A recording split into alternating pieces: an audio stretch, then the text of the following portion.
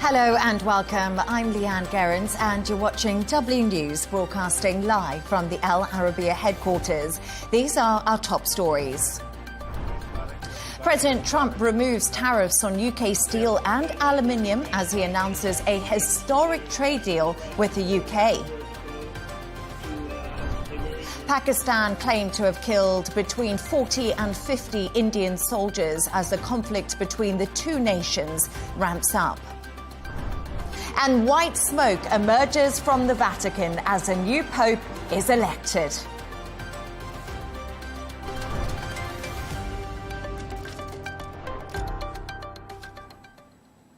Now to our top story, as US President Donald Trump has announced a trade agreement with the UK.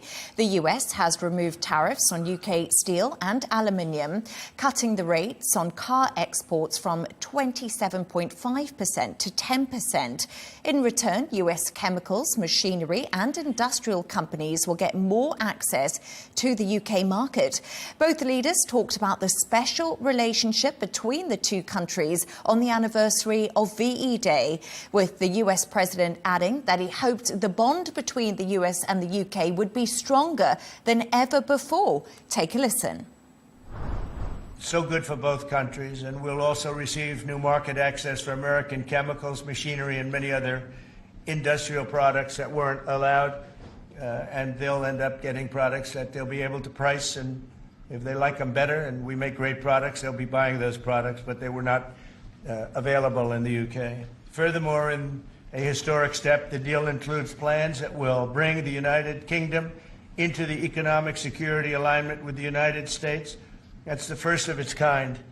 So we have a big economic security blanket, and that's very important, and we feel very, very comfortable with that because it's been a great ally, truly one of our great allies. Really important deal. This is going to boost trade between and across our countries. It's going to not only protect jobs but create jobs, opening market access.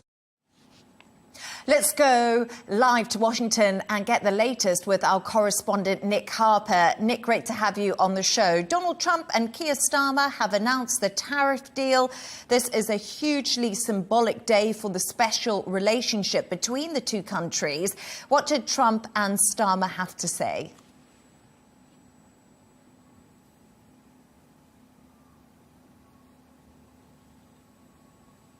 That's right, Leigh Ann. Some very warm words from both leaders saying how good these deals were for both countries. We heard from Keir Starmer, who described this as a fantastic, historic day. He said it was a tribute to how closely the two countries work together. Donald Trump said it was a very special day. He said it was good for both countries, but perhaps in many ways it is better for the United States because, bear in mind, this is the first trade deal that Donald Trump has done since he announced that 90-day pause. He said he would do 90 deals with 90 countries in that 90-day pause. We're 35 days in, and this is the first trade deal. We've seen global markets upended with uncertainty over these tariffs. And of course, Donald Trump now inking the deal on this first agreement certainly provides the White House with a win. So you just said there, warm words, historic moment. But when it comes to big trade agreement, Nick, the devil is really in the detail. What more do we know about how this deal is actually going to work?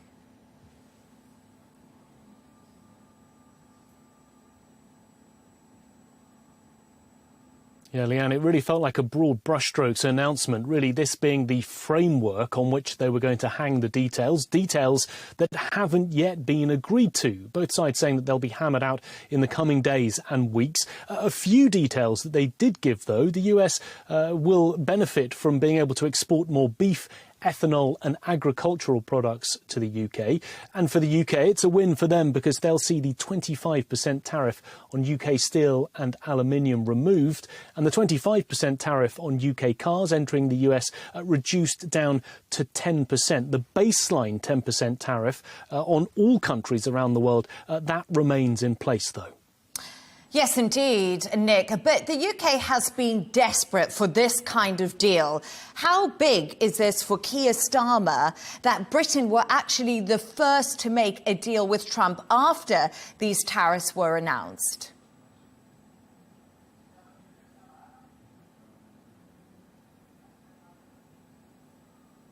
Well, very important for Prime Minister Starmer. It is a big win for him as well. He's been under pressure to get some sort of deal done. And of course, it is something the UK has wanted for many years. Donald Trump, during his first term, tried to agree a bilateral relationship with the UK.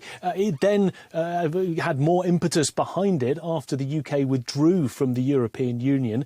Finally, with Brexit back in 2020, there was a real push to get some sort of deal done. The Biden administration didn't manage to do it. We have now seen it done. But of course, really the tariffs were the motivating, driving force behind this. The UK rushing to try and get a deal done simply because the tariffs put against it were going to be causing enormous problems for the UK economy. Nick Harper in Washington, always great to have you on the show. Thank you for joining us. Let's get into this further with Al Arabiya senior correspondent and presenter Karina Camel, who is in London. Karina, thanks for joining us. So Trump and Starmer... Good afternoon. Good afternoon. So Trump and Starmer have announced the tariff deal between the US and the UK. But how are markets actually reacting to this news?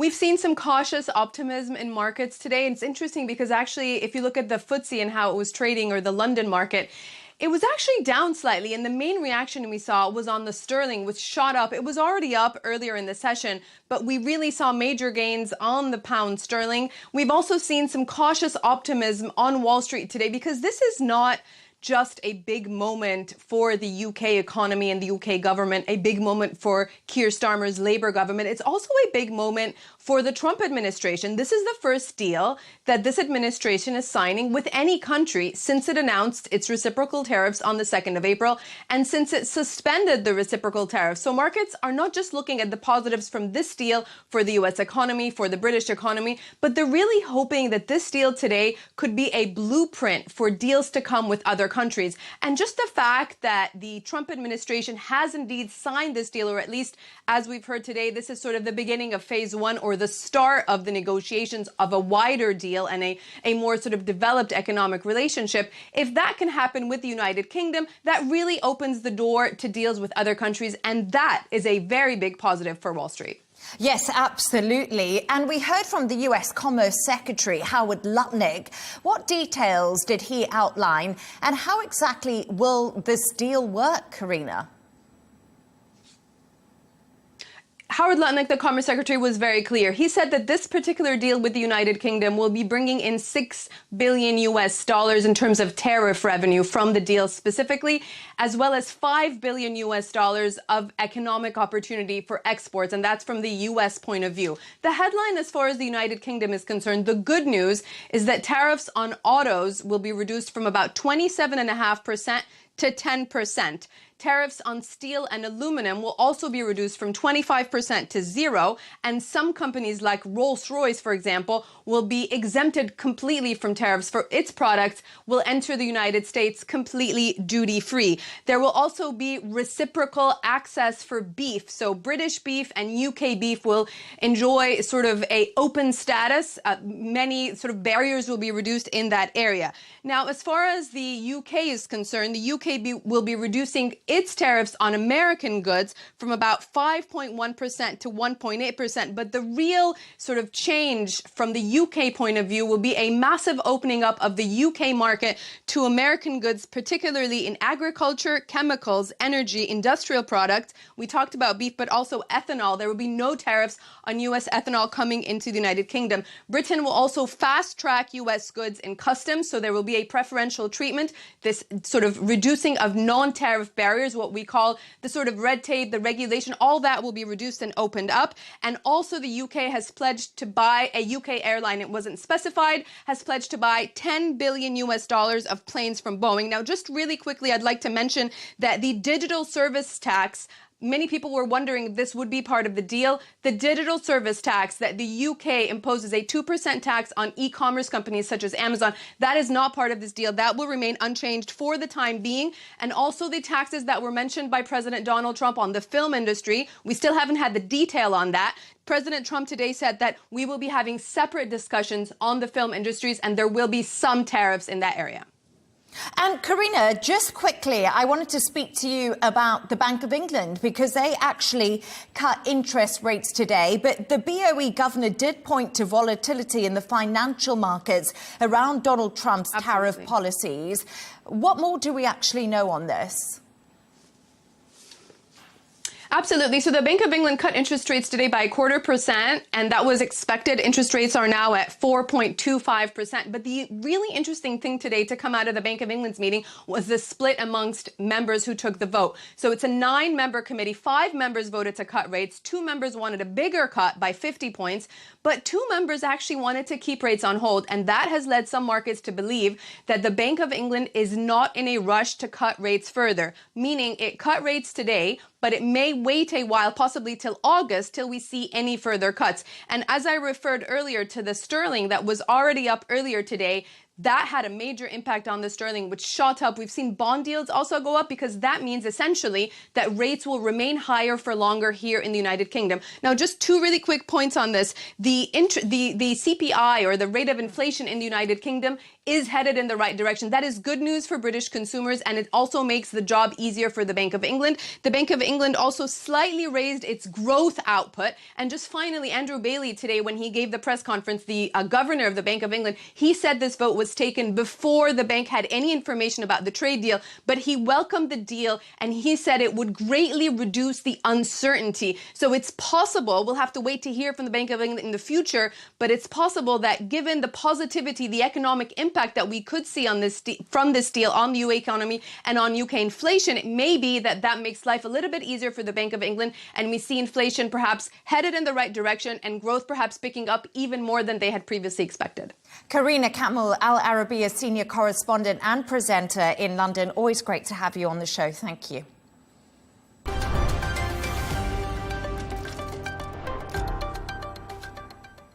Pakistan says it has killed 40 to 50 Indian soldiers near the Kashmir border, revenging the Indian airstrikes.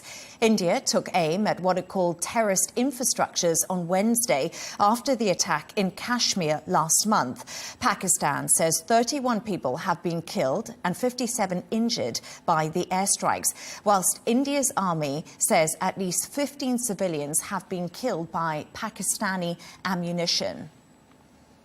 I'm now joined by journalist Lavina Tandon. Lavina, thank you so much for being on the show. India's Ministry of Foreign Affairs has said it wants to focus on dispelling information. How has disinformation affected the conflict between India and Pakistan? Social media, I think, is a very big reason for that. There is a whole gamut of mistrust that can come between the two nations. Already fragile corridors of diplomacy can be affected. And also the most important thing is the inflammation of public sentiment, which needs to be under control and can inflame the public sentiment. Remember, there is a huge Muslim population in India. They're absolutely integral to India, but all sorts of memes and all kinds of which started happening in abundance impacts this kind of sentiment. So it is internal security that India has to look after as well. And therefore, this whole thing about misinformation. And recently we had, I think, the defense minister of Pakistan also saying that a Rafale was shot down and then it was retracted. So just this in the ocean of information that we live in, misinformation just adds on to make a situation worse. And the diplomatic channel, the public sentiment, and the internal security, prime importance, therefore, they mentioned it, I believe. India has also repeated that it does not want to escalate the situation. That's despite Pakistan admitting killing 40 to 50 Indian soldiers. What's been the government's response to this? As of now, there has not been. It's a very fast-growing situation, so you would appreciate that there has not been any confirmation or not confirmation from the MEA, which is the Ministry of External Affairs. But as we speak, I can just tell you that there is a lot of shelling that is going on, especially on the borders. There have been civil casualties, many of them. As I am speaking, the airport airport of Jammu was attacked, and the attack was foiled. And also the Jammu region is completely in blackout. So that is the region that has predominant Hindu population in Kashmir region. So that is under heavy shelling. But apart from Jammu, there are other areas, especially the border towns. And as we speak, just now, just about 5-10 minutes back, the IPL match that was supposed to happen in Dharamshala, that was moved to Ahmedabad, which is in Gujarat, and now that has been called off as well. So there is a lot of shelling that is going on. So the whole situation is at the verge of being escalated, and India has also confirmed that they neutralized a military target or military base in Pakistan. So they have said that, yes. Journalist Lavina Tandon, I appreciate you joining us. Thank you so much. Thank you. Let's now hear from Khawaja Asif, Defence Minister of Pakistan. Thank you so much for joining me, Minister. It's great to have you on the show. Pakistan says it has killed 40 to 50 Indian soldiers in Kashmir in response to Indian airstrikes. India has responded with a misinformation accusation. Can you show us evidence, and do you have details on the attack? Okay, I can't hear you properly. Could you increase the volume, please? Yes, of course. Just let me know if you can hear me now, Minister. A bit louder, a bit louder. I'm sorry, a bit louder. Okay, no problems. Is the volume better now? Yeah, it's better now. Oh, great. Thank you. Okay, thank you so much for letting me know. I'm glad that we have sorted that out. Minister, I appreciate you joining me.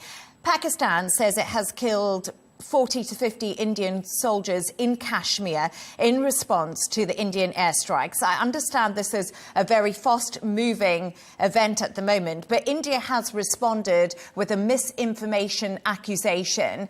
Can you show us evidence, and do you have details on this attack? While we were being attacked by the Indian Air Force night before last, there was some engagement on the ground also, both on line of control and working boundary and international border, but mostly on line of control and working boundary. But during the engagements on working boundary and line of control, several Indian soldiers were killed, and some of these two brigade headquarters were destroyed, and some of these checkposts were abandoned by the Indian soldiers, and they just ran away. So during those clashes, there were casualties on Indian side. This is what was meant by, I think, our information minister gave this statement. So this is the detail of the incident or engagement which was there night before last on the line of control, which is the border between the occupied Kashmir and independent Kashmir on our side. Okay, great. And is there any proof for what you've just said to me that this did happen? Well, I can check. You can send your correspondent. We can take them to the control line and show them what is happening over there. That is the maximum we can do under the circumstances. We have been telling India since last 2 weeks that let's hold an independent international inquiry into the incident of Pulwama. They are not responding to that, not even a word from them. So that is something which is, they're holding the whole thing very close to their chest. And they are not ready to hold an international inquiry and the accusation they are leveled against Pakistan. They must hold an inquiry. We cannot be blamed just like that for the benefit of political benefit of Indian leadership. That's not acceptable.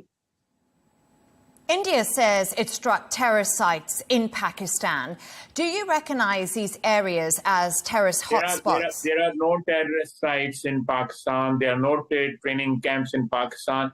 We invite the international media, international observers, or whatever. They can come and inspect these sites if there are training camps over there, or if there are any terrorists over there, anything. We are open to any inspection, any inquiry that do we have, as India is saying, any camps, training camps, or harboring terrorists on our territory. Let them come out with some sort of proof or some sort of evidence. Let's hold inquiries in both incidents. These terrorist camps allegation on our side and Pulwama incident on their side. Let's hold any commission from any country, China, USA, Russia, Saudi Arabia, UAE, all these countries. They are all these countries are friendly with India also. Let them send a commission and find out for themselves that who's lying and who's not lying. Minister, I just want to ask you, if it wasn't terrorist hotspots that were struck, what did India strike in Pakistan? Civilian population and a couple of mosques. OK, India has accused Pakistan of supporting cross-border terrorism, including the recent attack in April. And that is a justification for the recent strikes. As a nation, India has the right to defend itself, does it not? Every nation in the world has right to defend itself. It's not only the exclusive right of Indians. It is there for more than 200 nations in the world. Every nation has the right to defend itself. We also have the right to defend ourselves. We are asking, they are on the excuse of whatever they are saying, which is a lie. They are attacking us. We are asking, and any commission or any body, international body can make an inquiry. They have not a shred of evidence. An iota of evidence has not been presented to the media or to international community that this incident, sad incident which took place, was backed by or perpetrated by Pakistan. OK, but India have actually shown proof. Pakistan hasn't. And that's something that we're trying to get to. We're trying to get to the heart of the story, to what's really happening. Happening where? What's happening in the region currently, in Kashmir and between India and Pakistan? There was an air attack. 78 Indian planes took part in the air attack just 2 nights back. And then there was a ground attack as I said earlier, from occupied Kashmir on the control line, on the working boundary. So India is actually escalating the situation. We don't want to escalate the situation. They communicated internationally and bilaterally also that we have done what we wanted to do after the Pulwama attack, and now we can de-escalate the situation. This is the message we received. US Secretary of State Marco Rubio has held a phone call with your Prime Minister. You have shed some light on this. Is Pakistan ready to de-escalate following this conversation with Rubio? Are Pakistan ready to do this? I'm not privy to the conversation between Foreign Secretary and the Prime Minister of Pakistan. We hope, and we have been welcoming this since last many days, that any international effort to secure some sort of sanity in this area and de-escalate the situation and hold some inquiry into allegations of Pakistan involvement in Pulwama. All these. We have been saying it for the last 2 weeks now. But if there is any offer from Foreign Secretary to our Prime Minister, it happened, I think, a couple of hours back. I do not have the latest, so I'm sorry I cannot give a response. Maybe sometimes later you can ask me. I can inquire what actually was discussed between the two, officials. The next 24 hours are looking uncertain, yet crucial for both countries. What military levels are Pakistan willing to go to, and who are your allies if this does escalate? Well, I think the escalation with every passing hour is becoming a very stark reality, very vivid reality, because of the situation which is unfolding now in the subcontinent between India and Pakistan. We hope that it is the escalation is contained to a level which will not involve civilian population, which will not involve anything with like India is doing since last few days, targeting civilian population even today. And the first half of the day, they targeted civilian populations in Pindi, Rawalpindi, Lahore, Karachi, and perhaps more than a dozen, locations were attacked by them through drones. Perhaps their pilots are not ready to fly now after what happened to them a couple of nights back. So they are sending drones now, unmanned. They are not ready to send something which is manned. Defence Minister, you said there that there could be escalation if things carry on the way they are. Right now, are there any diplomatic hopes to make sure that this doesn't get to that stage and civilian lives are kept safe? I agree with you. Our main concern is civilian lives on both sides. It's not only on Pakistani side, on Indian side. People who are non-combatant, they must not be harmed. I hope what you are saying. I don't discount that there could be, as you just mentioned about Mark Rubio's intervention or conversation with our Prime Minister. There could be a possibility, a faint possibility of de-escalation. But what has happened in the last 3 days, India has already escalated to a level, this confrontation, where rolling back will be a bit difficult. Are you expecting any strikes from India, and are you ready for that? Absolutely, absolutely. We are ready to any strike which is, aimed at us from India, we will definitely, it will be a tit for tat. We'll pay them in the same coins. Khawaja, or perhaps even more, Khawaja Asif, Defence Minister yes, of Pakistan, I want to say thank you so much for joining me, and I hope to speak to you again. You're welcome. Thank you. It was a pleasure talking to you. It was a pleasure talking.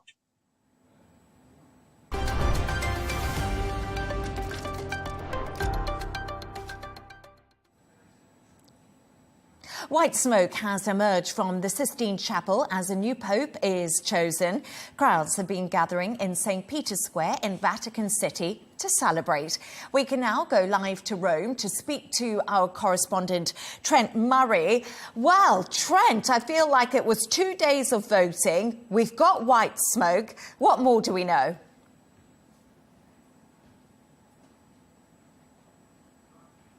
Oh, I do apologise. We appear to have lost Trent Murray, who is right now at the Vatican. But I can bring you that white smoke did emerge from the Sistine Chapel. I just want to double check. Trent, have we got you on the line?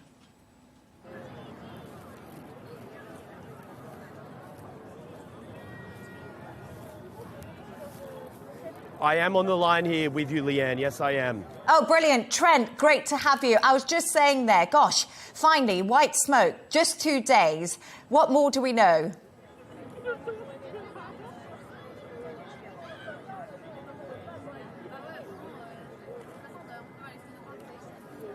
Well, it is an extraordinary moment here in Vatican City. Just over 30 minutes ago, we saw that white smoke billowing from that famous chimney. The crowd here just leapt to their feet and began immediately applauding, horns sounding across the Italian capital, police blowing their whistles, huge cheers and excitement. This white smoke has come quite early in the process. Just at round 4 in conclaves gone past, it's taken much longer for the group of cardinals to choose a pope. But it seems this time around they were able to decide quite quickly. And of course, the anticipation is now building on who it will be. As you can probably see there, that is one of many big screens erected around St. Peter's Basilica at the moment so that people can take all of this in. It is getting much busier now here. Crowds are pouring in. Clearly the word has got out across the Italian capital. People here, probably Catholic and non-Catholic, seemingly wanting to get a front row seat to this moment in history. You know something, Trent, it is really busy behind you and there's a lot of noise going on. So I just wanted to ask you, what have the people around you been telling you? What are they excited about? What's the speculation on the ground?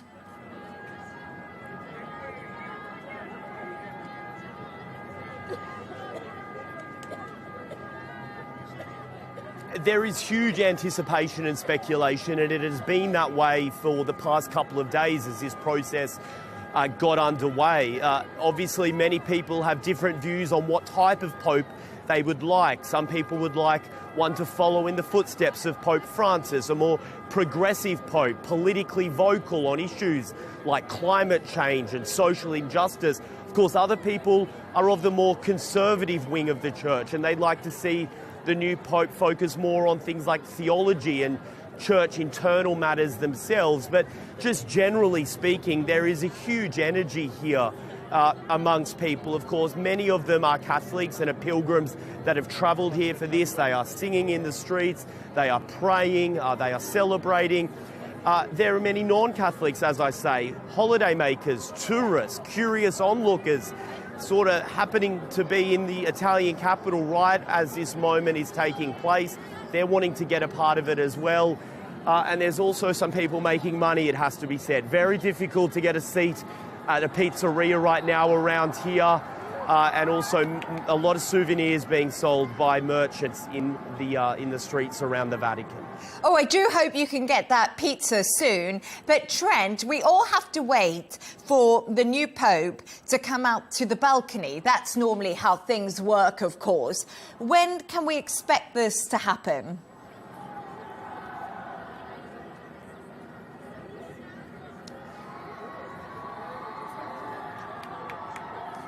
Look, Leigh Ann, it really could happen at any moment, which is why I keep checking over my shoulder here to make sure that I can capture it if it happens while we're live on air and attempt to bring you the name. There was 133 cardinals in that room. It could be any one of them. I'm slightly worried it could be a face that I'm not necessarily familiar with, but we will, of course, cross that bridge when we come to it. As you say, the new pontiff will walk out onto the balcony of St. Peter's Basilica. That is the first time the world will learn who it is that has taken on this job.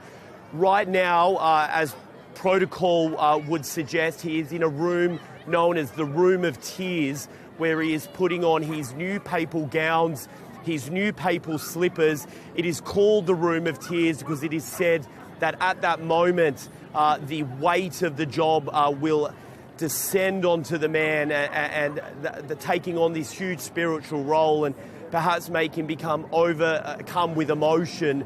As anything within the Catholic Church, there is a lot of tradition. This is a centuries-old tradition that they embark upon.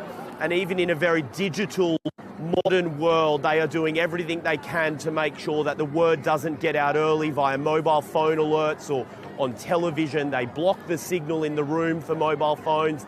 They sealed up the doors, swept it for listening devices. It appears that all those efforts have paid off because the word has got out via that famous chimney, and the face we will very, very soon learn when it steps on that famous balcony at St. Peter's Basilica. Trent, I'm just trying to think of another question to ask you because I keep hearing cheers in the background and I think, should we get you staying just for one more question? Just tell me what the atmosphere is like because I'm desperate to see if you're going to turn around and you're going to get that view of the new Pope.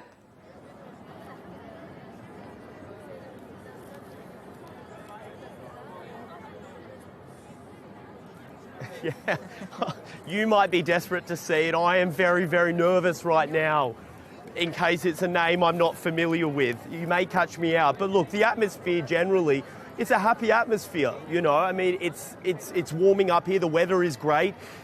People are out. It was busy before, but it's getting really busy now. The traffic in the area is getting very clogged up as people race down here to try and secure a spot. You would imagine the celebrations will go long into the night here, particularly if it is a pope from a new part of the world. I mean, this conclave had the highest number of cardinals from Africa in it for the first time, the highest number from Asia, much less representation from Europe this time around. If we do end up with a pope from one of those regions, well, you can just imagine what the celebrations will be like for some of those groups that have travelled from afar to come here.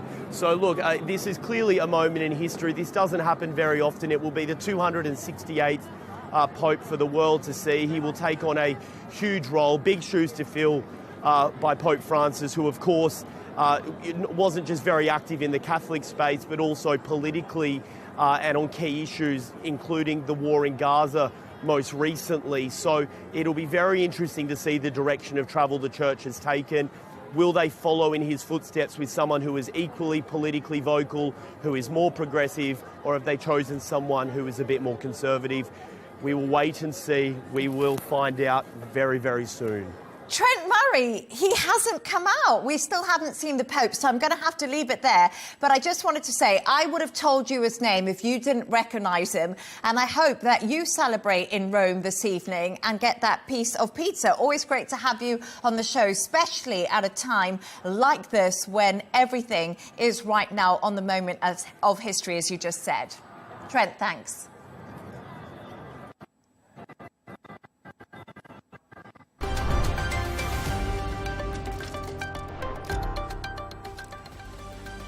Let's take a look at the top business news now. Apple is asking an appeals court to pause a US district judge's recent ruling in a case which could determine the future of the App Store. Judge Yvonne Gonaldes-Rogers ruled that the tech giant violated an order she'd previously made in a case filed by Fortnite maker Epic Games. That order, handed down in 2021, demanded Apple refrain from anti-competitive conduct and pricing and allow outside payment options in the App Store. Emirates Airline has reported a record annual profit. The long-haul carrier is bucking a broader global slowdown in air travel as it capitalises on Dubai's growth as a hub for major routes. But escalating trade tensions and geopolitical uncertainty are clouding the industry's outlook for the rest of the year. Turning to all the sports news now, and Paris Saint-Germain have beaten Arsenal 3-1 on aggregate to earn a second shot at Champions League title. PSG will face Inter Milan in Munich, which will be the first Franco-Italian final since 1993. And NEOM is at the heart of transforming Saudi's women's football as the kingdom pushes forward with Vision 2030 ambitions. Significant government investment across the football ecosystem is driving positive performance, commercial and societal change. Due to this, NEOM SC women's football team has secured promotion to the Saudi Women's Premier League.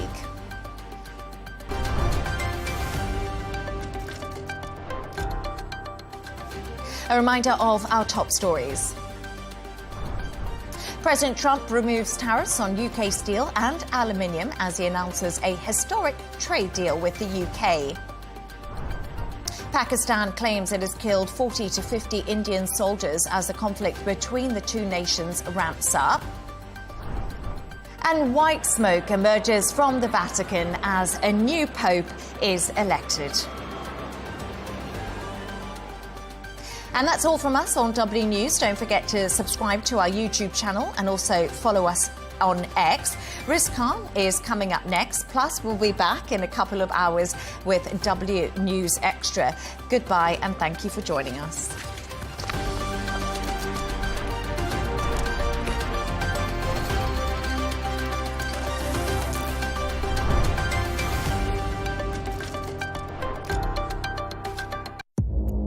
Our allies, in many cases, are worse than our enemies. Stay informed and connected with the latest international headlines. There obviously is a risk. From breaking news to in-depth analysis. It would appear that this war is coming to an end. Who buys this stuff? Investors, pension funds. We deliver the most important developments straight to your screen. Iran always wanted to deal with militia. Join us for compelling, expert-driven conversations. A curfew order has been established. And an insightful look at the issues shaping our world today. There are a lot of proposals about European architecture for security. I'm Leigh Ann Gerrans, and this is W News. We dealt with this when I was Chief of Staff in the first term. Where you don't just hear the headlines, you get the full story.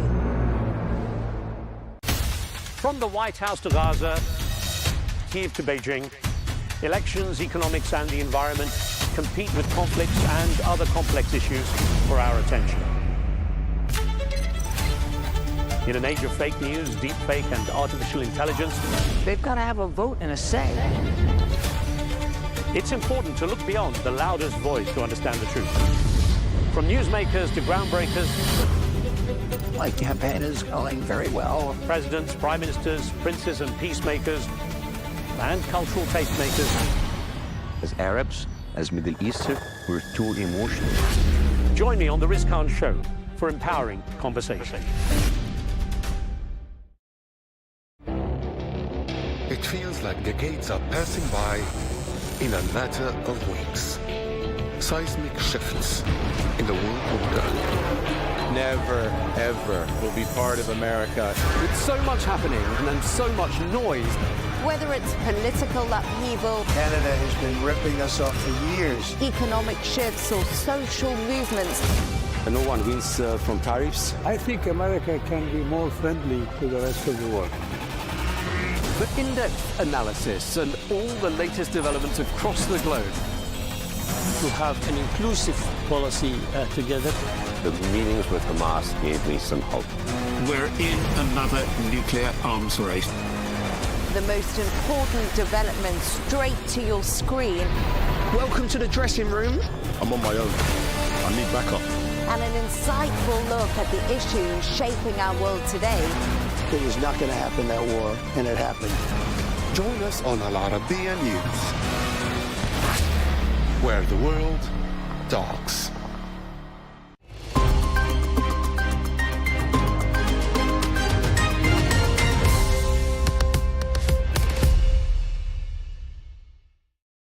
Hello and welcome. I'm Arabiya Alami and this is The Dailies, where we take a look at important news stories, reports, analysis and articles published in newspapers and media outlets across the world. Almost all newspapers today reported on the awaited announcement President Trump talked about a couple of days ago, as after much speculation, it is revealed that a tariff deal has been reached between the US and the UK. Although details of the agreement are still unclear, awaiting the official announcement, it certainly marks the first deal announced since President Trump imposed stiff tariffs on dozens of US trade partners. Another focus dominated European newspapers today, which is the state of the US-Europe alliance 80 years after World War II. The New York Times published an analysis on its front page on the state of this alliance as Europe is celebrating VE Day. This article reflects on the dramatic unraveling of this alliance since President Trump's return to office, contrasting it with the unity and resolve displayed at the 80th anniversary of D-Day just a year earlier. Once ironclad, the transatlantic partnership has been shaken by Trump's public humiliation of European leaders, his retreat from NATO commitments, and his transactional approach to Ukraine and global security. European leaders feeling abandoned and insulted are now urgently seeking strategic autonomy and closer Franco-German cooperation to defend their own interests. The article warns that while Trump's disruptive style dominates headlines, Europe must find its own audacity to confront rising nationalism and defend democratic values. The uncertainty and fear now gripping both continents highlight how quickly historic alliances can unravel and how much is at stake if they do. Stephen Walt wrote in Foreign Policy outlining how Europe should deal with Trump. Walt argues that the era of reliable U.S. support for Europe is over, with the Trump administration viewing Europe with contempt and also prioritizing transactional nationalist interests over traditional alliances. The author contends that while a strategic rebalancing was inevitable as America pivots to counter China, while Europe faces no dominant threat, Trump's open hostility and chaotic leadership have accelerated this rupture. European leaders can no longer depend on U.S. protection and must chart an independent course, strengthening unity, reforming decision-making and building credible military capacity that does not rely on America. The article urges Europe to develop its own nuclear deterrent, remind Washington it has global options, including with China, and remain open to dealing in the future with Russia. Ultimately, the piece concludes that Europe must hope for the best, but plan for the worst, embracing strategic autonomy to safeguard its interests in an unpredictable world. Alistair Heath wrote in The Telegraph today, delivering a stark warning about the world's drift toward global conflict, using the latest India-Pakistan escalation as a symbol of deeper geopolitical breakdown.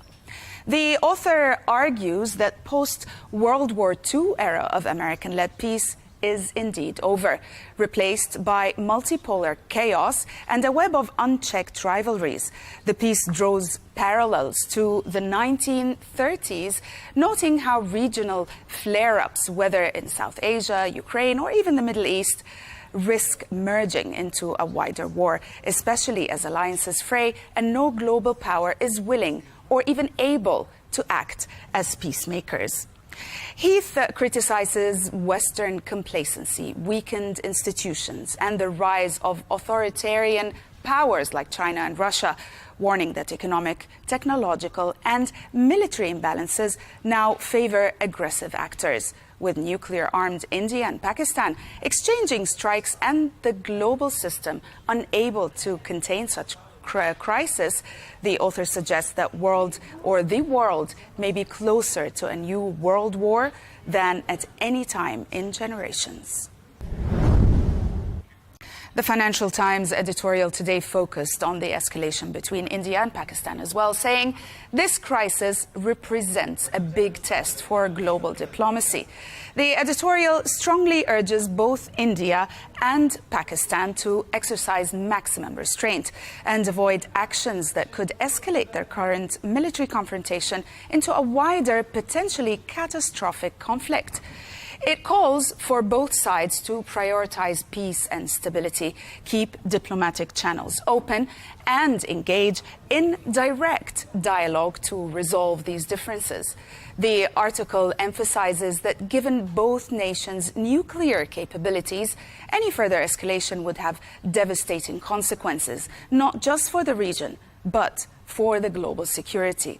International partners, including the US, UK, China, France, Turkey, the UAE, and the EU, and also the UN, are pressing for calm, with many offering to support or mediate diplomatic efforts to de-escalate the situation.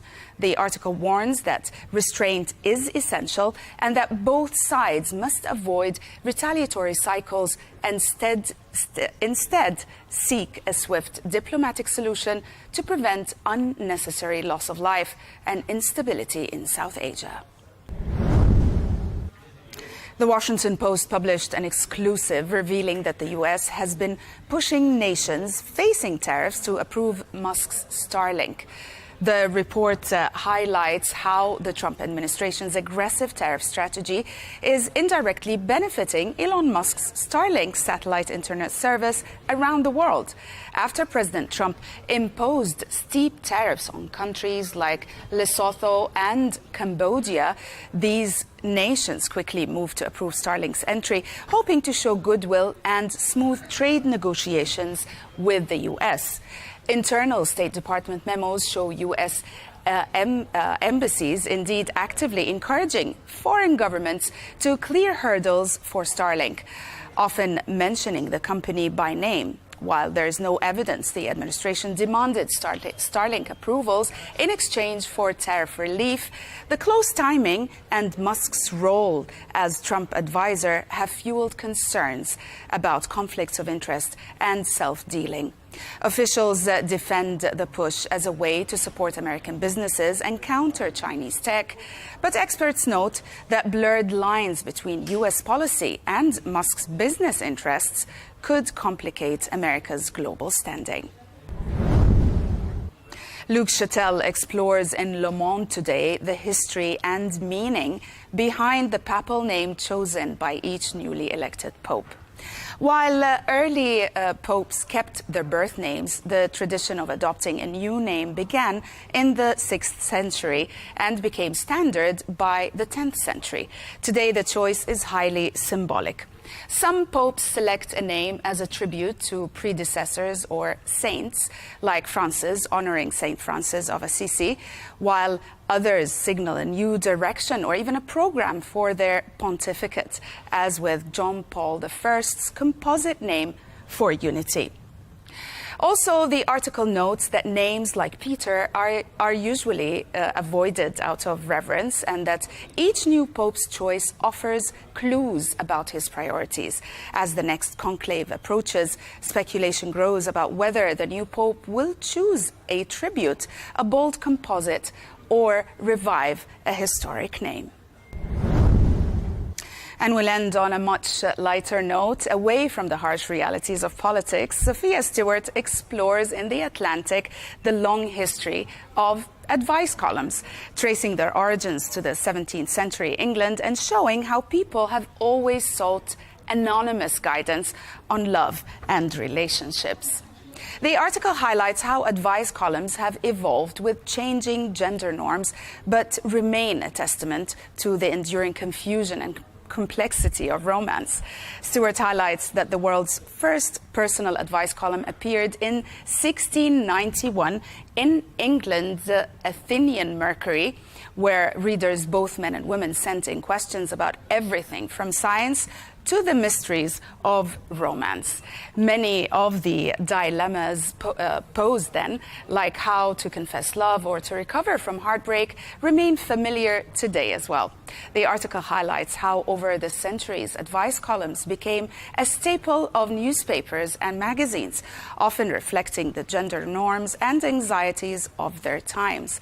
While early columns sometimes reinforced traditional roles or moral judgments, later writers like Dorothy Dix and Elsie Robinson used their platforms to advocate for women's rights and equality.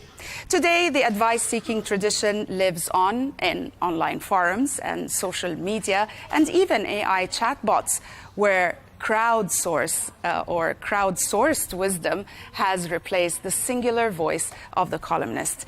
Yet, as the article notes, the core truth remains: love is confusing, and people have always turned to others, whether experts or even strangers, for help navigating its challenges. That's it for today. Thanks for watching.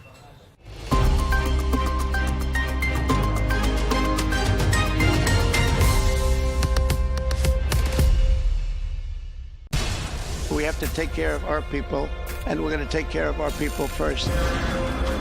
For in-depth analysis and all the latest developments across the globe, make sure you join us every weekday.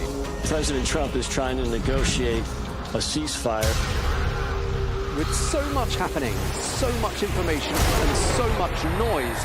International law will have no part in his administration. It can be hard to keep track. Tariffs will just fuel inflation. We're going to fight these tariffs. But you can count on us to tell you what you need to know. We stand by your side. Join me, Tom Burges Watson, for Global News Today, right here on Al Arabiya News. It feels like decades are passing by in a matter of weeks. Seismic shifts in the world order. Never, ever will be part of America. With so much happening and so much noise. Whether it's political upheaval, Canada has been ripping us off for years. Economic shifts or social movements. And no one wins from tariffs. I think America can be more friendly to the rest of the world. For in-depth analysis and all the latest developments across the globe. To have an inclusive policy together. The meetings with Hamas gave me some hope. We're in another nuclear arms race. The most important development straight to your screen. Welcome to the dressing room. I'm on my own. I need backup. And an insightful look at the issues shaping our world today. It was not going to happen, that war, and it happened. Join us on Al Arabiya News, where the world talks. Now, where's Nowinski going? This is something we don't normally see. And that's the reason why. I don't think anybody watching on television can quite appreciate how dangerous it really is. The margin of error is incredibly small. So if any timing or anyone's positioning is off by inches, someone's going to get hurt. The violence may be more for show than real, but it turns out the potential danger of injury, especially to the brain, is much higher than people realize. Wrestling, as in many sports such as American football, involves a degree of force and contact that can turn a healthy brain to mush with terrible consequences. I kept thinking I'm going to get better tomorrow, and after 12 months of constant headaches and sleepwalking and memory problems, I just never got better. And so that was the last time I ever got near a ring. Former professional wrestler Chris Nowinski describing there what turned into a very dark time in his life, ending his career as an athlete, but one that ultimately led him to a path that is already saving thousands of lives.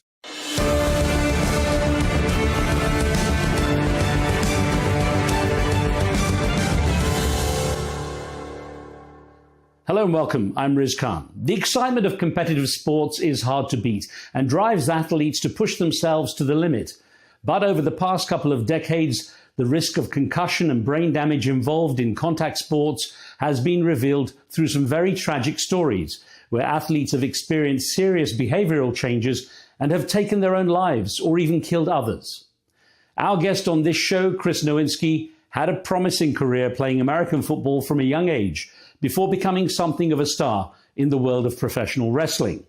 But after suffering repeated violent blows to the head and regular severe concussions, his life took a turn that forced him to face reality.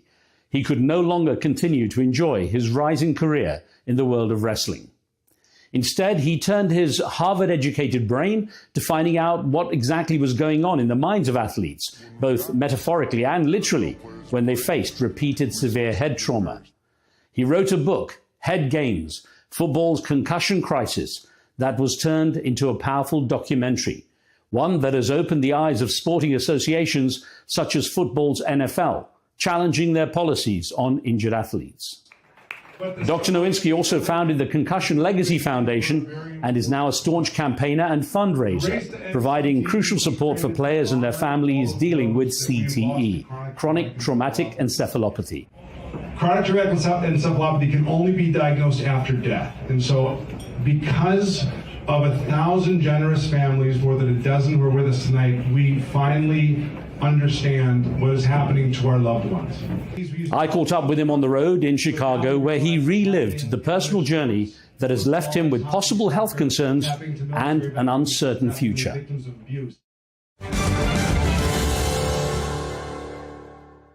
Dr. Nowinski, I'm glad you could take some time to talk about this very important subject. I know it's very much a passion for you to make sure you make people aware of this. So we'll go through quite a lot in this interview. Now, you've got a solid pedigree in academia. You're a Harvard graduate, as well as being a sporting star in terms of your wrestling career with WWE. What was the appeal of wrestling? I became a fan of wrestling while I was in college. I lived with a bunch of guys and we watched. I got a regular, I wasn't drafted in the NFL. I worked out for some teams, didn't make that cut. Didn't feel like I was done with my sports career, but I took a real job in life sciences consulting in the medical world. And just so happened that the owner of the firm had a history in wrestling and knew people. And just one conversation of, you should try this, turned into me getting a tryout and realizing that I dabbled in theater, I'd played sports. I thought it was more fun to be a wrestler in my early 20s rather than sitting at a desk all day. So from what I've seen, it was a fun time. I mean, you were there out in the media quite a lot as well, making a name for yourself as well. And what were the highlights for you at that time? Yeah, I mean, I only was able to wrestle for just over a year on WWE Monday Night Raw because I had too many concussions. But while I was there, I got to be in the Royal Rumble, which was a blast. I got to wrestle The Undertaker a few times, got to wrestle people like Scott Steiner and Booker T. Like, it was so cool wrestling, your heroes. And just being part of this group that, captivated millions every Monday night.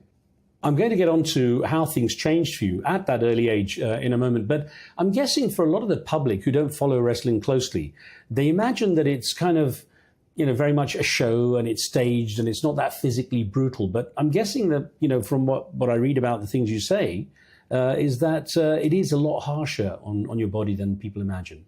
Yeah, it's surprisingly hard on the body. So the beauty is you're not trying to hurt each other, but you're basically doing very complicated stunt work without any rehearsals and in front of a live audience where anything can happen. So while if you do it well, you feel like $1 million. When things go wrong, things can go really wrong. And it was in 2003. I mean, you were about 25 years old when something started to go wrong. Take me through what happened. Yeah, I was only 24 and I was wrestling and I kind of kept getting concussions, but didn't realize it. And it all came to a head in June 2003 when I got kicked in the head by Bubba Ray Dudley, and I got a concussion where the symptoms just didn't clear. So when I used to get concussions, you'd feel weird for a couple of days and you'd be fine. This one, I had a headache that really kind of lasted 10 years. And I tried to lie through it they could tell something was wrong. I had to go to doctors, but I wouldn't tell them everything. And I kept wrestling until it got so bad that I could barely hold a conversation. And I developed a sleep disorder called REM behavior disorder, which was the thing that scared me straight, to be honest, because I woke up learning I had acted out a dream and jumped off a bed through a nightstand and didn't remember or feel any of it. Because you're supposed to actually be paralyzed when you're sleeping in terms of your physiology. Right. There's something you learn when they tell you what REM behavior disorder is, right? Your limbs are actually paralyzed when you're dreaming. And if that breaks, which it basically broke in my brain, anything can happen. Now, the way you talk about concussion, it sounds like wrestlers and sports people know what concussions are and kind of deal with them all the time. Yeah, we do now. Back then, we didn't know what concussions were. And so all of us if we got knocked out, but it was brief, or if we had double vision, or we couldn't remember what was happening, we'd call it a ding, we'd call it a bell ringer. But as long as you were able to work, you would keep working, even through the headaches and the pain, because no one had ever told us what a brain injury was and what it meant for us. And no one ever told us that if you just let your brain recover, that it minimizes long-term effects and helps you get back as fast as possible. So back then, I'd say 95% of concussions were never diagnosed. And they just kept, for some people, piling on each other until it was real and potentially permanent. So for the sportsman, for the athlete, it was just basically not feeling right for a while. Is that it? Well, I mean, everyone's, post-concussion journey is different. But yeah, I mean, most concussions actually the symptoms don't last very long. They only last like minutes or hours.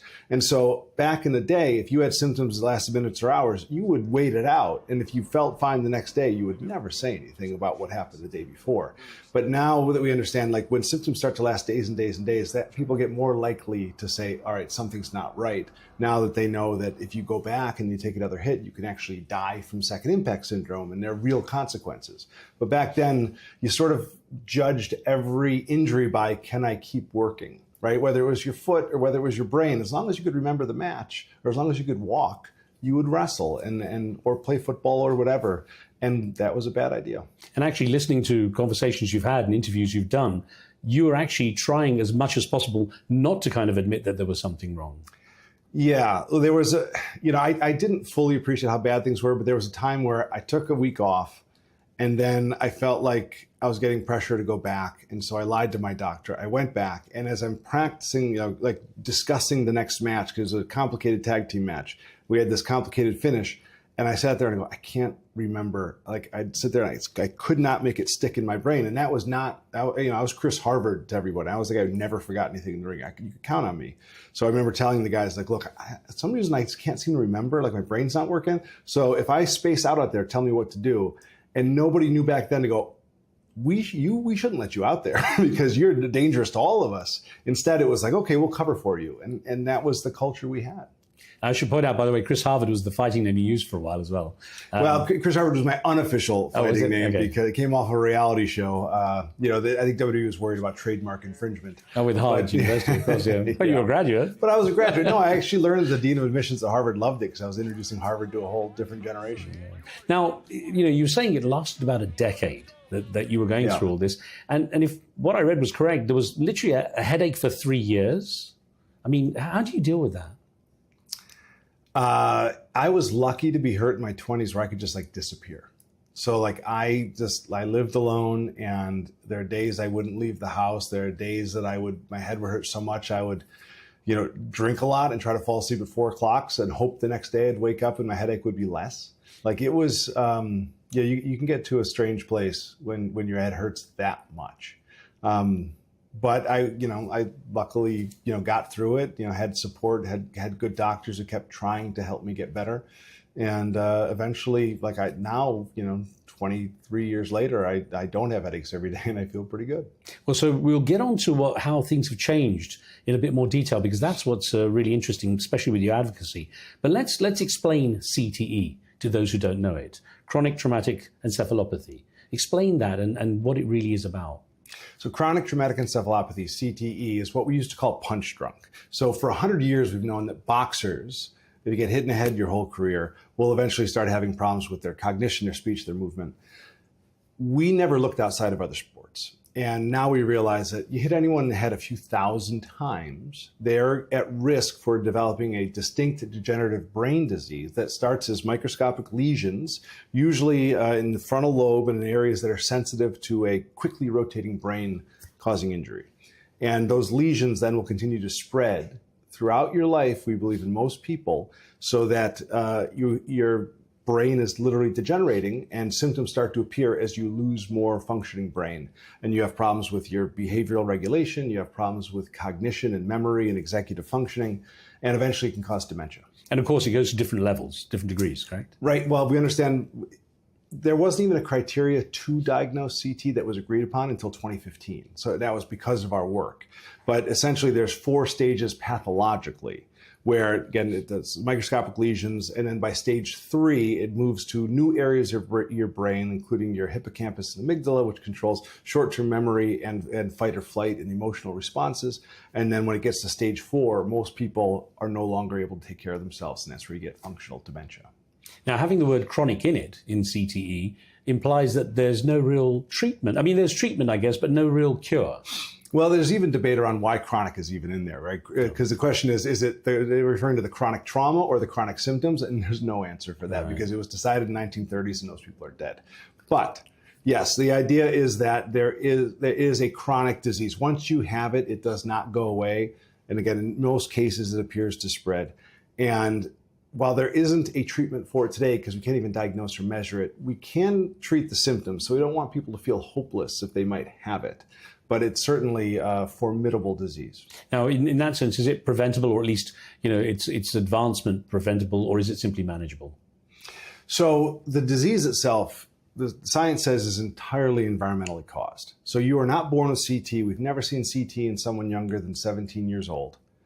But if everyone who ever had it, 99% of them, you could actually go find their sports histories in football, boxing, rugby, soccer, whatever.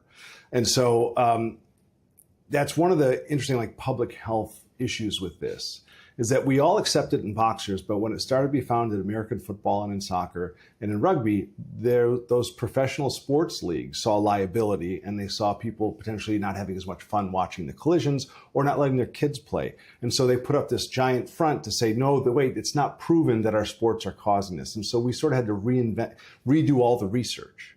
And so it took us about a decade to convince the NFL. It took us more than a couple hundred cases to convince them, look, this is an NFL problem. And they've admitted it, but World Rugby, FIFA, all these groups still deny it. And so it's one of these really sad issues that the opportunity is very clear. CT does not have to exist in the world outside of abuse or military service with explosions, but sports should not be causing brain disease. But we are not really trying to prevent it right now. And so we're just sentencing another generation to this horror. Cynics might say there's a lot of money in the sport now, so in various sports. It's even harder because there's so many billions involved in the sports now. Take me through your personal journey, though. What were the kind of things that started to happen to you day to day that started to give you those warning signs? Well, I mean, the question for me is around concussion CT, right? So I definitely developed post-concussion syndrome where I had the headaches, I had the sleep disorder, my cognition wasn't so good.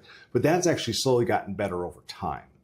And so I've never had a definite label of CTE. That being said, some of my scans, some of the things would be suggestive. I'm certainly at risk for it. But I sort of feel like I'm getting better. I'm still getting better from the concussion, but the basic idea is at some point things will probably start to slide for me in a more significant way. And I've been doing this so long now that I've been tracking people for 20 years. Like, we just diagnosed my college roommate with this disease, who was the captain of our Harvard team, who was, the guy we all looked up to, who developed a very serious alcohol disorder and died from it. And he had stage 2 CTE, and he played exactly as many years of football as I did. And so it makes you look at that and go, if he had it, there's probably a good chance I have it. In terms of diagnosis, of course, if you can actually look at a brain after the person is deceased, you can actually have a better idea of what's been going on. But while a person's alive, what can you find out? So we can't diagnose CT definitively. And we're sort of at where you were with Alzheimer's 20 years ago. Right now, back 20 years ago, if you were told grandma has Alzheimer's, they were, and it was a very educated guess, and they knew they were right about 4 to 5 times. Then they developed the ability to image beta amyloid plaque. And now the diagnosis is much more definitive. If you have a lot of these plaques, you have Alzheimer's disease. So for us, no one's ever done the work on CTE. When I helped create the Boston University CT Center back in 2008, we were the first academic center in the world ever focused on this.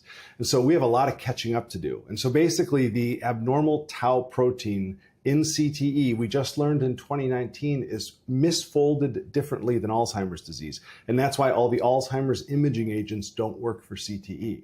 And so we basically now have to convince scientists to build from the ground up a way to diagnose CT in life like they have with Alzheimer's. But at the same time, we don't know how big CT is. And so no one knows how much money to invest towards this disease because we haven't been able to diagnose it. Have you been able to get funding, though, easily? Or is it still one of those? Not easily. I mean, not by any stretch easily. I mean, thank goodness the VA in the U.S. and the National Institutes of Health has, the scientists there have seen it, but there's no dedicated funding to this. What you're talking about is something that actually is quite scary to think. This is only about 20 years. Yeah. That, this really started to be in your life and then started to get out there into the public domain with your advocacy, for example. As a young athlete, what kind of advice and support structure was there for you?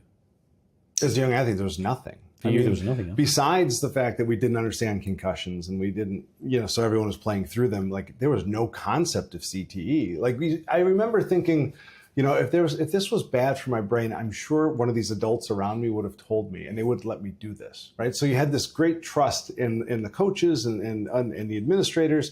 You thought you were protected by this helmet. I mean, I remember looking back now how stupid we were at Harvard in the 90s, that when we would get every preseason during two-a-days, massive headaches as linemen. And we'd all talk about it. Like, you'd get in a three-point stance, tip your head, and think you're going to fall over because you can feel the blood moving because your brain's swollen.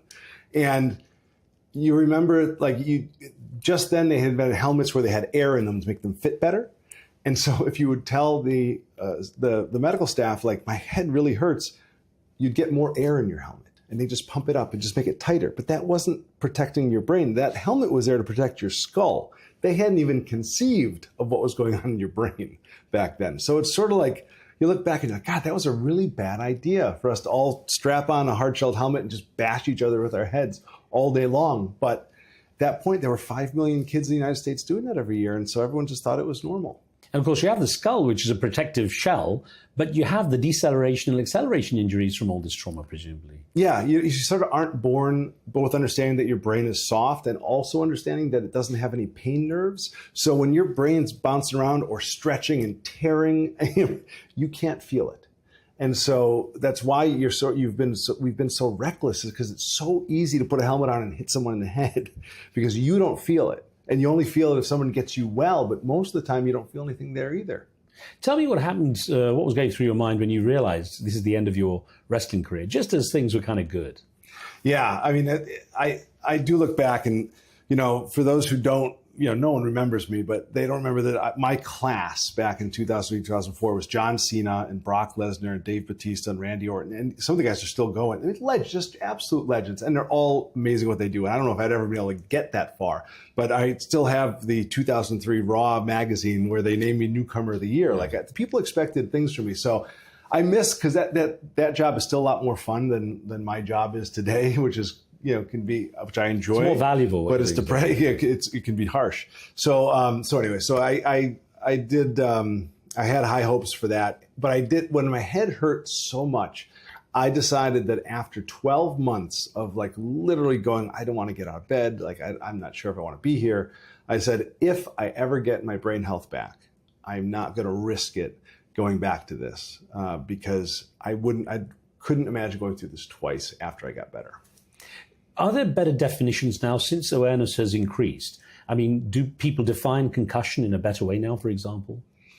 Yeah, I mean, the definition of concussion is actually its own slippery conversation because there's 40 different definitions in the literature and it keeps evolving and changing over time. So the definition is actually not that great because we still don't have a biomarker for CTE.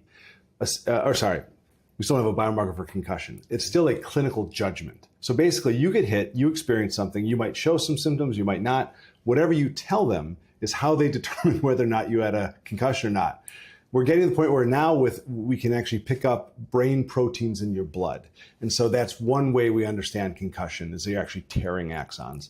There's also the neurometabolic cascade of concussion, which is all these microscopic metabolic and chemical changes that we can't pick up and test. So no, concussion is still very much a clinical gray area. But the technology presumably is improving to the point where hopefully we'll have the right kind of technology to know.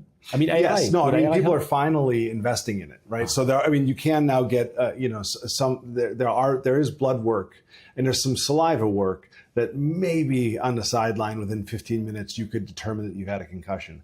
But the reality is it's probably never going to be perfect. Well, Dr. Nowinski, you got a PhD in behavioral neurosciences. 2017, I think, is when you got the PhD. And as you were kind of researching all this, following your own personal experience, what was it that made you want to go into kind of much more extensive research into what was happening to athletes? So it was actually only about 3 months after I was hurt that I went to the 8th doctor that WWE sent me to try to sort of figure it out, Dr. Robert Cantu, who was one of the pioneers of concussion. And he, in that first meeting, was the one who sort of flipped the switch for me by helping me understand. He said, when I first got in there, he said, how many concussions have you had before this? And at that time, my answer was 0, because I had never been diagnosed by a guy in a white coat with a concussion. And he said, okay, no, you don't think you've had a concussion, but how many times were you hit in the head and you couldn't remember where you were, you saw stars, or you were double vision or ringing in your ears? And I was like, well, that happens all the time. And I started telling stories about these times. This scar is from when I got this elbow and this. And he goes, okay, well, you've had a lot of concussions. You never took any time off. That made each one a little worse. And this might have added up over time to create this problem. And I was like, why the heck did I not know that? Like, I would have taken a couple weeks off after the sky would go orange on me and I couldn't remember my name. Like, I was so frustrated by that. And then step 2 was, as I dug into the research, realizing that we'd actually cared about concussions 100 years ago. I found in the diary of the Harvard football coach in 1905, he kept the captain of the team out of the Harvard-Yale game because he was concerned he had a concussion. Like in the 1950s, the Harvard team doctor had a 3 concussions in your lifetime and I'm retiring you policy.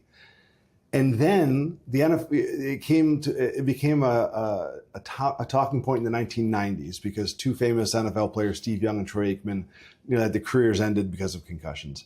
And the NFL decided we're going to get involved. And they started conducting research that I suspect, and I ended up writing about, I thought was aimed at minimizing the problem and not finding the issue. And so I sort of realized that in my mind, the NFL was covering it up. Well, so it was only, to your credit, a few years later, after you'd given up the wrestling in 2006, that you wrote the book, Head Games, Football's Concussion Crisis, which really opened some eyes at the NFL, didn't it? What sort of reaction did you get from them from the book? Well, I mean, it was a cone of silence from the book. I mean, the reality was I remember trying to promote the book and talking to reporters I knew from wrestling. And I remember one of them, was Chicago-based, actually called me back and said, we have to cancel the interview tomorrow. I just got called from a vice president I've never heard of who said, you cannot interview that person, put them on our TV, because they were worried the NFL would no longer give them rights to use their footage. And so the reality was the book, nobody paid attention to, but certain people read it and realized I was right. And the way I got people to pay attention to this was not through the book itself, but was starting to get the brains of athletes when they died to prove that you could actually see the problem in this disease, CTE. But I guess the key was that there were those who recognized the book was going down a path that would expose a lot. Luckily, literally one of my advocates back then was a reporter at the New York Times who had read it and thought that it had something. And so it did allow people to believe that I knew what I was talking about. Now, you even had Jesse Ventura, the former governor of Minnesota, himself a professional professional wrestler, take part involved as well. And you were saying that he actually is quite an advocate for it as well. Yeah, I mean, it was actually Vince McMahon who told me, like, Jesse's teaching a class at Harvard, go talk to him. And so I stopped him and we chatted, and I actually remember handing him like a 300-page printout of the book, and he started looking at it. He goes, yeah, this totally makes sense to me, and whatever I can do to help. He introduced me to his agent. He said, I'll write the forward, whatever I can do to help you get that platform. So, I mean, it was such a generous move by him to help me use his celebrity to help get people to pay attention to this. Now, you'd mentioned it a moment ago about the actually getting athletes' brains. I think a turning point was when the family of football player Andre Waters was asking you to take, or they sent you part of his brain, I think, to examine. Tell me how that story went. Yeah, so it was about a month after the book came out, no one cared. But I wrote a chapter about the first 2 cases of CTE diagnosed in NFL players. And it made sense to me that if boxers got this disease, what's the difference with football players? And so when Waters, the story came out that he took his life, and everyone was surprised by it. He was a football coach, he was employed, like there was nothing obvious. Andre Waters committed suicide November 20th, 2006. And he was a coach, and he was working, and it wasn't money problems, and it seemed kind of bizarre. I like to hit things. I can get all my frustration out on the field. And I was shocked to find that he was quoted in the newspaper saying he stopped counting his concussions at 15, and he would just grab smelling salts and keep playing.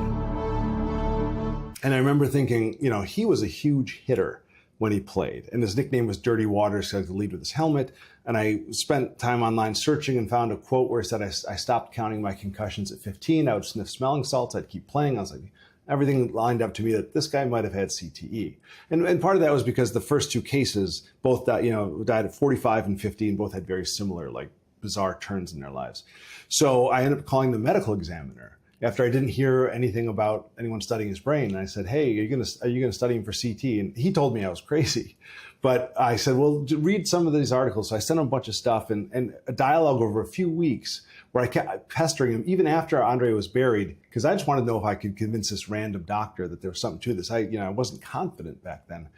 But he read enough that he said, actually, there's enough literature here where I could justify giving you his brain. Per Florida law, I had to keep 5 pieces of it. And you might be able to get a diagnosis off that. I had no idea this was a thing. And so he said, so I'll give it to you if you find a doctor to study it, and you just have to get his mother's permission, who was next of kin. So then I had to make the choice of, and cold calling his family to say, hey, you think Andre's buried, but actually some of his brain's still up here, and can we have it? And the reality was they were so generous in learning why I cared. They appreciated that someone cared why Andre died. And so they ended up saying yes, and he had CTE, and that just sort of started this chain reaction that we're now 1,600 brains later, we've been able to show that this is everywhere. Is this now something that people are so aware of? You're saying 1,600, that you expect this to keep growing so people, you could map out a much better situational map. Yeah. I mean, what was interesting is that even by the third brain that I coordinated, they actually, I remember this. I called the Grimsley household. John had just died at the age of 45, and a friend answered the phone and yelled across the room to his widow, Virginia. He said, "This guy Chris Nowinski on the phone," and I heard her say, "Tell him I know who he is. I know why he's calling," and the answer is yes, because they'd seen a TV report on this. And I think the problem was huge, but it was buried. Like, who would tell the world how bad their husband was doing, right? When they're celebrities and they were living off their reputations, and so it snowballed very quickly that NFL families started giving us their brains, and then it just expanded from there. Tell me about the Concussion Legacy Foundation that you co-founded. What have you achieved with it so far? So we essentially do three things. One is the research. We know about the brain bank and the fact that we've created a diagnostic criteria for CT, and now we're creating the way to diagnose it clinically in partnership with Boston University CT Center. We've tried to forever translate that into safer sports. And so we now have laws in all 50 states around concussions to protect athletes, that they have to be cleared by a doctor, they have to have training and coaches and the athletes. We've had some small victories on CT prevention. You can't head a soccer ball until 11 years old now in the United States. In football, they've completely changed how we practice, although they could still go much further. Ice hockey raised the age of checking from 11 to 13 to minimize head trauma for kids. So that's been good. And then we're trying to figure out how to help people. So we have a helpline and a patient services team that just takes inbound people going, my husband's losing his mind, what can we do? Now that you have something that is so empirical, are you getting less resistance from organizations like the NFL? Yes, absolutely less resistance. They don't necessarily like to talk about it, but they're proactively changing the rules of their game all the time. Last year we saw a new kickoff that no one's really asking for, but has dramatically reduced head impacts. So that part has been good. And there's far more services for retired players who are struggling. I don't like the fact the NFL is still recruiting 5-year-olds to play tackle football, and we're still creating this problem. But if you understand it from a business perspective, they need kids to become fans. And so it's this unfortunate reality that we're trying to change. But while the NFL has accepted this, the other sports are still fighting back. So the National Hockey League and FIFA and World Rugby all still deny. Some of them are making changes, but they will not talk about CTE. And I think that's unfortunate. I was going to ask you, we've talked largely about wrestling, we've talked about NFL football, American football, and boxing, of course, the obvious one. How much wider is it when it comes to sports? It's anywhere where you're getting hit in the head hundreds of times a year with force is a risk. So, we published out of like 376 NFL players, 93% had it. We just published that 18 of the first 19 NHL players that we studied had it. In a rugby study that we partnered with a brain bank in Scotland and a brain bank in Australia, we found that half of our population had it, and your odds went up 15% per year you played. Soccer is another one where it's harder to study in the US because there aren't a lot of old soccer players here, but the UK, they found that pro soccer players in Scotland have 4 times the risk of dementia, and when you look at their brains, it's almost exclusively CTE. So we know it's out there, but forcing people to accept that or make these changes is a different battle. We're sort of reliving big tobacco in many ways that they don't want to acknowledge it because there's a business here to run. The other arm of your work is Boston University's CTE Center. How does that streamline in with your work with the foundation? So when we partnered with Boston University in 2007, basically the idea was, look, you guys are the amazing scientists, but like calling families when people die is not a skill set they had. No one ever had that. So we were sort of the front door of doing the outreach and reaching out to players, letting them know about this, and then translating those findings into messaging and policy. And so I've been very lucky to be a member of that research team, but I'm not the one in the lab studying the brains. I never trained for that. But it's a wonderful partnership because they're really truly independent, brilliant scientists who just really care about this and have just created the field no matter how much resistance has come their way and how many times they're questioned by colleagues. And we created the Center for the Study of Traumatic Encephalopathy. And now Dr. Stern heads the clinical research. Dr. McKee heads the pathological research and basic sciences. Dr. Cantu is our concussion expert. And then my role is to facilitate the research. I'm sorry, who's this?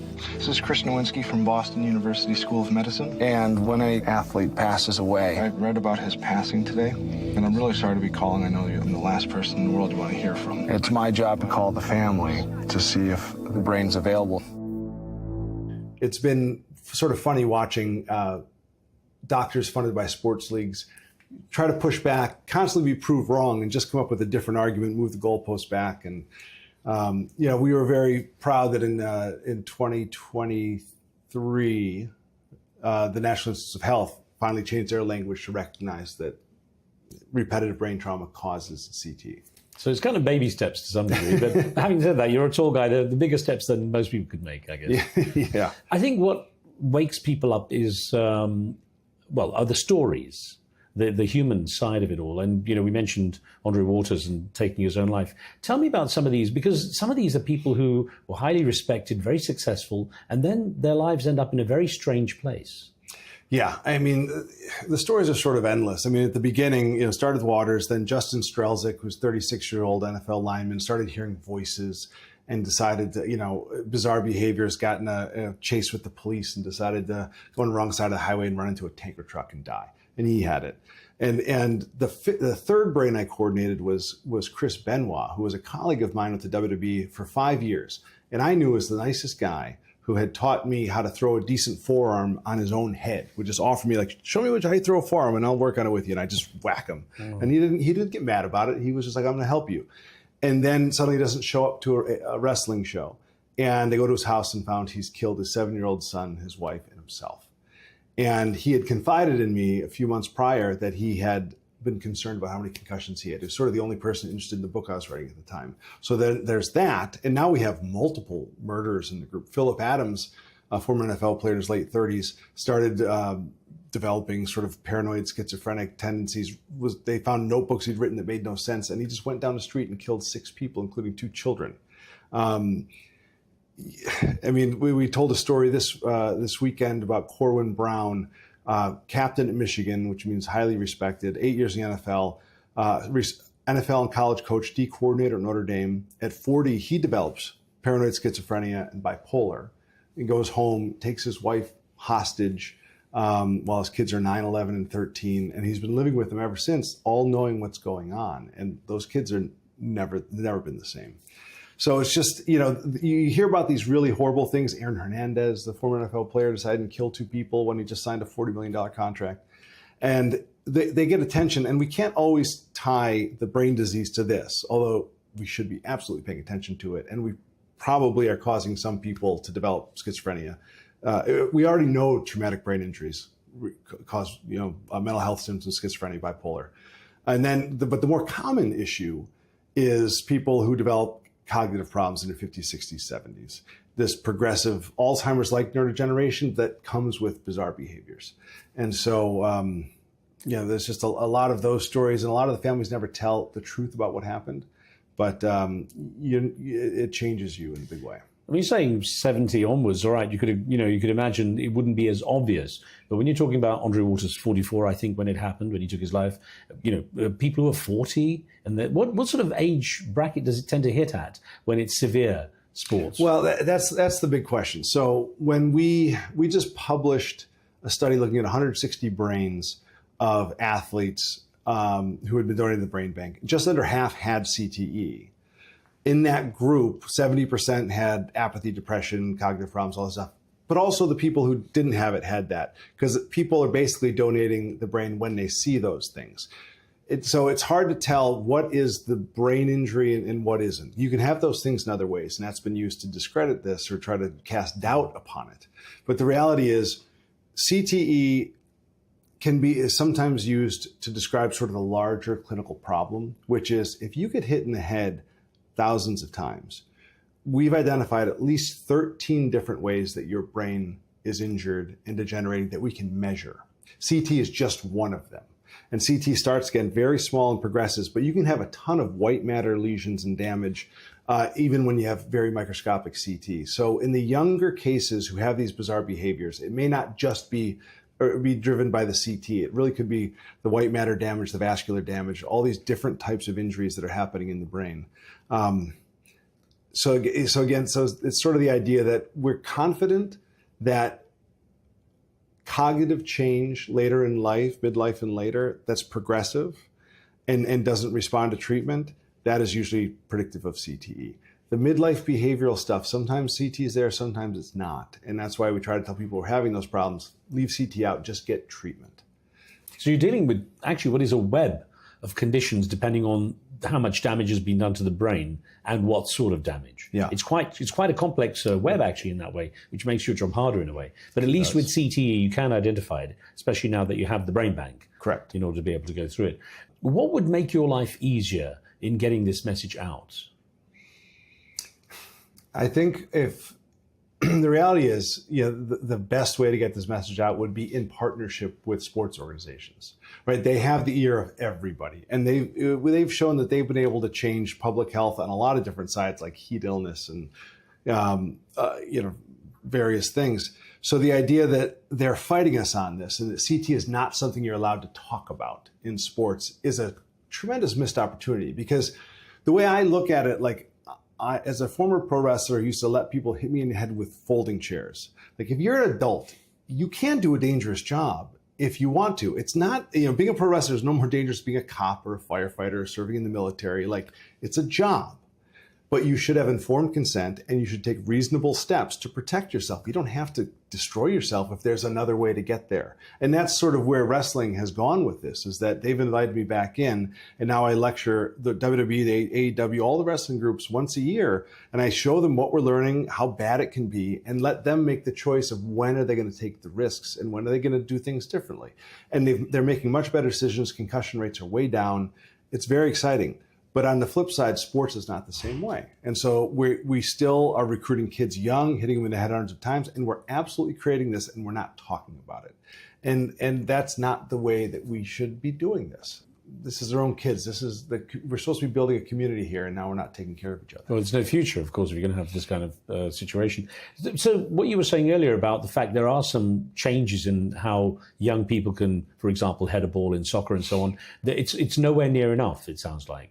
Well, sorry. So where I was going to go with that is that what we should be able to agree on is that kids should not get CTE, right? If adults want to get CTE, I get it. Like, if you don't think there's another way to make money, fine. I hope there are, but there may not be. But there's no way that a kid can understand this brain disease and provide informed consent. So, like, when the Football Association in England recently banned heading to 12, that's great. Some would argue it should be banned till 18 because kids don't understand. I think we can probably minimize the exposure enough that nobody will get it by 18. We've sort of identified with soccer that punts, goal kicks, and corners are the biggest three contributors because of the highest impacts. And so if you just said, okay, you can't head a ball when the goalie punts it, you have to play it off your chest. And like small changes like that could actually almost prevent CTE from, well, we should probably call it pediatric CTE. We need to prevent pediatric CTE. Right. If adults want to get it, I get it. But we could also prevent most cases of that too with just some simple changes. But we just have to understand how bad it is. We have to hear these stories. We have to review the data and realize this is not something you should sentence another person to. As someone who's played football and someone who's wrestled, knowing how those sports actually work, could you see them developing in a way that can minimize the exposure to CTE, but still keep the thrill, if you like? Absolutely. I mean, the simple answer for football, if you actually add up people's hits over a career and look back who gets CTE, CTE is a math problem, right? Number of hits and strength of those hits will predict who gets it. If we played non-tackle until high school, flag football until high school, and then in high school, we took out hitting in practice, and we all played like Coach Buddy Tevens used to have Dartmouth play, which you never tackle each other. They actually had robotic dummies you would tackle. and you eliminated 70% of head impacts over a season through that, plus trained them how to tackle better, you would basically get people down to like 10 or 20% of the exposure by the age of 18. And you'd have very, very rare cases of CT in young people. And then in college and pros, you could still make it less, but it would be there. But you could probably cut 80% of CT out just through changing practice and raising the age when you start. So it is doable, but no one wants to do it because it risks the business model. Because if you don't get kids playing young, they don't become fans when they're old. And that's sort of a problem that we have to deal with. On wrestling, CT doesn't have to exist at all. Pro wrestling is fake, right? It's theater. You said it. Yeah. it's theater. And so the idea is that like if we don't hit each other in the head for real, you will not get this disease. And the brain can take a concussion or 2 or 3 without creating CT. We don't see it in regular people who had a couple of brain injuries. So it's just getting rid of that repetitive trauma, which for the most part we have. And I'm eager to see that we don't get this in the next generation. Is there a big difference in the outcomes when you compare professional sport and amateur sport? Well, I push back immediately on the idea of professional sport versus amateur sport. We have scientists in this space who like to make that distinction. That distinction is completely scientifically meaningless. Whether you got paid to do it means nothing about, we should be looking at it as just an exposure curve, right? And the way with football, we've been able to show that your odds of CT go up between 15 and 30% per year you play. In ice hockey, it was 34%. In rugby, it was 40%. That's like years of play is sort of our pack years of smoking. And that's the only way we should be thinking about it. And then we can drill down even further by number and strength of head impacts using sensors. But right now, just years of play. So it is a massive problem in some professional sports, and it is slightly less of a problem for each level of amateur going down. I was thinking it more from the perspective of the kind of money that's involved. That's why. Because it's probably easier to change an environment when there isn't so much at stake, at the wallet. Yeah, you would think so, but what we're fighting against is the idea of tradition. Like when we first started saying why your kids shouldn't be heading a ball, the pushback was, but that's part of the game. And it's like, well, the guy who started saying heading the ball did not know what CTE was. Yeah. And he probably would have said, maybe we shouldn't do this if it's going to cause your brain to rot later on in your life. So tradition is a terrible reason to be destroying the brains of children. And you would think amateur would be easier to change, but it has been proven to be harder because it's also very regional. And the problem with football versus ice hockey is that ice hockey in the US and in Canada is sort of governed by one organization, USA Hockey Canada. With football in the United States, there's no governing body. No one sets the rules. And so I once sat there at a panel with the head of Pop Warner who said, look, even if I want to get rid of youth tackle, it would just let one of my competitors come into that town, start a youth tackle league, and all the families who wanted to play would go there, and I'd put myself out of business. So the fact that there's no regulation of youth tackle football is why 5-year-olds are still getting hit in the head hundreds of times. Presumably, if you can get through to the athletes themselves and they get a real sense of how dangerous it is and the consequences, then irrespective of what the league says, they could start to change things. The athletes themselves, well, I guess at the youth level, what are we going to tell a 5-year-old, right? Yeah. I mean, that's I was thinking of the older ones. Well, but that's really the issue. The sad thing is, because again, the professionals are 1% of the population, right? I get a call every year from some 23-year-old NFL player who just realized, hey, the CT thing's real, right? I might already have it, right? And they're shocked. But now they're well, I'm getting paid $1 million a year. I can't walk away now. But that light bulb does not really go on for most people until their 20s, no matter what we tell them, no matter what they've read in the paper, no matter what documentary they've seen. It's really hard to understand this. So now that we have told, there was a big moment, 2010, the National Football League Players Association put together a committee, part of my urging, of their own experts to sort of combat the NFL's narrative on this. And at the first meeting, they said, what should we do? Give us one idea. And the idea I said is stop hitting in practice. And the doctors didn't necessarily jump on it, but the players did. Because the players are all sitting in the back going, well, A, we hate hitting in practice anyway. We're not getting paid for that. And B, they said, that it'll prevent CT? Yeah, we're all in. And they put in the collective bargaining agreement that they could only hit 14 days all season. right? So you can, the players at the NFL level are fighting for themselves. The National Hockey League just started their CT committee. So they're having their first meeting this summer. And so hopefully they'll start pushing back too. So there is an expansion in the conversation. There is, right? More people are coming to the table. There's a term I want to get your take on it, which I've heard a couple of times, subconcussive. Where does that fit into all of this? Is that even a thing? I'm trying to eliminate that term. So we wrote an editorial in the British Journal of Sports Medicine saying subconcussive has been a misleading and dangerous term. What started as the idea was there are hits that you take that are not concussive, usually lower than a concussion, but they seem to correlate with CT better than the concussions themselves. But the problem with sub is it makes you think those hits are small. And the reality is 10% of the hits that a football player will take in a season are harder than the average concussion. But what predicts when you feel your brain getting damaged is a little bit random. The harder the hit, the more likely you are to feel something. But even then, you're not feeling your actual brain getting damaged. I was just saying, exactly, because you don't have the pain sensitivity. Right, you notice functional differences in your brain, right? But the idea is, you have 100 billion neurons in your brain. Would you actually feel one die? Would you be able to notice if a million went offline? No.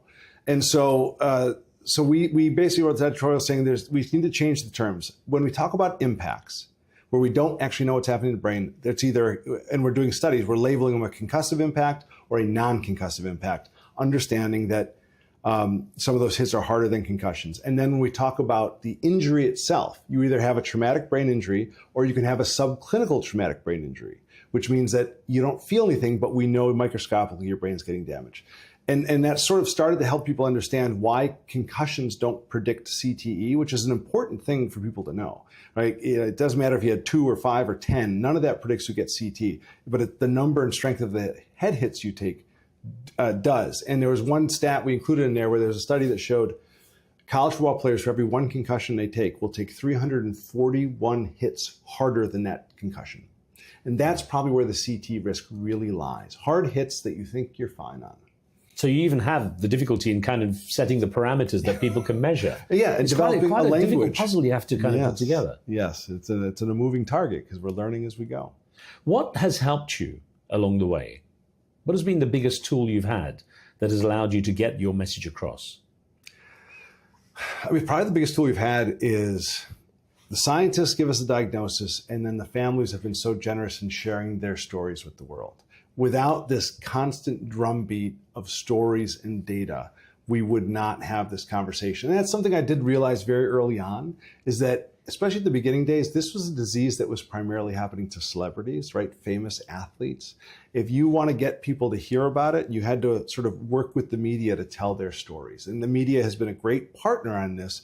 While the NFL is trying to silence everyone, they've gone out on a limb and said, no, this is a public health reality that we need to talk about. So it's that combination of the great science, amazing families, and being able to share their stories through the media that has gotten the world aware of this. It sounds more like the human stories have had more impact than the developments in technology, but I'm guessing it's a balance between the two.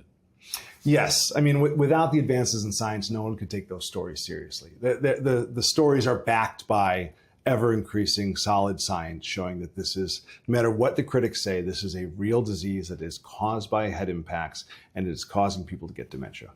I'm presuming, Dr. Nowinski, you also have to hit every layer in this chain, if you like, or in this stack.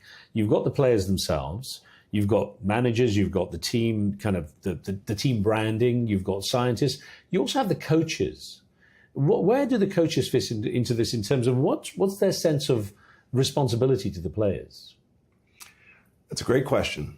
So, yeah, most coaches don't want to engage in this. There's been one coach, a guy named Buddy Tevens at Dartmouth University, who was a former player, who was the first coach to get rid of tackling in his practices because he believed in this.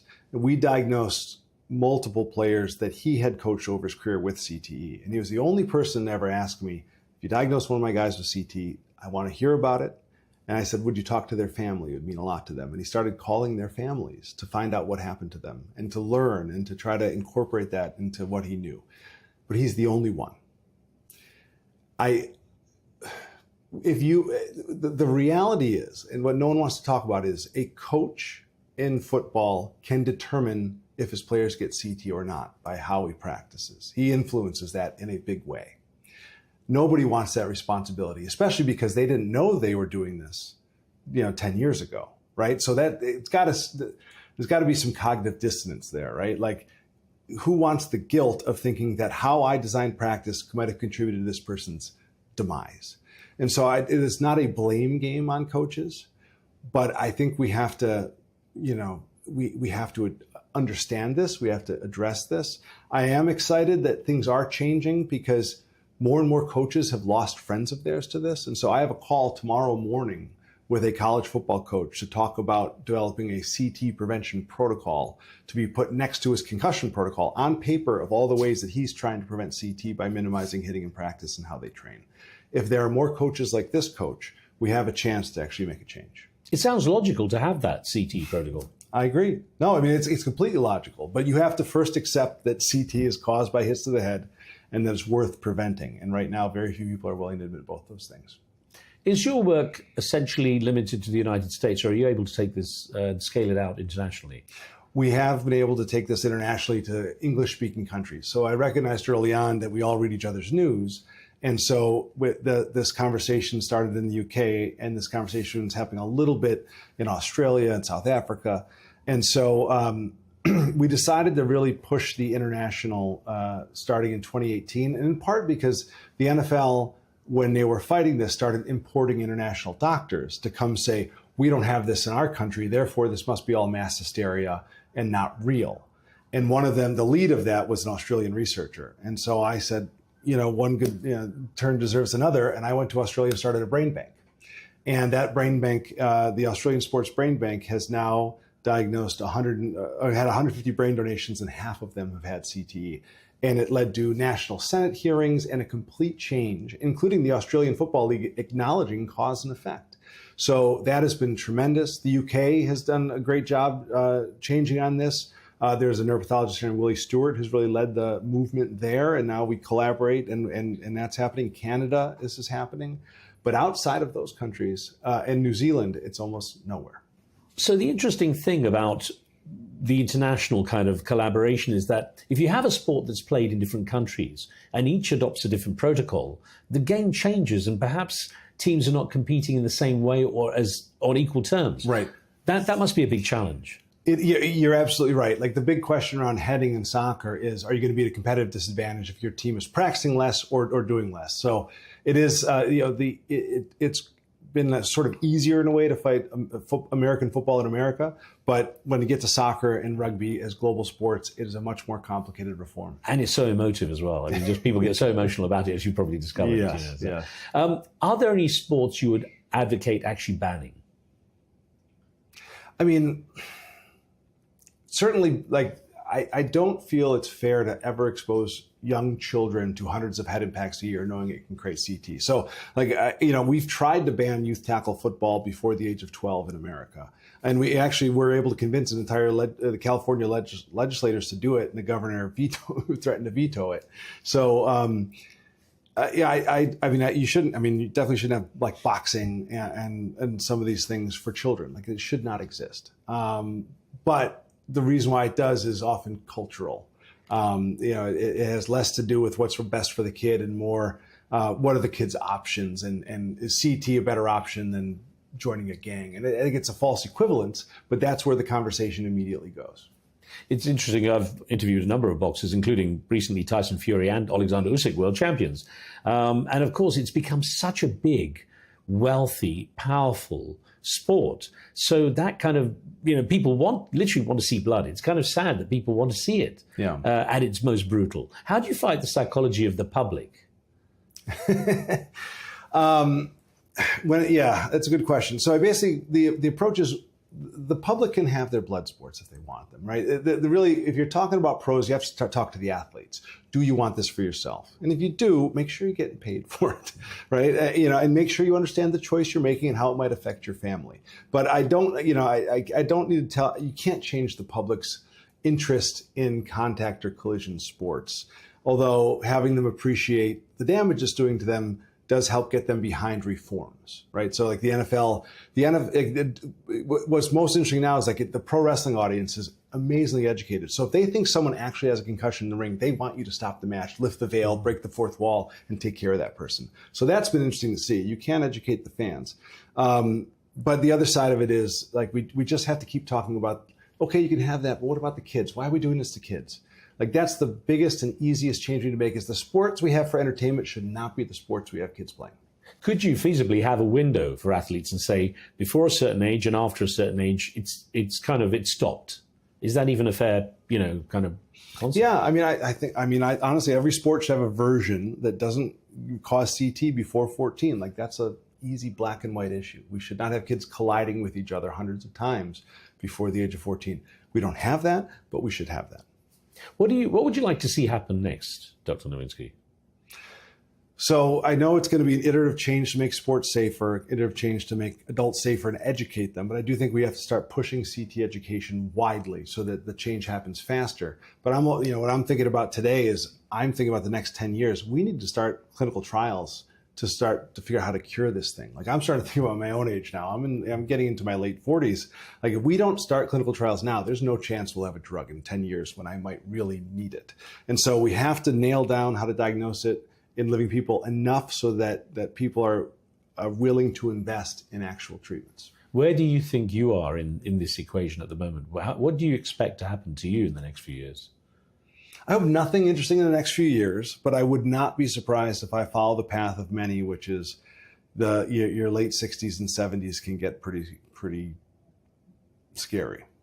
Like, and it's a conversation I had with my wife when we got married. It's like, I don't know what's going on up there. I'm hoping to fix it before I really need it. But the reality is the stories we hear from our families are usually never great. But it doesn't have to be the end of the world. So I'll just continue to fight while I can. So then, Dr. Nowinski, what gives you hope? What are the stories that make you feel, what are the things that you see in the work you do that make you feel there is something good that can come out of this? So you hear about the tragic stories, but for every tragic story, there's one where somebody who was at risk didn't end it tragically. So last week I went to the funeral of Don Hasselbeck. So famous NFL player, his two sons played in the NFL. He died of a heart attack tragically at 70. 15 years ago, he had pledged to donate his brain. He'd done a media tour with us. He'd spoken about how he had way more concussions than he was comfortable with. And he didn't quite feel right. But I stayed in touch with him, and he never showed any serious symptoms. And it was the most impressive funeral I'd ever seen, in the sense that everybody could just talk about what a great father he was, what a great husband he was, what a great grandfather he was. And it never affected him, whatever was going on in there. And I think if I could get to 70 and have people talk about me that way and remember me that way, I will be very happy. Well, I wish that future for you too. Dr. Chris Nowinski, thank you so much, sir. Thank you. Thank you.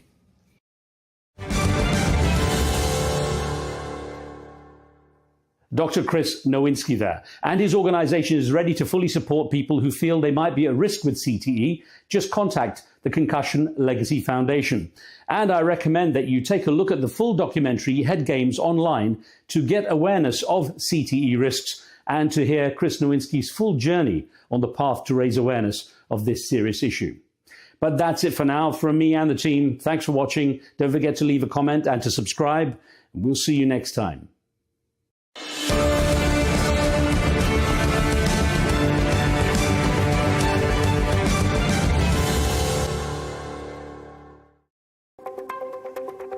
Donald Trump called it the worst deal in history, but can he strike a better one?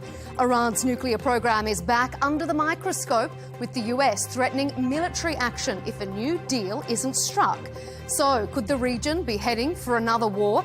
And which countries are agitating from the sidelines? It's all coming up here on Counterpoints with me, Melinda Nucifora.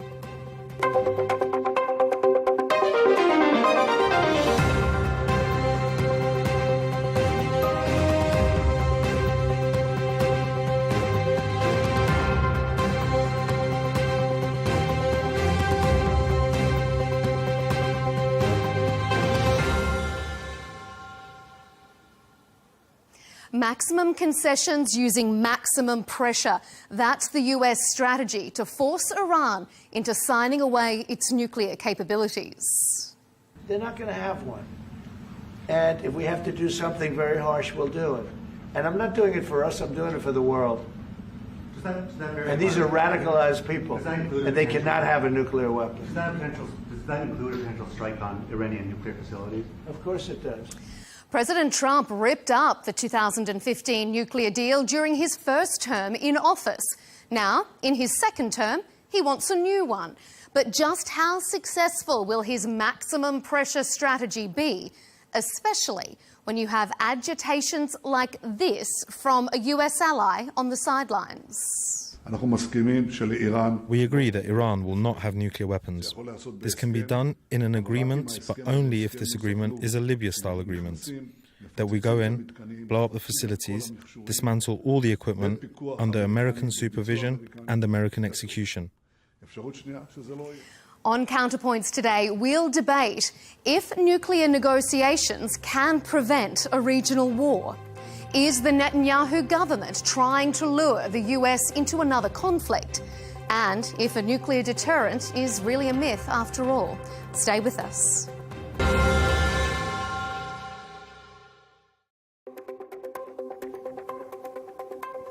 To discuss the US-Iran nuclear talks and the prospects of another conflict in the Middle East, I'm joined by Syed Hussein Mousavian, who's a former senior nuclear negotiator for Iran and currently a Middle East security and nuclear policy specialist at Princeton University. Jonathan Conricus, a senior fellow at the Foundation for Defence of Democracies and a former international spokesperson for the Israeli Defence Forces. And rounding out our panel, Scott Horton, an American international affairs expert, author and host of The Scott Horton Show. Gentlemen, thank you and welcome to Counterpoints. President Trump has put a 2-month time limit on the nuclear talks. After that, he says, he's going to swap diplomacy for direct attacks on Iran. The sticking point appears to be whether Iran should be allowed to continue low-level enrichment activities in order to generate civilian power supply. But then that would mirror the 2015 nuclear deal, and Trump is adamant that he can strike a better one. So, Syed, Iran has previously agreed to a deal with the US, which was revoked by President Trump in his first administration. Why do you think he's trying to revive a deal now, at this current juncture of geopolitics? I believe Iran always has been ready, regardless of who is president in the US. Iran has been ready to comply fully with non-proliferation treaty, which permits the member states to enjoy peaceful nuclear technology and abandon to have nuclear bomb. And Iran always has been ready to negotiate with the US, with Europe, with the world powers to have a deal based on non-proliferation treaty. It was the same during Obama. It was the same during President Biden, and it is the same during President Trump. It doesn't matter. I think more it matters, it depends to the United States, whether they want a deal with Iran based on international law, regulations, which is non-proliferation treaty, or they do not want, and they want to impose limits far beyond international rules and regulations. Jonathan, what do you think? Do you think it's the same under any president, or are we seeing a revival of this deal now in President Trump's second term because he wants to be seen as a deal maker, because Israel is prompting him to? Why do you think it's happening now?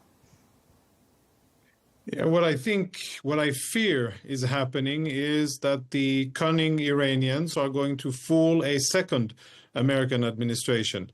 They fooled the Obama administration into a very bad deal in 2015. And according to leaks to the media and interviews, currently what I am concerned with is that the cunning Iranians are fooling a second American administration, and they will, by negotiations, eventually pave their way towards having nuclear weapons. I think what has stayed the same are the sinister intentions of the Islamic Republic, their horrible behavior in the region, their imperialism and state sponsoring of terrorism, and of course, their nefarious intentions to try to achieve nuclear weapons, completely against what we hear them say officially. But I think it has been proven so many times that the Iranians, they speak, but they lie, and they are very good at deceiving. But at the end of the day, that hasn't changed. And I think that that is my main source of concern now, that they look set to sweet talk and outsmart a second American administration. Sayed, I'm going to get you to respond to what Jonathan has said, but first of all, I want to bring Scott in so that all of our panellists have an equal say in this first round. What do you think, Scott? Is Iran fooling the US a second time round, as Jonathan says? No, I don't think so. I mean, I wouldn't take the word of any politician, especially a theocrat, about anything. But the point here is whether we can have an agreement that can be verified. And the fact of the matter is the Iranians mastered the uranium enrichment fuel cycle 20 years ago. And for the most part, they've only enriched up to 3.6%. And they've gone up to higher percentages of purity of 235 in more recent years as part of their diplomacy, playing hardball and trying to get America to go back to the agreement. But essentially, ever since W. Bush declared Iran part of the axis of evil in 2002, their policy has been to open up their books and say, listen, we're not making nuclear weapons, and you can double extra verify that all day long, so you have no pretext for war here. Now, there's a catch, which is that it's really a latent nuclear weapons deterrent is what they have. It's the same as Brazil and Japan, where everybody knows they could make nuclear weapons, but right now they're not. And so it's sort of a standoff where if America doesn't attack them, they won't make nukes. And they won't make nukes if America doesn't attack them. And so if everything, in other words, if we had just stayed within the deal that Trump himself tore up in 2018, we would be right where we had been in 2018, which was a deal where they exported their stockpile of enriched uranium to France, and France would then give them the fuel rods for their electricity program. So they didn't even have a stockpile built up of enriched uranium in the country to even be able to make a nuclear weapon with. And this was the main purpose of the deal, was to lengthen the so-called breakout time so that if the Ayatollah did decide to make a nuke, it would take him more than a year to be able to get one together. And America, of course, would have time to launch a war against them before that. But I think it's not a matter of trusting anything that the Iranian regime says. It's a matter of trusting the IAEA inspectors who can verify the non-diversion of nuclear material to any military purpose. OK, Sayed, let me throw it back to you to respond to what Jonathan was saying.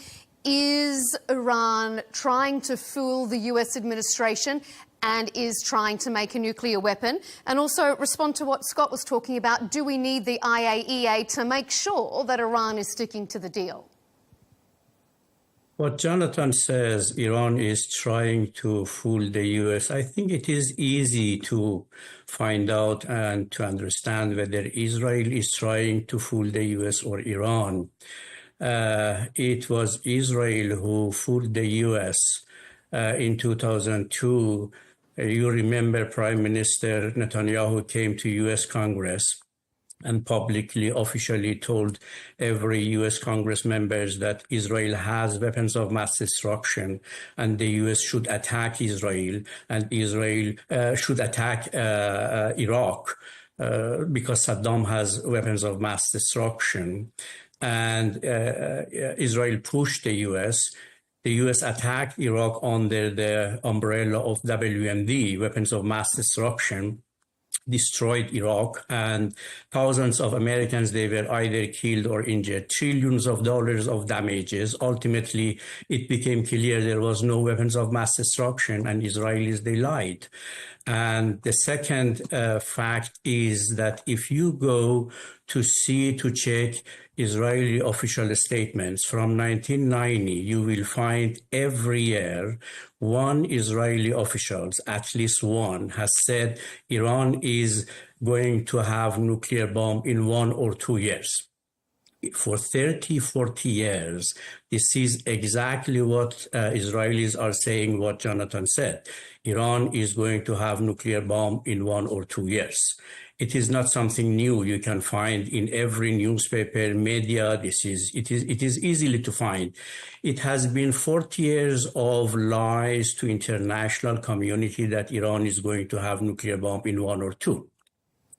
About what also Israeli policy is very clear. Prime Minister Netanyahu yesterday said the only nuclear deal would be accepted for Israel is based on Libya model. What was Libya model? Libya model was to dismantle a Libyan nuclear industry. The moment Libyan nuclear industry was dismantled, then Libya was attacked and Libya was destroyed. I mean, this is exactly what they did about Iraq. I mean, this is Israeli policy. It is clear, and they are following the same policy for Iran. They publicly say, they officially say, attack Iran to dismantle Iranian nuclear program. Exactly, they are open to say to international community like Libya. It means dismantle and then attack Iran. Jonathan, you've been gesturing, Jonathan. I know you want to respond. Jump in.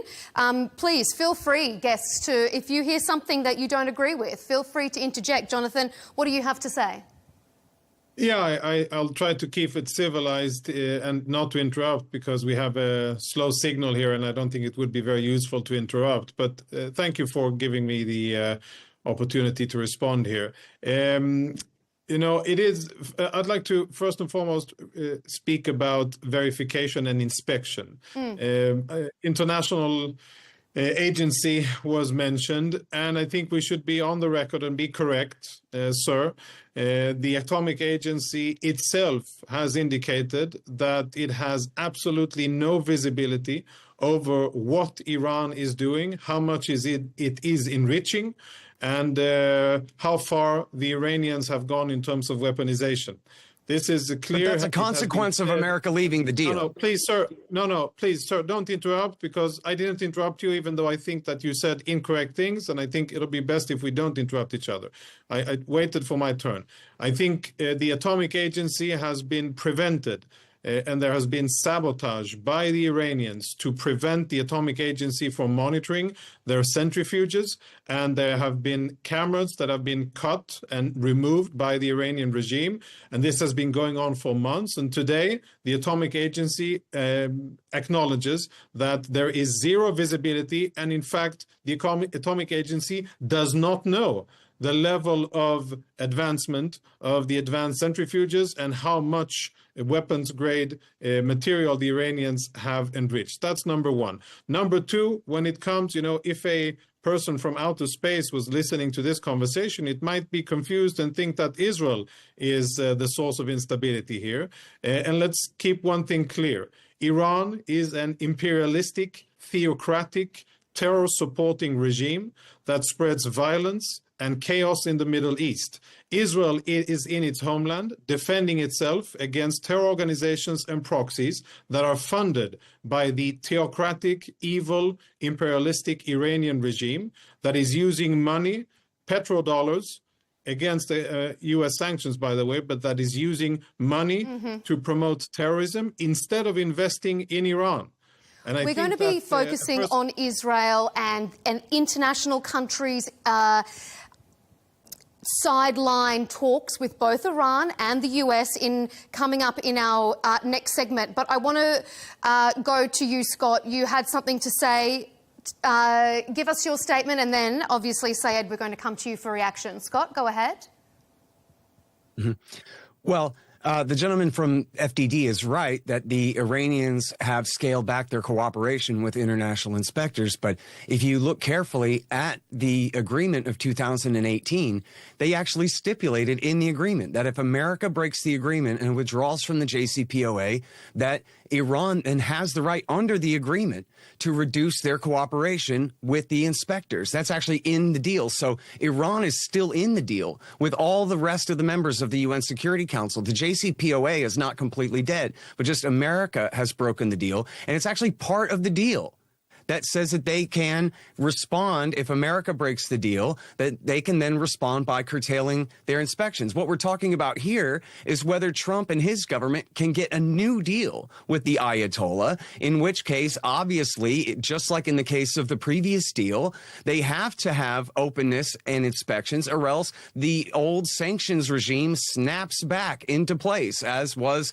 the old deal under the JCPOA and was agreed by China and Russia and the rest of America's allies on the UN Security Council as well. And so he's talking about in the dark days of America and Iran not getting along at all, and America under Donald Trump back in 2018 breaking the deal, and the consequences of that things aren't perfect. But that's the whole point of getting back in the deal. And the reality is the Ayatollah has shown, and look, the Director of National Intelligence just put out the new threat assessment in February, where American intelligence, as they have ever since 2007, have reaffirmed that Iran has not made the political decision to begin to try to make nuclear weapons. They are holding on to their latent deterrent, and that has been good enough for them so far. And we should seek to sign a new deal with them, similar to the JCPOA, that permanently ensconces that position, rather than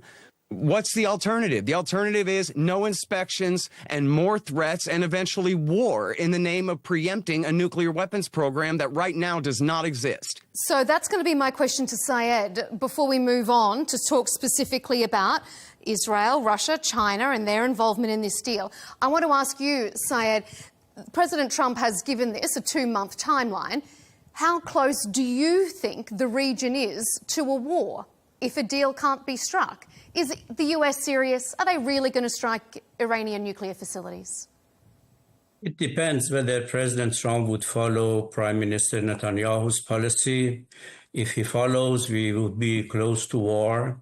If he follows the international community, we will have a nuclear deal soon, because there is only one country pushing the US to attack Iran.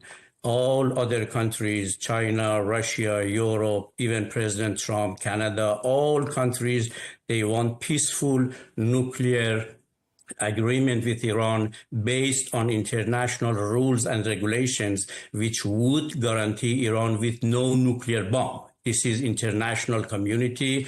Internationally, all countries, they are united except one country, which is Israel, which is saying to attack Iran, attack Iran, attack Iran for many, many years. This is not something new. But the fact is that Iran is a member of NPT and Israel is not. Iran does not have nuclear bomb. And the only country in the Middle East with hundreds of nuclear bombs is Israel, not Iran.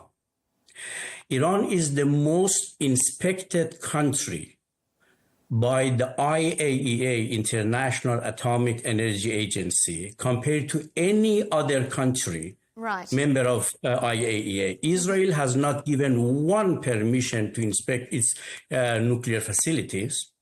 And more important, JCPOA was the most comprehensive agreement during the history of non-proliferation. This is a consensus by all nuclear scientists internationally. And Iran accepted the highest level of transparency measures, intrusive inspections, and even the most limits on its nuclear program, which no other member of NPT has ever accepted. And Iran fully complied for 3 years. It was the US withdrew, and it was Prime Minister Netanyahu who publicly said, I convinced President Trump to withdraw from the nuclear deal. Therefore, we should see where is the source of the problem. Jonathan, I know you want to respond. That smile on your face tells me you've got a counterpoint. Yeah, I think we need to keep in mind who we're talking about here, because the sweet-talking professor may confuse people into thinking that the Islamic Republic of Iran is a peace-loving, benign nation with no nefarious activities in the region. Far from it.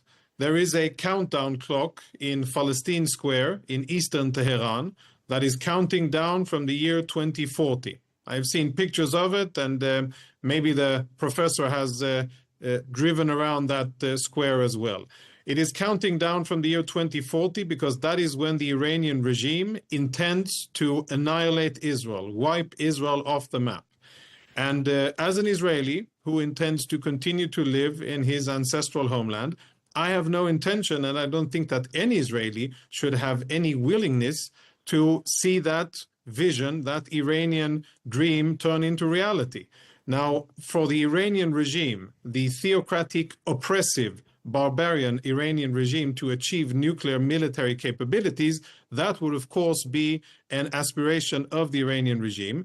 And it is no surprise that Israel is the country that puts it front and center of its national security to prevent Iran from achieving such a thing, because we know that we would be the target.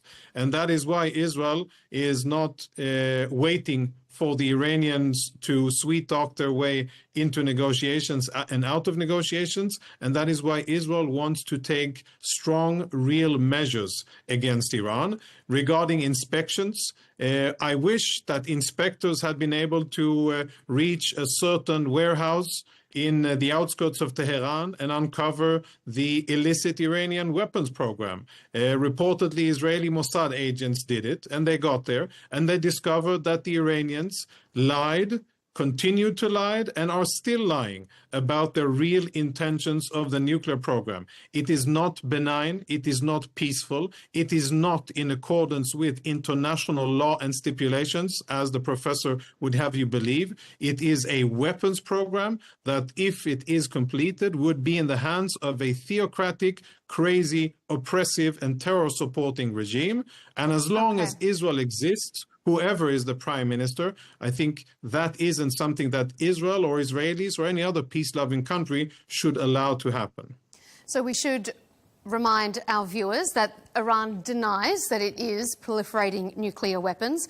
So far, the IAEA says that although they are enriching uranium to a much higher level that they did before the nuclear deal was torn up, they aren't at that stage yet. But let's move on to some international interventions here. Iran has accused Israel of seeking to undermine and disrupt the diplomatic process to open the way for military action. Israel's Prime Minister has openly spoken about wanting to destroy Iran's nuclear facilities and wants the US's help in that, something that the US obviously, if we listened to President Trump, seems very willing to do. So, Scott, as an outside perspective, I suppose, because we're obviously going to go to Jonathan and Syed with their very distinct views, but with more of a broader perspective, what's your take on it? Do you get the sense that Israel is trying to drag the US into a war with Iran? Is that a very real possibility? Yes, it's been a very real possibility for a long time. And, I appreciate that the Foundation for Defense of Democracies is just going ahead and hiring outright Israeli nationals to represent them. I hope it's clear to the American people here that none of this has anything to do with America first. This is all Israel instead. This is Israel, a foreign nation that is of no use to the United States whatsoever. We get nothing of benefit out of our relationship with them whatsoever. This is their security concerns. And we're supposed to go to another massive Middle East war, another disastrous Middle East war, to protect a foreign country that we don't even have a treaty of alliance with in any way. And Jonathan says that Iran is a giant imperialist power in the Middle East. Well, the worst thing they've done in the 21st century was take Baghdad after George W. Bush handed it to them based on the lies of Benjamin Netanyahu and Israel's neoconservative fifth column in the United States that said that if we overthrew Saddam Hussein, that would get America dominance over the Iraqi Shia, and then they would dominate the Iranians. A free Iraq would be a nightmare for Iran, is what David Wormser said. So this was all about breaking Iran's ability to back Hezbollah in southern Lebanon. And then what happened instead? Instead, Iran's best friends now rule Baghdad. the guys from the Supreme Islamic Council and the Dawa Party, who had lived in Iran for 20 years before W. Bush came and invaded and ensconced them in power in that horrific 8-year war that America fought in the early part of this century. So the second worst thing they did, or the thing that benefited Iranian power more than any other thing other than the Iraq war, was Obama's dirty war in Syria, which just forced the Syrian regime to be more dependent on Hezbollah and Iran, and for 15 years became even more dependent on Iran until al-Qaeda finally overthrew the government in Damascus and sacked Damascus last December. So supporting Israel's interests in trying to stick it to the Iranians has done nothing but backfire and, one, strengthen Iran at Israel's expense, but also just waste nothing but American lives and money this whole time for nothing. And listen, there's a real reason why the Pentagon told W. Bush back in 2007 that they don't want to attack Iran. It's because Iran is 4 times bigger than Iraq. It's got 3 times the population, massive mountain ranges and so forth. And unlike Iraq, had not been bombed and blockaded for a decade leading up to the war. And so they have the ability to defend themselves in a way that would be extraordinarily costly for the United States if we start this war. We have troops in Kuwait, in Bahrain, in Qatar, and in Saudi Arabia, all within Iranian missile range. And they're all supposed to die for Israel? No. America first. Syed, I'm going to come to you, but before I do, I just want to give right of reply to Jonathan. Is it less America first, Israel instead? There are so many inaccuracies, fallacies, and lies in what the gentleman said. I struggled to start, but I'll just say this. Israel has never asked for anybody to do its fighting for it. On the contrary, what we ask for and what we need is weapons, but we never ask anybody to fight for us. We never asked anybody to take out the Iraqi nuclear reactor in 1982. By the way, it was condemned at the time, and afterwards many countries thanked us. We never asked anybody to take action against the Syrian nuclear reactor in 2007, and we did so by ourselves. We have never asked anybody to defend us in the almost countless wars that have been waged against Israel by our Arab neighbors. And we haven't asked U.S. troops to defend us against Hezbollah, Hamas, Islamic Jihad, or the Iranian Revolutionary Guard that have been attacking Israel since October 7 and, of course, before that. So to say that Israel is dragging anybody is, I would say, intellectually dishonest. Israel is defending itself, and I think Israel is doing a tremendous job of being a staunch and loyal American ally in the Middle East, being a steadfast ally that doesn't waver and stays committed to the U.S. and continues to support U.S. interest in the region. There are many countries that have second thoughts, that are perhaps flirting with the Chinese or flirting with the Russians. Israel does not do that. And Israel, I think, if anything, only does good to the foreign interest and the national security of the state of the United States. Now, last point that I think is very important to keep in mind here, for the gentleman sitting in the U.S. or wherever it is, and for people watching it from other places, this could be an academic exercise. For Israelis, it is not. We are living in an existential threat that is generated by the Islamic Republic of Iran. We are fighting Iranian proxies. We're fighting, dismantling, and we will soon be defeating Iranian proxies every day. Everywhere we look, whether it's south, north, and northeast, we see Iranian flags, we see the Revolutionary Guard, we see Hezbollah, we see Islamic Jihad, and we see Hamas, and we see Iranian advisors trying to kill Israelis or to use Arabs in order to do so. So to claim that we are the aggressors is very much far from the truth. And I think that it should be clear here that the Iranians are trying to buy time in order to shield themselves from an Israeli retaliation against their aggression. After the Iranians attacked Israel twice, Israel responded.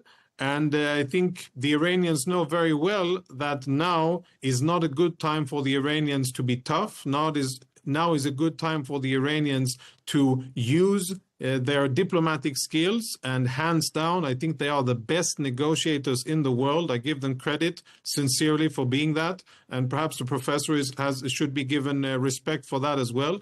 But at the end of the day, I think we're coming to a close, and I will complete. I think we're coming to really money time here. The Iranians are trying to buy time, and that window of opportunity is closing. And just to be clear, Israel isn't asking for anybody to do its dirty work for it. We will continue to defend ourselves by ourselves. Okay. Syed, I want to bring you in. Scott, just really briefly. Go ahead. Yeah, very briefly. The huge New York Times story from a week and a half ago was about how Israel was shocked and dismayed that Donald Trump had told them, no, we're not going to bomb Iran for you. We're going to seek negotiations instead. He says that Israel isn't trying to get America to attack Iran for them. Why don't you read the newspaper record, man? It's a giant story right there from a week and a half ago. Adam Entus helped write it. Wow. So if it was written in the New York Times, Ronan Bergman, the Israeli journalist, helped write it. Yes, so what? So it was written in the New York Times. I have to believe it's truth. You want me to give a list of falsehoods and lies that have later been corrected that were published front and center of the New York Times? I could speak for hours go about against Israel. the inaccuracies and fallacies of the New York Times. So excuse me if I'm not impressed at whatever is written. Okay, the rest of the audience can read it for themselves. Especially... Yeah, they can read for themselves and everybody will judge. And I think more and more people read and they decide that it is not credible, especially when it comes to Israel. Okay, Syed, let me bring you in here. Bergman helped write it, and he's very close to Israeli intelligence. Everyone knows that. Syed, let me ask you, what is your take on this? Give me the sense of what's being debated, but also I want to ask you this. On the flip side of all the criticism or discussion perhaps of whether or not Israel is trying to play the US, there has also been criticism from the US and Israel about Iran talking with Russia and China before each new round of negotiation, that it's not negotiating in good faith and it's making the negotiators nervous about perhaps they are also being played by some of the other big superpowers. So react to what some of our guests have said, but also respond to that question for me. First of all, China and Russia, they are member of United Nations Security Council. They are member of Iran nuclear deal, and Iran is negotiating with the US, with Europe, with Russia, with China, with all members of United Nations Security Council based on the nuclear deal JCPOA. Second, in addition to 5 permanent members of United Nations Security Council, Iran is in permanent and very active consultation, dialogue, and cooperation with the regional countries, Saudi Arabia, Oman, Qatar, Bahrain, Emirates, keeping them posted on the nuclear talks. They are negotiating, discussing the nuclear issue with the neighboring countries. Therefore, it has nothing to do with whether Iran is going to do something separate with Russia and China against the West, because the recent statement by Iranian foreign minister, he invited Europe to have dialogue with Europe also. This is number one. Number two, Iranian nuclear crisis started in 2003. Since then, in every season, the IAEA, International Atomic Energy Agency, has issued a statement or a report on Iran.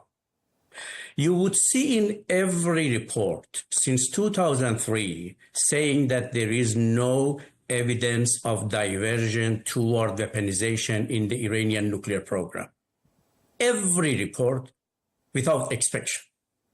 If this is IAEA, I mean, if we are committed to international rules, regulations, organization, this is the IAEA statement. This is number one. Number two, almost each 2-3 years, the United States security organizations, they have publicly, officially said there is no evidence of diversion toward weaponization in Iranian nuclear program. It is only Israel who is repeating this claim since 1990, non-stop.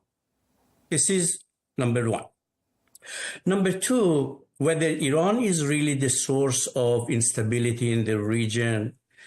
I mean, we have seen during last 2 years, Israel destroyed Gaza. Over 200,000 people either killed, injured, Palestinians, 2 million people displaced. Israel every day is attacking Lebanon, Syria, Iraq. And before, frankly speaking, it was the US who launched war on Iraq and Afghanistan, NATO on Libya. The source of instability in the region, we should accept these wars has been the source of instability. Now, the U.S. has come to conclusion. That is rich to come from another war official. in the Middle East really is rich. not in the national interest of United States. Americans, they do not want to go to another war in this region. That is super rich. I mean, I'm talking, Jonathan, I'm talking. You were supposed not to talk, and I'm talking. It's preposterous. I mean that Americans, they have reached to the conclusion war is not in the interest of... Jonathan, just let Syed finish, and then we'll come to you for reaction. Countries in the region, they do not want war. Nobody wants war. Ultimately, whether we want to have a peaceful deal or war, if we are going to have peaceful deal, the criteria should be non-proliferation treaty. The criteria should be International Atomic Energy Agency, and Iran has proved during JCPOA that they are ready to give the highest level of transparency measures to IAEA to have open nuclear program. They proved in 3 years, and now they are ready. That's why I think everybody should push. And at the end, I should also mention, I have always opposed calls either by Iranians to destroy Israel or Israelis to destroy Iran. I mean, I have always been supportive of two-state solution, and calling for destroy Iranians, Israelis, or Israelis, Iranians is against United Nations Security Charter. And it is Israel who has opposed two-state solution. If Israelis, they would have accepted two-state solution, we could have Israel-Palestine 8 years ago. The source of the mother of crisis in the Middle East is the Palestinian-Israeli crisis, and it is because Israel has denied every United Nations Security Council since 8 years ago, hundreds of United Nations Security Council resolutions on two-state resolution, and now again Israel is saying no Palestinian state. This is the source of the problem. Destroying Gaza, 2 million people, really has nothing to do with Iran. Jonathan, is that the source of the problem? Could this have all been avoided? Yeah, of course, it could have been avoided if those pesky Jews would have agreed to die or to be killed by jihadis. Not what Syed is saying, though, is it? Well, I will get to it. It is extremely rich to hear from a former Iranian official now enjoying pasture at an American university, to be hearing lectures about what the source of instability in the region is, and to blame Israel for it. Israel, unfortunately, is facing attacks by various terror organizations, almost all of them funded by the Islamic Republic of Iran. To make one thing very clear, even the most extreme Israeli politicians, I do not remember a single one saying, we want to destroy Iran. On the contrary, I can give you a list, a long list of elected and appointed officials in Iran, members of parliament, members of the Revolutionary Guard, commanders of the army, and of course the head of state, the supreme leader himself, who not only speak about that they want to destroy the state of Israel, but actively engage in it and call on others to do so. And I think that if we are, tethered by reality and truth here, at least you should acknowledge that it is Iran that is the aggressor. It is Iran that is supplying weapons and money and political guidance to terror organizations in the Middle East, wreaking havoc in Syria, in Lebanon, in Gaza, in Yemen, in Iraq. and partially in Afghanistan as well. Okay, we're almost out of time, so let me turn it over to Scott for a final comment. Scott, what do you think about what Jonathan's just said? Is Iran the aggressor? Well, I mean, first of all, Israel's not a state in the Union. So I don't care about Israel or Israel's national security concerns whatsoever. I'm from Texas. I'm from the United States of America, and I'm an American patriot. And Israel has their own problems. America could have normalized relations with Iran back in 1993, which, by the way, after the revolution, Israel kept getting along with Iran. Remember when Ronald Reagan sold the missiles? It was through Israel during Iran-Contra. And right when America was finally ready to start getting along with Iran in 1993 was when Yitzhak Rabin, the Israeli prime minister, turned their policy around and started demonizing them instead. America, in fact, even Ronald Reagan's Secretary of State, Alexander Haig, wanted to work on a deal to build an oil pipeline across Iran in the early 90s to begin to warm up American relations. That was 35 years ago. We could have normalized relations with Iran. Zbigniew Brzezinski, who had egg all over his face from the Iranian Revolution, took place on his watch, the hostage crisis and the rest, when he worked for Jimmy Carter. By the early 90s, he said it's time to get along with the Iranians, build an oil pipeline across Iran, and open up relations. And it was the Israel lobby who absolutely insisted that this could not happen and insisted instead on this ridiculous dual containment policy, which meant Bill Clinton had to keep the bases in Saudi Arabia for his entire presidency, which was the leading cause of the September 11th attack against the United States in turning America's al-Qaeda mercenaries against our own country. Jonathan, have a quick response to that before we give it to Syed for a final comment. Yeah, I wish you the best, and I wish that you never have to face what we are facing here.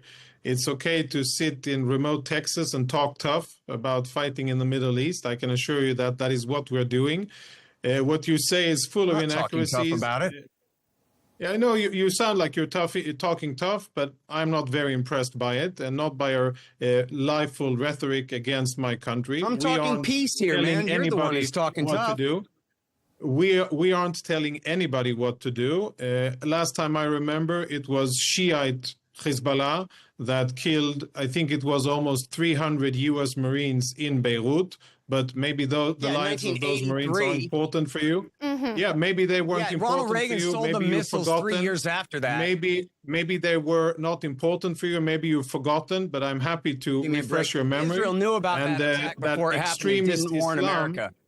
Extremist Islam. Israel knew about the Beirut attack and they kept it secret. It comes in various shapes and sizes. Sometimes it's Shiite, sometimes it's Sunni. But at the end of the day, when they chant death to America and that America is Satan, you can hear that's being said by Shiites and by Sunnis. They do it with different dialects and they do it with different chants. But at the end of the day, I can assure you, Israel is not looking for anybody to fight its war. What Israel wants to do is to live here peacefully in our ancestral homeland. The sooner our neighbors understand, the sooner, no, it isn't. It is Israel is the nation state and the homeland of the Jewish people. I'm going to hand it over to Syed to wrap it up for us. From what we've heard, from what this debate has brought to the surface, Syed, do you have any confidence that a deal can be struck, that Israel will allow US to do a deal, that the US is interested in doing a deal if it goes against what Israel may want? How confident or otherwise are you? I really don't know, because there is clear Israel has huge influence in Washington, no doubt about it, on the Congress, on the White House, and we all heard in Trump 1 era that Prime Minister Netanyahu publicly said he convinced President Trump to withdraw from JCPOA, to impose a maximum pressure policy. He publicly said, I convinced President Trump to designate IRGC as terrorist organization. Whether he would have the same policy, the same influence, whether President Trump would follow the same Israeli policy, I'm very optimistic we will have a deal. But if it's going to be a deal based on verification, situation based on no nuclear weapon, based on international rules, regulations, I believe the U.S. will be able to have a peaceful nuclear deal with Iran with every objective guarantees that Iran will remain non-nuclear weapon state like last 40, 50 years. And I hope if there is a peaceful nuclear deal between Iran and the U.S. will play a role to stop this Israeli-Iranian military security confrontation, because always I have been saying this is neither in the interest of Israel, nor Iran, nor the US, nor the region if Israel and Iran are going to continue fighting each other.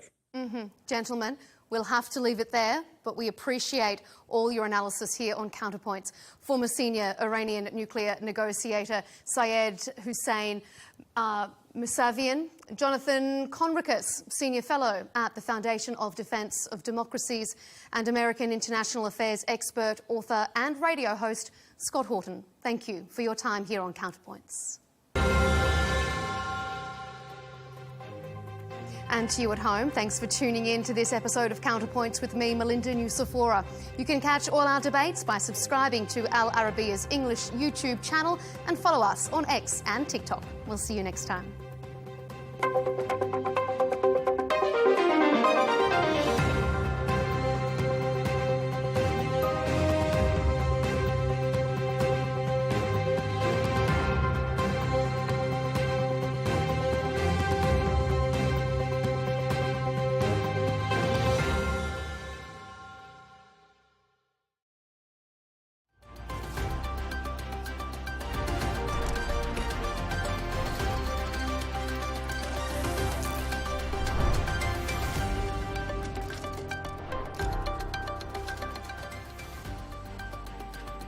Hello and welcome. I'm Leigh Ann Gerrans and you're watching W News Extra, broadcasting live from the Al Arabiya headquarters.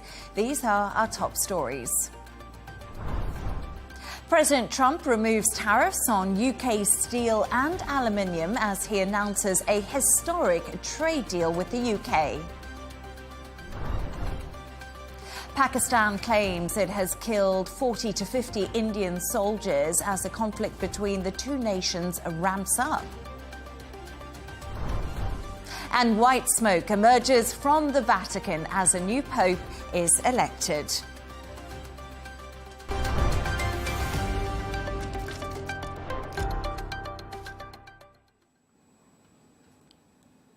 To our top story, and US President Donald Trump has announced a trade agreement with the UK. The US has removed tariffs on UK steel and aluminium, cutting the rates on cars exports from 27.5% to 10%. In return, US chemicals, machinery and industrial companies will get more access to the UK market. Both leaders talked about the special relationship between the two countries on the anniversary of VE Day, with the US president adding that he hoped the bond between the US and UK would be stronger than ever before. Take a quick listen.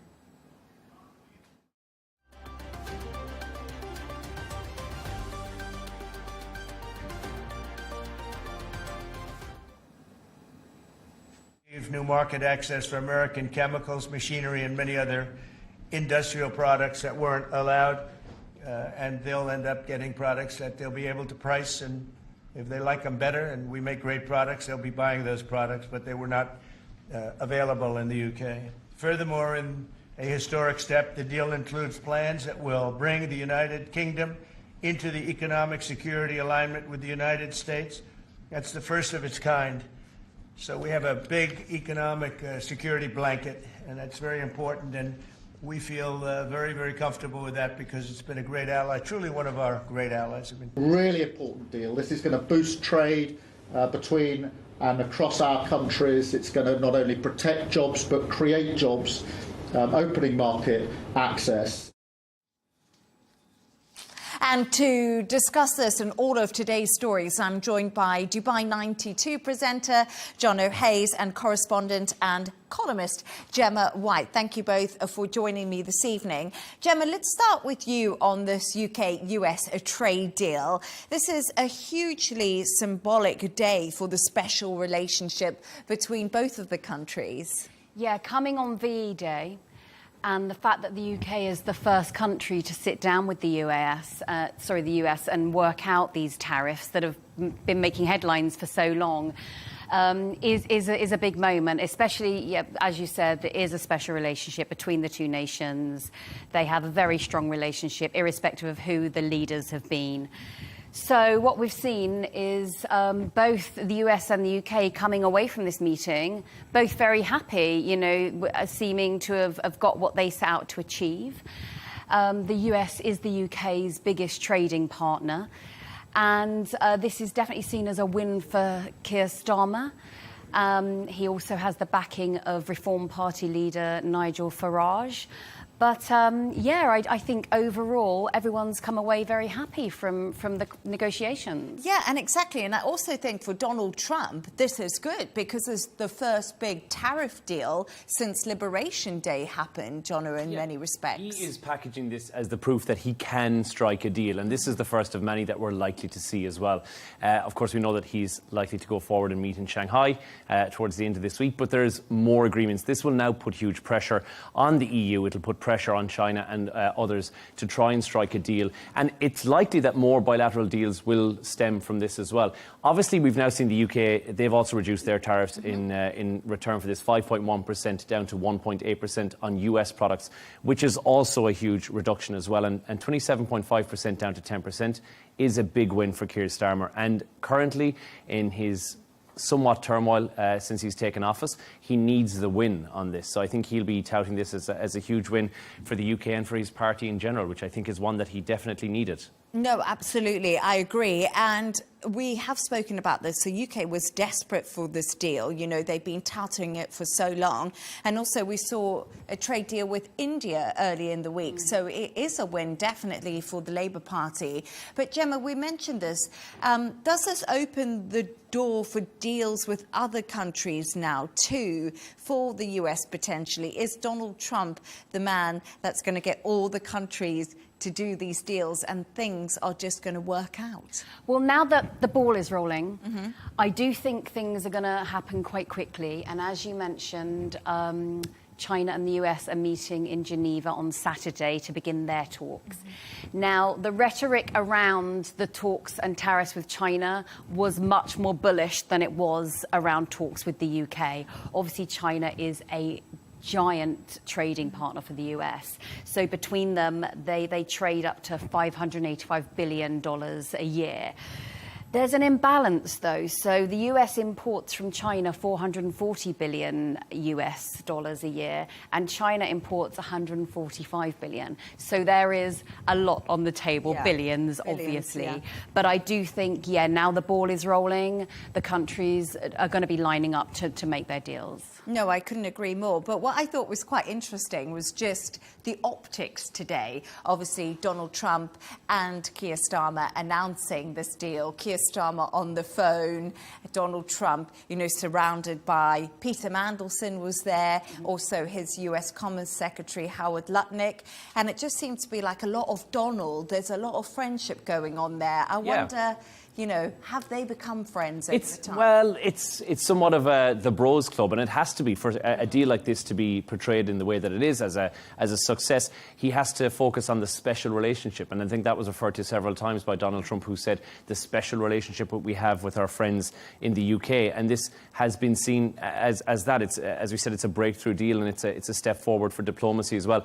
And Keir Starmer did this from, of course, taking place at a car manufacturing garage, which is great because it's zero tariffs on automobiles and that entire sector, and the steel sector as well, which is the big win that the UK is taking away from this. However, it's going to take months. We're not going to see this transpire in the immediate future. It's not going to be a 2 weeks or 3 weeks. It will take months before the ball is rolling on this.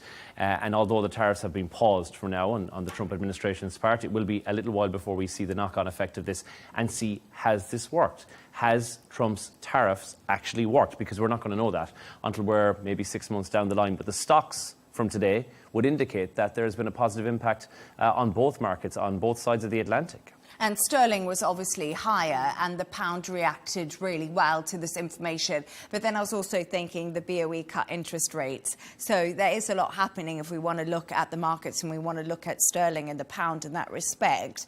But I just wonder right now that there's still a 10% blanket tariff on the UK. OK, we've got this deal with Donald Trump, but are we in a better position than we would have been before the 10%? I think we're in a better position than we would have been with the 27.5%, yeah. if that makes sense, and hopefully that's the win that you'll take out of this. And remember, they were reciprocal tariffs in the first place. So to put a 10% tariff there, it's still a win in comparison to the huge tariffs that were there. Now, what Trump requires to do is to make those deals with every other country so that we can see the knock-on effect of those. To see it any other way than a win, it is a bigger win for the US. And once we get into the nitty-gritty and the details of this, we'll see more. But it's a PR win, but practically, it may not be such a big win for the UK. There's definitely a US tech advantage for this. And this will come down to the digital service tax, which we don't know enough about just yet. But this said there'll be a revisiting of that. And the UK will reconsider its digital services tax, which majorly affects US tech companies at the moment. So when that comes into play, we'll get a better picture. A couple of days' time, once we can see exactly what the figures are, we'll have a better idea for just how much of a win it is. But right now, the PR exercise is booming and it's making it a win. I do think as well, other countries are not necessarily going to be looking at the UK deal as the litmus test. I think that will come from the discussions with China. And also what I find interesting is I don't think Biden talked about the special relationship much at all. Trump seems to be really invested in it, and previous presidents haven't really talked about it as much, I think since like Clinton really. So he does seem really invested in moving this forward. And I think that was part of picking the UK as the first country to do this deal with. Yeah, that is a really good point. And like you say, that meeting that will happen in Geneva with China and the US on this could be the one that we all need to watch out for. Yeah, great discussion points. And actually, they mowed the lawn at the White House for this today. It was a big day. It was a big day. Yeah. That's so British. Yeah, it's so British, isn't it? Donald Trump had everyone out mowing the lawn. I don't know why. I kind of really enjoyed that. I saw when they had the camera and everyone was mowing the lawn. I thought, oh wow, it's always quick. The neighbours are coming round. Yeah, the neighbours are coming round. The world's going. The British neighbours, the team. Yeah, and I did think that actually. But let's move on to our next story now. And Pakistan says it has killed 40 to 50 Indian soldiers near the Kashmir border, revenging the Indian strikes. India took aim at what it called terrorist infrastructures on Wednesday after the attack in Kashmir. That was last month. Pakistan says 31 people have been killed and 57 injured by airstrikes, whilst India's army says at least 15 civilians have been killed by Pakistani ammunition. Earlier, I spoke to the Defence Minister of Pakistan, Khawaja Asif. Here is what he had to tell us.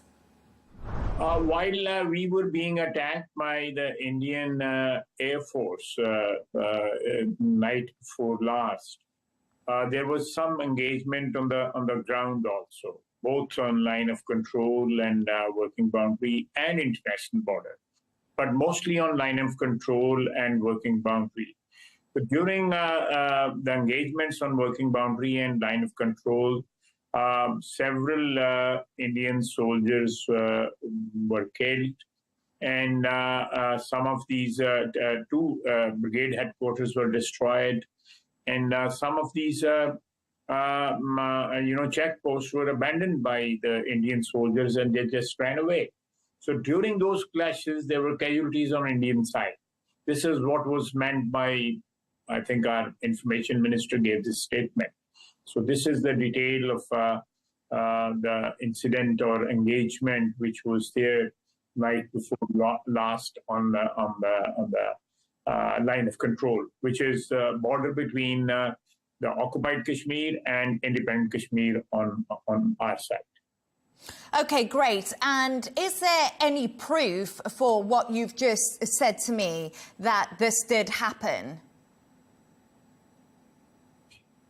Well, I can check. You can send your correspondent. We can take them to the control line and show them what is happening over there. That is the maximum we can do under the circumstances. We have been telling India since last 2 weeks that let's hold an independent international inquiry into the incident of Pulwama. They are not responding to that, not even a word from them. So that is something which is, they're holding the whole thing very close to their chest. And they are not ready to hold an international inquiry and the accusation they are leveled against Pakistan. They must hold an inquiry. We cannot be blamed just like that for the benefit of political benefit of Indian leadership. That's not acceptable. India says it struck terrorist sites in Pakistan. Do you recognize these areas as terrorist hotspots? There are no terrorist sites in Pakistan. There are no training camps in Pakistan. We invite the international media, international observers or whatever, they can come and inspect these sites if there are training camps over there, or if there are any terrorists over there, anything. We are open to any inspection, any inquiry. That do we have, as India is saying, any camps, training camps, or harboring terrorists on our territory? Let them come out with some sort of proof or some sort of evidence. Let's hold inquiries in both incidents. These terrorist camps allegation on our side and Pulwama incident on their side. Let's hold any commission from any country, China, USA, Russia, Saudi Arabia, UAE, all these countries. They are all these countries are friendly with India also. Let them send a commission and find out for themselves that who's lying and who's not lying. Minister, I just want to ask you, if it wasn't terrorist hotspots that were struck, what did India strike in Pakistan? Civilian population and a couple of mosques. Okay, India has accused Pakistan of supporting cross-border terrorism, including the recent attack in April, and that is a justification for the recent strikes. As a nation, India has the right to defend itself, does it not? Every nation in the world has right to defend itself. It's not only the exclusive right of Indians. It is there for more than 200 nations in the world. Every nation has the right to defend itself. We also have the right to defend ourselves. So, Jono, there we are. That was my interview with the Defence Minister of Pakistan a little bit earlier. But what are India saying right now? He said there that every nation does have the right to defend themselves. Well, they are refuting the claims of the 50 Indian soldiers that have been killed in retaliation. They have, however, confirmed targeted air defence systems have been hit by Indian Air Force through to Pakistan. But that is as much as they're saying right now. This tit-for-tat military back and forth that's taking place seems to just be costing civilian lives at the moment, with no confirmation that any soldiers have actually lost their lives so far. Scary, especially in a nuclear-armed standoff between both nations at the moment. But the blame game in this is unfortunately keeping justice from ever being served, or from any sort of neither side seems to want to come to the table to talk about this, which is what's causing the slight issue right now. For the moment, India is saying that is not correct. 15 is what they're reporting as civilians who have been killed. Yes, and then, Gemma, Jono just touched on it. Everybody and every side right here is blaming each other. There doesn't seem to be any resolution. It's hard to see a world where they could agree right now and de-escalation and diplomacy could come into play. Yeah, it's. I don't think we're going to see that for a while. Tensions are escalating. And obviously this is a conflict that has been played out over decades and cost thousands of lives.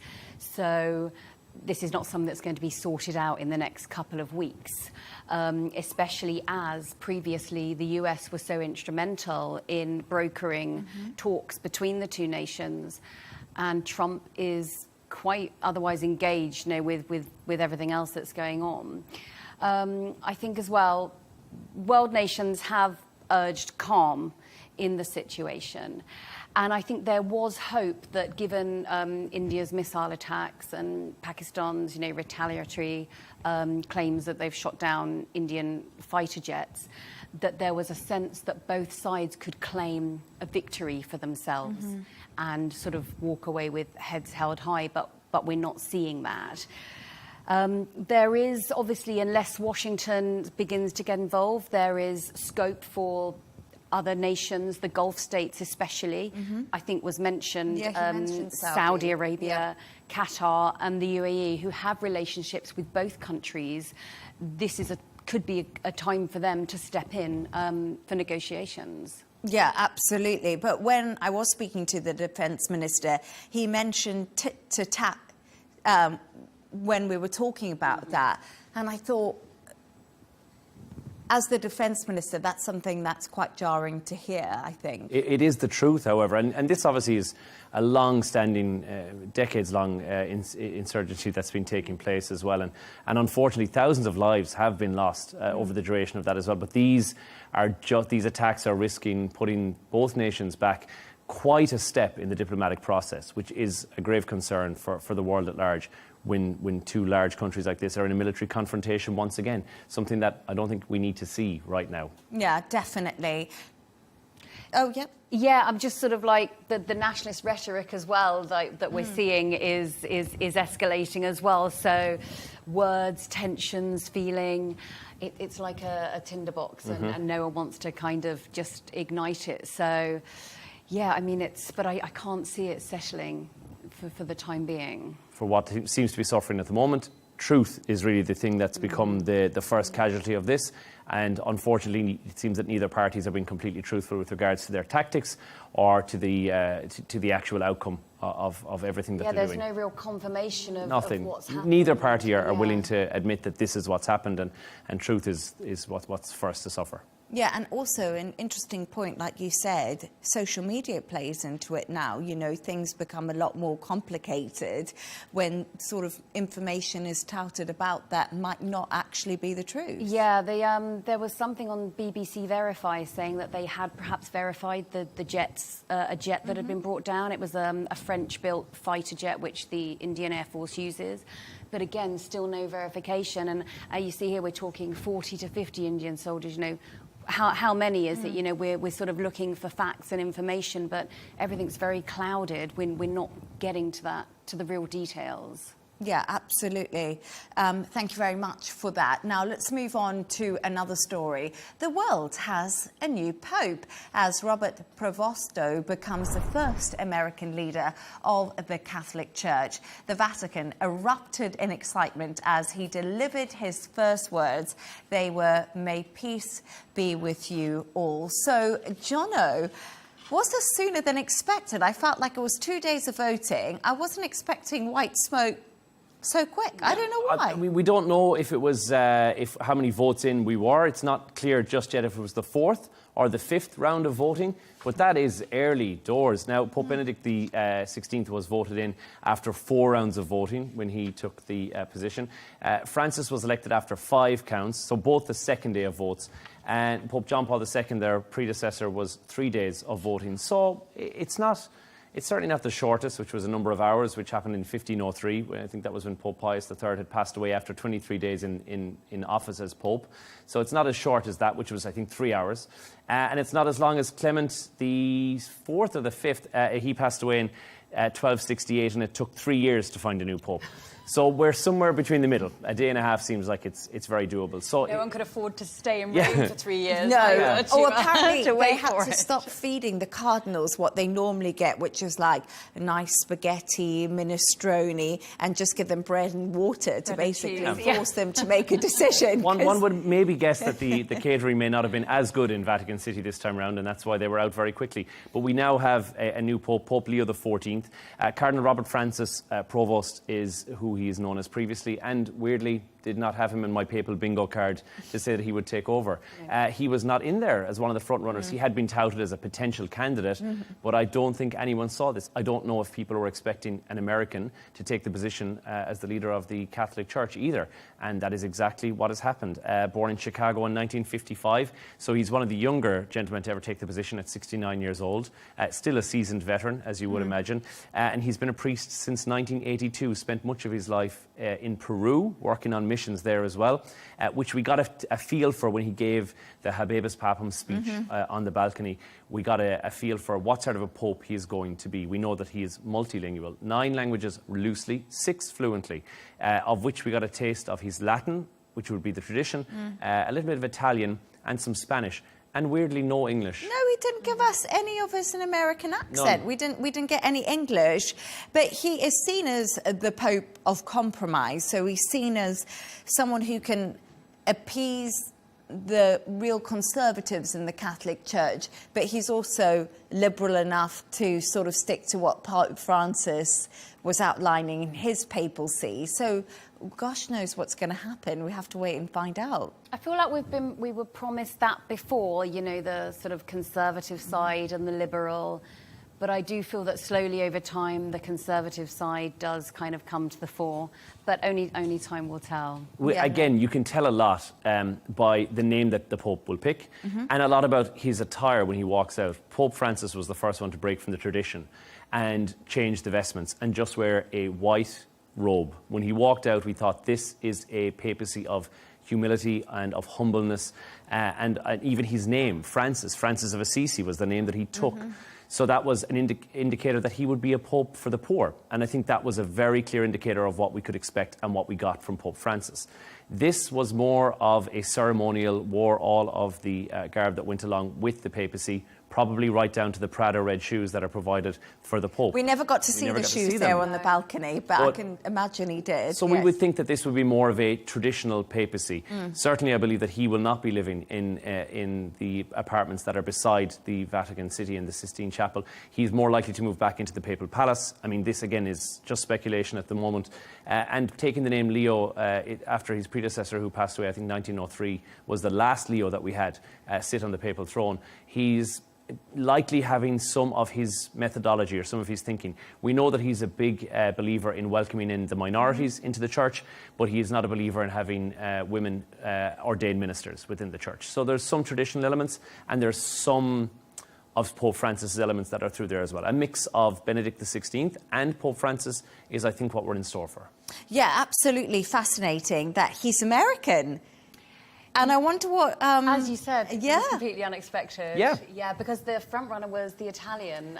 Italian, Hungarian, the Filipino cardinal, all were in there. Yeah, absolutely. And I'm sure Donald Trump is absolutely thrilled that this has now happened. He said he's really looking forward to meeting him. I did wonder if Donald Trump was going to sort of take credit for this. I still wouldn't be surprised. But he's already tweeted about it, obviously. He said it is such an honour to realise that he is the first American Pope, and he looks forward to meeting Pope Leo XIV, and it will be a very meaningful moment. So, yeah, I do think no one thought there would be an American Pope, because obviously as a country it can be sort of quite moved towards more secular. But no, I think it's actually very interesting. It feels a bit modern. It feels a bit more modern, although the not looking at allowing women to be ordained doesn't feel modern. But as I said, I do feel, you know, the balance between progressive and conservative, it evolves over time. I must say something. He looked really sprightly on that balcony, didn't he? He had like a lovely big smile. I felt like when he started talking, the crowds just erupted. I don't know, Gemma and Jono, I'm still fascinated about the volume of people who were there in the Vatican. Yeah, for me, I think it's because there's not much mystery in life anymore. And this is one of those mysteries that you don't get to see that often in your lifetime. You know, it's one of those big defining moments. And it's something that the whole world can hold their breath for. And there aren't really that many moments that we can collectively do that. No, it's absolutely true. And the Vatican must be making some money. I spoke to our reporter earlier, and he said to me, Leigh Ann, I'm here, Trent Murray. I'm waiting for him to come on the balcony, and I can't even get a piece of pizza. So they're making money. They've spent it as well, mind you. The conclave, the last conclave that took place in 2013, estimated to have cost about $5.1 million US. So it's an expensive affair. And it's because of all the pomp and pageantry and ceremony that goes along with it. And you might think, well, the Vatican's got deep pockets, they can fund that. It's actually paid for by Italy. So they're probably just recouping some of the losses that they'll have had to spend on the papal conclave, but also the papal funeral. They've just put that behind them as well. Estimated to have cost around $7 million US. That was also a very expensive affair. So there's two very, very large events that have just taken place that have cost their economy quite a lot of cash that they've had to stump up for as the Italian government. So this will somewhat feed back into that and give a much-needed cash injection back into Rome. No, it's absolutely fascinating. The whole day, it just felt really historic, that moment. I loved it. I actually felt a bit emotional when he went onto the balcony. You know, even if you're not religious, Gemma, I think you do feel that. Definitely. It's coming out onto the balcony as well, to the crowds. And I think even if you're not religious, you can appreciate what it means to other people in that moment. And I think that's wonderful, seeing so many people coming together like that. Yeah, it is wonderful. And especially in times when we've not really seen that of late. Yeah, absolutely great. We've got a new Pope, Pope Leo XIV, and we saw that white smoke today. Now we can move on to another story. Ukraine has accused Russia of breaking its own ceasefire agreement as a 3-day pause begins, intended to mark the end of World War II. However, there's been no immediate reports of damage or casualties and no verification of a Russian attack. It comes as Moscow prepares to host a Victory Day parade in the city tomorrow. Kyiv has still not agreed to Russia's 3-day ceasefire proposal. So, Jono, has Russia responded to any of Ukraine's allegations that Russia's 3-day ceasefire proposal is a ruse? I hope I've said that right. So it's believed that, obviously taking VE Day into account, that this ceasefire is on paper only and that bombs are still in the air. So within hours of the ceasefire being announced beginning, Ukraine said, well, Moscow has already launched bombs on Sumy 3 times today. Now, that's an unverified report as of yet, but if it's true, then this pause was never really serious. This is just strategic optics, really, on the part of the Russian government. So you may say it's a stunt, that it's not actually peace in the first place. Ukraine is not buying this gesture. It says that, look, we're holding firm on the fact that there's something more substantial here that could be achieved, i.e. the 30-day ceasefire, which has been proposed by the US. So far, Russia has completely ignored this. They have chose airstrikes over answers time and time again. So we have not gotten any further on that. The message seems to be attack and then reciprocated attacks forward and back across the border, which is, as we've said before on this, not really achieving anything in the way of peace. And something we've seen been happening over the nearly 4 years of the war. But Gemma, let's talk more about the VE Day parade. It's going to be happening in Russia tomorrow. And what I found absolutely fascinating is at least 29 world leaders are going to be attending this. We saw Xi Jinping arrive in Moscow today. Does this look like a major PR coup for Russia? It does. For their Victory Day parade last year, there were around 9 world leaders. So, I mean, that has grown exponentially in the space of a year. That's been quite a difficult year as well, sort of in the global political sphere. So we have world leaders from China, Brazil, Egypt, Vietnam, Venezuela, Belarus, Cuba, Ethiopia. Africa, very well represented as well here. It's overall... the ceremony is going to be huge, obviously choreographed. The world leaders are going to be standing there. Really a chance to show the West that the ways in which they tried to isolate Russia have failed, for Putin at least. This is what he's going to want to be showing on the world stage. It's a message to the West that perhaps a new order and new allegiances are rising, allegiances which even a year ago perhaps seemed like, you know, gosh, this would never happen, and it has. Things have moved very quickly. I think it's very interesting as well. Obviously, the war in Ukraine will be high on the agenda as well, that Putin will be discussing with select nations. But yeah, as a PR coup, as you said, I think it's absolutely tremendous and nothing that anyone could have foreseen. No, definitely not. And Zelensky has said, Jono, that he can't guarantee safety of these world leaders in Moscow, in Russia, for this three-day parade. I mean, not so much, and we looked into checking this, it's not so much in a threatening manner. He's not saying that in the, I'm not guaranteeing the security of these world leaders. He's saying that it's a volatile situation. He's not sure what Moscow will do. In that case, if there's a retaliation necessary for drone strikes or something else, that it may occur. He's certainly not saying that he's going to go in there all guns blazing, because there's 29 world leaders who've now gathered there as well as troops, as you mentioned, from several other countries. That's not what he wants to achieve here. But those words, I think, were perhaps not the most well-chosen out words, and will probably just rile up Russian anger even more, I imagine. It is a concern, but it's difficult to say, look, you've boxed Putin in and he's now isolated from the world. It's difficult to say this. Leaders have flown in from 29 different countries, like you said. It is far up from where it was last year. When he's handshaking and attending parades, it's difficult to say that, look, he's been completely alone in this situation. So some global powers are seeing value in their alignment with Russia. And now we know who they are. So the peace narrative seems a little bit hollow if you're going to send in drone strikes into Ukraine while you've said there's a ceasefire in place for 3 days. But what I also find quite interesting is that Xi and Putin together, and we also know that China is going to be having these talks about trade with the US.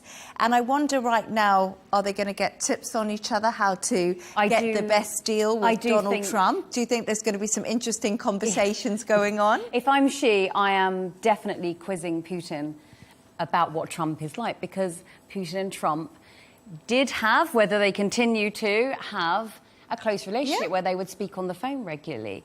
So if I'm Xi, I am picking Putin's brains about the best way to deal with Trump going into the tariff talks on Saturday. No, absolutely. But let's be honest, it could be different for Donald Trump because Ukraine has signed this minerals deal. We're just talking about the Vatican. You remember those amazing pictures of Donald Trump and Zelensky together. I think those will be historic. So Trump seems to have, you know, formed some sort of relationship with Zelensky. Again, Russia hasn't really come to the negotiating table. I don't think like Trump wanted them to. No, and also not taking them up on the 30-day ceasefire offer, which now there may be more pressure on that. The US may say, listen, we want you to do this 30-day ceasefire. Remember, now the US has got a vested interest in Ukraine. Yeah. It needs to get in there for the minerals. Yeah. It needs there to be peace and stability in order for that to come to fruition. So I think there will be now deeper conversations had, possibly once the VE Day celebrations and commemorations are finished and everyone's gone back home again, where Russia and the US will have a conversation whereby some sort of an agreement needs to be met, because otherwise the US can't get into Ukraine in order to reap the benefits of their negotiation and their deal, which was ratified just today by the Ukrainian government. Yeah, absolutely. And finally, we're actually going to move on from the story. Thank you for your thoughts on that. But we're going to go to the part that I love, and it's where Gemma and Jonna, you've come up with a couple of stories of the day that you picked out and you liked. Gemma, your story is pretty wild. I'm just going to put it out there. It's about a man who's been bitten by snakes 200 times. I don't know. As his job, though, he encourages it. He seeks it out. So this is an American man called Tim Fried. Yes. And he has been bitten over 200 times over the past 20 years, all in the name of research. Not only has he been bitten over 200 times by mambas, cobras, kraits, some of the most deadliest snakes in the world, he's also been injected 700 times with venom from poisonous snakes. Now, it began when he wanted to build up his immunity for his... He had a YouTube channel. Obviously, this is kind of classic YouTube influencer behaviour. Yes, exactly. For the likes, subscribe and like. And he was documenting his exploits on YouTube. And he wanted to better immunise himself against being bitten by snakes. And he started to realise, he actually went into a coma. He got bitten twice, very in quick succession. And when he came out of it, he sort of had a bit of an epiphany that this is what he wanted to do with his life. So, over the past 18 years, he has been bitten 200 times, and he is now producing antibodies that are being used around the world against venom for snake bites. I think the funniest thing about this is that he calls it a lifestyle. Wow. He says it's become his lifestyle. And for me, that's not really a lifestyle choice. But in saying that, Gemma, he's doing wonders for medicine, maybe. And because Marie Curie famously carried around radioactive substances in her pocket. Worked very well for her. To see the effects. Turns out it wasn't a good idea. But what he's doing is creating... So is it his blood that is now the antibody? His blood. He is basically, as we said earlier, you know, the patient zero for anti-venom for snake bites. Apparently 140,000 people a year die from snake bites. That's a lot more than I would have ever thought. Yes, That's and then a lot. 3 times as many need amputations or can be disabled from it. So it's a huge amount. Yeah. And this man gets bitten and provides antibodies for it. You would hope that they will genetically modify that somewhat and take his blood and then make the anti-venom synthetically, because otherwise we're bringing this guy in every week to take his blood. And I feel that's very unfair. Yeah, I mean, he's going to have a lot of iron in his diet to reproduce blood. Oh, yeah, and would it have enough anti-venom in it? Would he have to keep on being injected? You know, where does the cycle start? By now, this man, he's Iron Man. He's a lot. It's a lot for a YouTube video. I know. It's a lot. It's a lot for a lifestyle. You know, I was thinking on like living in the beach in the Bahamas, not being bitten by snakes. But Jono, apparently yours is about saying sorry, and we say sorry too much. But... Well, we need to stop. Apparently, a new study says that we say sorry up to 9 times a day. And the reason that this is a problem is because we no longer mean it and it doesn't have the same credence that it did before. So we're apologising for things that we did not cause, nor are we in control of. So this is something like having bad phone signal, someone bumps into you and you immediately apologise for that. Somebody stands on your toes, you're apologising to them for them standing on your toes. And the issue with it is that now the word sorry no longer carries the same credence. And unfortunately, when you want to use it, now it no longer packs the same punch that it once did. So you need to tone it down on the I'm sorry's. And I certainly do it way too much. I say I'm sorry all the time. Do you know what I was just thinking? You know when someone's holding the door for you and you say sorry as you run quickly to come through it because you feel that you're putting them out of their way. It's weird, isn't it? And sorry for sneezing. You know, I can't help sneezing. I can't control it, but I'm still apologising for it. It is so weird that we say that, but I wonder why we do it. Is it to kind of alert someone? Like if someone steps on our toe, we're like, oh, sorry, I'm actually in the way, or... I think that's a tonality issue, Leigh Ann. I think if you're saying, oh, sorry, you need to say sorry.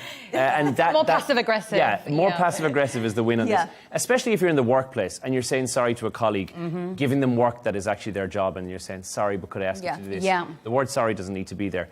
What's weird about this, and when they check this survey out to the 2,000 people who they asked, the people are not saying sorry when it comes to serious things. So, for instance, you hurt a close friend, you fall out with a loved one, it can take up to a year for them to say sorry for that. Whereas for the minor things in life, sorry flows off the tongue. Yeah, so easy to say it. I believe that, though, because I think the big things are really hard to say sorry. Yeah, they are. But then maybe we should just reserve our sorries for when they're absolutely necessary. And then you know that if you get a Gemma sorry or a Leigh Ann sorry, that's a heartfelt sorry. Yeah. And not just a throwaway sorry like that we dish out every other minute of the day for not having good phone signal. But as well, apologising for existing is quite a sad state of affairs, isn't it? You know, we're just existing. Oh, sorry that my foot is under your foot. You know, sorry that you've slammed the door in my face. We do tend to apologise just for taking up space. So, yeah, less sorries would actually be quite nice, I think. It's my 2025 mantra. Don't say sorry. Less sorry. I'll do one in January. I must say something. When my mum used to argue with me when I was small, I used to say, sorry that I was born. And now I'm going to say sorry because we're out of time. So I just want to say thanks for all your thoughts on the story we've discussed today. Dubai 92 presenter John O'Hays and correspondent and columnist Gemma White.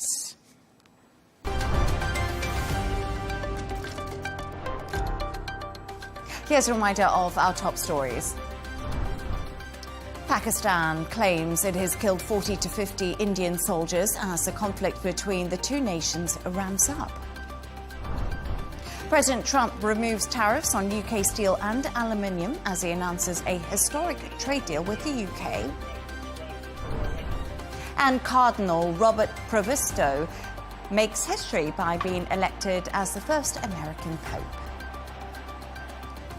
And that's all from us on W News Extra. Goodbye and have a lovely evening.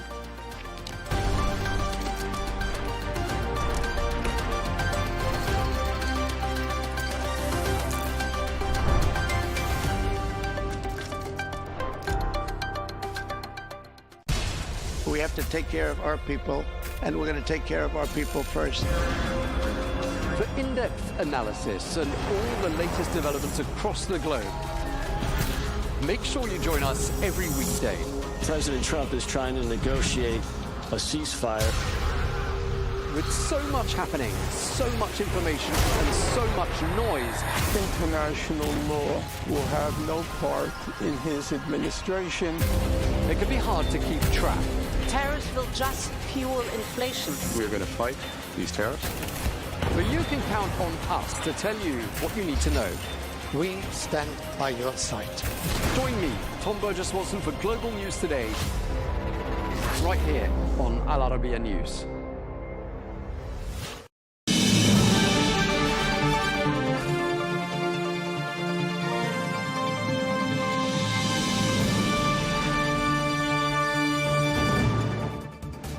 Hello and welcome to Global News Today, bringing you exclusive interviews with leading experts every weekday here on Al Arabiya English. I'm Tom Burges Watson. Coming up on today's programme, we continue our focus on the heightened tensions between India and Pakistan and ask a panel of experts where they see things heading and whether a devastating war could be on the cards.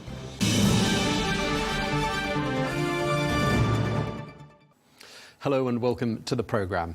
A day after India struck multiple locations in Pakistan and Kashmir, tensions remain high between the two neighbours, despite global leaders urging de-escalation.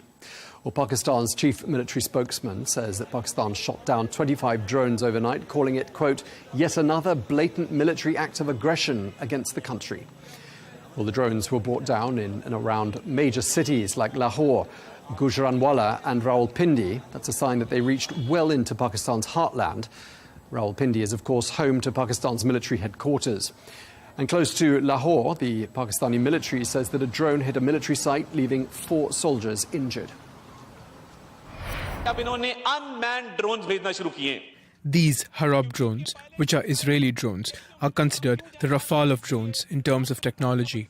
I am happy to tell you that the Indians got scared and could not send their planes and pilots because we had already shot down 5. They then approached us with 25 drones, which they think are top of the line. Well, Pakistan's information minister also added that his country had killed, quote, 40 to 50 Indian soldiers. This along the de facto border in the disputed Kashmir region. At the line of control, we have not only killed 40 to 50 Indian soldiers, but we have also destroyed their entire brigade headquarters. This is a major success. Well, India, for its part, is warning that any Pakistani military action will be met with a, quote, very, very firm response. Well, these statements come a day after New Delhi launched missile strikes in retaliation for an attack it blames on Islamabad. Our response was targeted and measured. It is not our intention to escalate the situation. However, if there are military attacks on us, there should be no doubt that it will be met with a very, very firm response.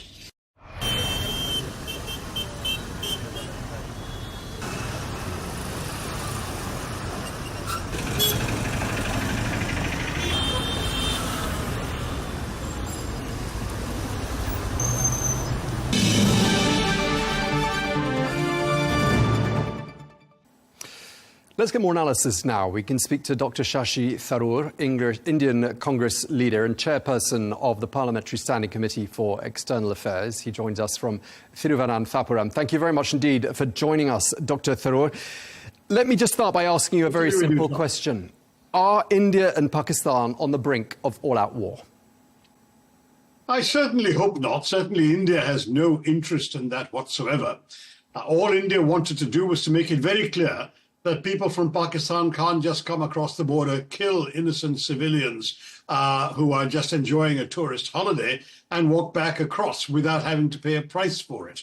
So all India did was react in self-defense to a terrorist outrage. And India did so in an extremely careful and calibrated manner, and making sure they struck only known terrorist bases and headquarters, did so only at night when there were likely to be no civilians wandering around the streets, and did so while very carefully avoiding striking any government or military installations in Pakistan, very clearly signaling that this was not the first salvo in a protracted war, but rather a one-off reprisal for a terrorist attack. Sadly, Pakistan chose to overreact. There were severe artillery barrages across the line of control, killing 19 Indian civilians and hospitalizing 59 people with grave injuries. India only retaliated also in kind with artillery shells. But then when Pakistan decided to target Indian military installations by sending drones and missiles across, they were stopped and intercepted by Indian air defense, and India in retaliation attacked Pakistani air defense. Now, again, it's very, very clear that India is not escalating, it is merely reacting. Okay. If Pakistan chooses to stop its unnecessary provocations, India will not act. I'm quite sure about that. There is no proactive military engagement coming from the Indian side beyond the attacks in reprisal to the terrorism. Nothing at all. Okay, Dr. Tharoor, you raised lots of points there. Let me pick up on one of them. You say India's response has been precise and restrained, but according to the reports we've seen, children are amongst the dead in the attacks in Pakistan. A mosque was destroyed. I mean, can we really say they've been precise and restrained? These are extremely well-known terror bases, the headquarters of the Jaish-e-Mohammed in Bahawalpur and the headquarters of the Lashkar-e-Taiba in Muridke. These are not innocent places. If there were sadly any civilians staying there, there were families of terrorist leaders or those training to be terrorists. I'm really sorry to say this because we have absolutely no interest in behaving like terrorists and killing civilians. There is no question in my mind that India would have been very happy to merely dismantle the terrorist infrastructure rather than even take a single human life. But the fact is that these are places known and listed not just by Indian authorities, but by the international intelligence community. The agencies concerned are proscribed on the sanctions list of the United Nations Sanctions Committee. They are in no way innocent places, schools or mosques or homes. These are, unfortunately, places where terrorists are trained, financed, equipped, and dispatched to kill innocent civilians in India. That's what India was reacting to. And Dr. Tharoor, the people we speak to in Pakistan counter your narrative, and you're quoted in the newspapers as saying this is a state, we're talking about Pakistan, that sponsors terrorism in the most vile manner. So you're suggesting the Pakistani government sponsors these organizations. I don't know what you think the motive would be for Pakistan to do such a thing. They're also asking me every time I put this question to them, what's the evidence? What's the evidence, sir? Well, as far as evidence is concerned, don't forget that Pakistan is a master of denial. They denied having anything to do with the Mumbai attacks that killed 170 people on 26/11/2008 until one of the terrorists was caught alive and the Pakistanis had to admit that he and everything he said came from them. They denied even knowing where Osama bin Laden was until he was found in a military encampment not far from a Pakistani army base inside Pakistan. This is the Pakistani route. It's constantly show us the evidence. Well, I mean, the fact is, There is enough circumstantial evidence and there are intelligence intercepts on the basis of which India is acting. And India has absolutely no other reason to do this. Let's understand something very clearly, Tom. India is a status quo power. It wants nothing that Pakistan has. It is focused on growing its economy, improving its high technology, providing a future for its young people. It is entirely happy to be left alone by Pakistan, and it'll leave Pakistan alone.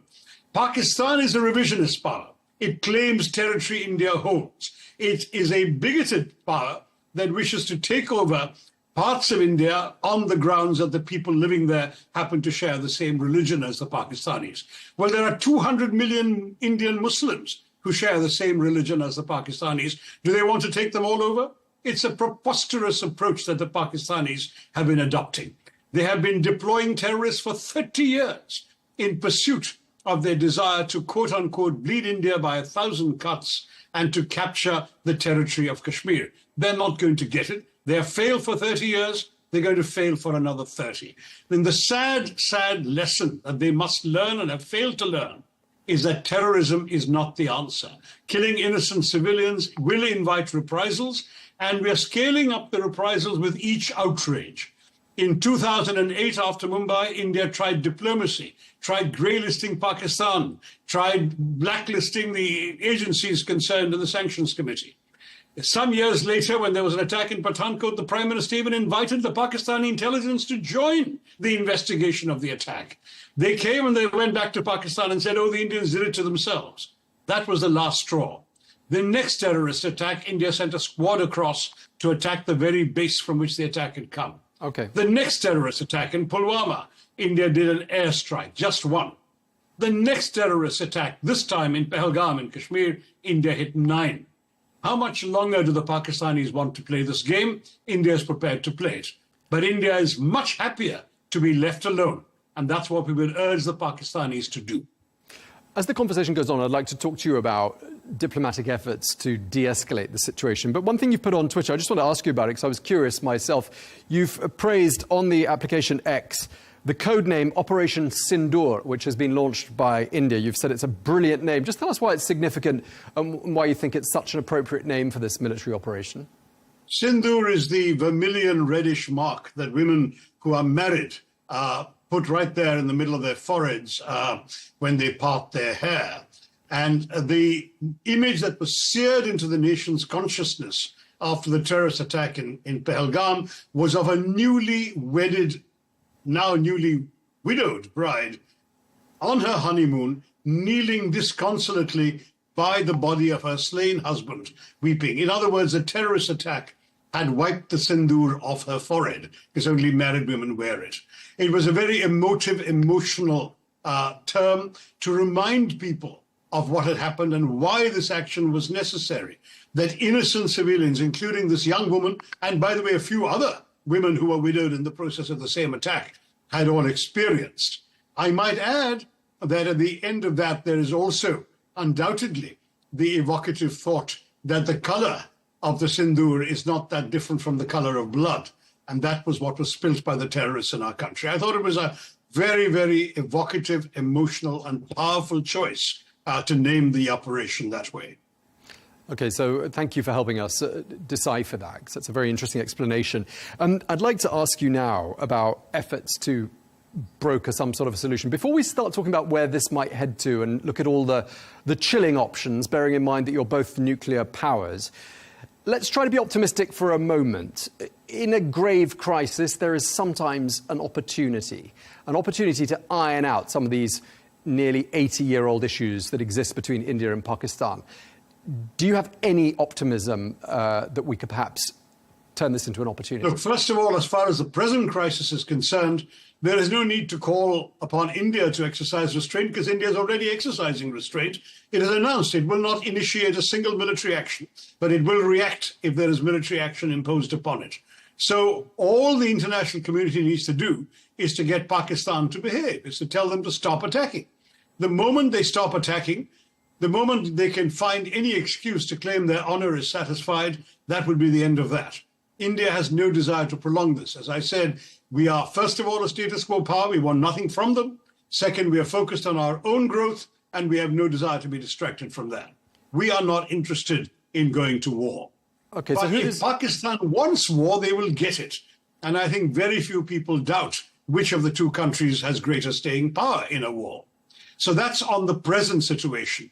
I think the ball is entirely in Pakistan's court. They can stop any prospect of increased conflict now. India has not put a foot on the escalatory ladder. Pakistan has. So that's the first and most important thing to understand. On the larger question, no, sir, we are not going to allow terrorists to allow Pakistan to get what they want, which is to internationalize the dispute and to provoke a negotiation or a mediation to get them what they want. What terrorists have failed to achieve, they are not going to get. It's as simple as that. We could have talked to the Pakistanis. There have been many, many occasions we've tried to talk to them. There were the famous back-channel negotiations for 4 years between Prime Minister Manmohan Singh and General Musharraf. The truth remains, however, that every time these processes of talking have been ended by a Pakistani terrorist attack. No one in India has any inclination to talk to the Pakistanis while they're pointing a gun at our heads. So who is going to talk to them? And we can see about whether and about what we might talk one day. Not now. Dr. Tharoor, who can talk to the Pakistanis and talk them down from this situation and help de-escalate? Who would they listen to? Because it doesn't sound like there's a huge amount of appetite in Washington to get even the slightest bit involved in this conflict. So it seems, though Secretary of State Rubio did say that he was going to speak to both countries' foreign ministers and national security advisors, and if he's done so, I'm sure that the only message he would give is we don't want to see this getting out of hand. The Chinese issued a very interesting statement. China is Pakistan's quote-unquote all-weather friend, and Pakistan has for some years now been a de facto client state of China. China controls 30% of Pakistan's debt, on top of which you have the big China-Pakistan economic corridor running through the country, which is of some economic value to China as well. So one would assume that that is one patron the Pakistanis would listen to. China has issued a very interesting statement saying that both India and Pakistan are their neighbors. They don't want to see a war in their neighborhood between neighbors, and they would like there to be peace and understanding and calm. Now, if China gives that message to Pakistan, that might be something Islamabad would be well inclined to heed. Okay, and in terms of the sentiment towards the United States in India, I want to ask you about a piece in the Times of India online edition. It says, quote, the US Vice President J.D. Vance urges restraint, sparking outrage. That's the headline of an article. And it suggests that India feels backstabbed by the United States. And I just wondered whether that was a perception you felt and whether it's a widely shared feeling. As I said, I haven't actually seen that article, so I don't know what the author intended. But to my mind, we have already announced restraint. We have made it very clear that our operation was in retaliation for a terrorist outrage, and that was it. That it was, in fact, the word used in the public briefing was it was non-escalatory in nature, that India was not intending to escalate further. So you can counsel restraint all you like, you're preaching to the converted. On the other hand, tell the Pakistanis to exercise restraint, and that will be the end of that. It's Pakistan that somehow feels an obligation to somehow react further, having already initiated this problem with a terror attack. They want to continue to fire back at India. And as I say, if they do, India will have to give it back to them. We have our own self-respect. But as long as Pakistan decides that they're not anxious to have an all-out war, they will not be one. If, however, the Pakistani army, which is deeply unpopular in its own country, has decided that they actually do want a war in order to shore up their faltering and tottering image as the savior of the nation, then, of course, the Pakistani military will get what it wants. It gets what it wants in Pakistan anyway, and India is not going to lie back and take it lying down. Okay, I mean, the alternatives to discussion, diplomacy, mediation are pretty chilling. I mean, there is scope here for escalation. There's scope here for miscalculation. Up until this point, has there been any saber rattling, nuclear saber rattling, I should say, on either side that you've detected? Well, they can't be on India's side because India has a declared, published, and long-established policy of no first use of nuclear weapons. So India would never rattle any sabers of a nuclear kind because that is the Indian policy. Pakistan, on the other hand, does not have such a policy and has implied that it would be willing to use nuclear weapons. So again, the ball is in Pakistan's court. You do understand that equivalence between the two countries on any of these grounds is completely false. You have a terrorist providing state and you have a terrorist victim state. You have a state that has refused to abjure nuclear weapons on their first use. You have another state that has absolutely refused to use nuclear weapons first. So, I mean, there is no equivalence, there is no comparison. As far as I'm concerned on these matters, what really applies right now is the great importance of persuading Pakistan to dial down its own misbehavior. Okay, so where do you see this heading to? What are your predictions, Dr. Tharoor? Well, I'd like to predict that at some point, people in other capitals will tell Pakistan, you've fired enough shells, you've killed enough Indians, your honor is satisfied, lay off. And if capitals don't say that to Pakistan, and they don't say it firmly enough, and I mean particularly Beijing, then indeed all bets are off, and you might well see Pakistan being tempted to escalate for very short-term military reasons in their country. I certainly hope it doesn't come to that, because in the long term, there's no way they can gain from such a conflict. They've already earned the opprobrium of the world as a terror-providing nation, as the hosts of Osama bin Laden, as the people who spawned the Taliban, and having, as Hillary Clinton evocatively said, having nurtured vipers in their backyard. They've been bitten by the same vipers they've nurtured. This is a country that really, really needs all the goodwill it can get from the rest of the world. And for that reason, what Pakistan needs to do right now is to stop its military provocations, do not embark on any further misadventures, and let this thing die down. India certainly does not want to prolong it.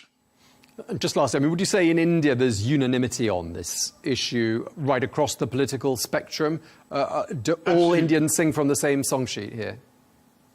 Very, very strongly so. And in fact, India, I mean, I speak for an opposition party, and the opposition party, the Congress party, was the first to stand up and say we stand with the government and behind our armed forces in this particular moment of national crisis. We do have domestic political differences. Those will be addressed when the crisis is over. Right now, we are all united, and I see very, very little dissent. Of course, there are people who prefer peace to war. So does any sensible human being on the planet. But when war is thrust upon us, it would only be a coward who refuses to fight back. And we will fight back if it's thrust upon us. All right. Well, thank you very much indeed for your time. A pleasure talking to you, Dr. Shashi Tharoor. Thank you very much for your time, sir. Thank you, Tom.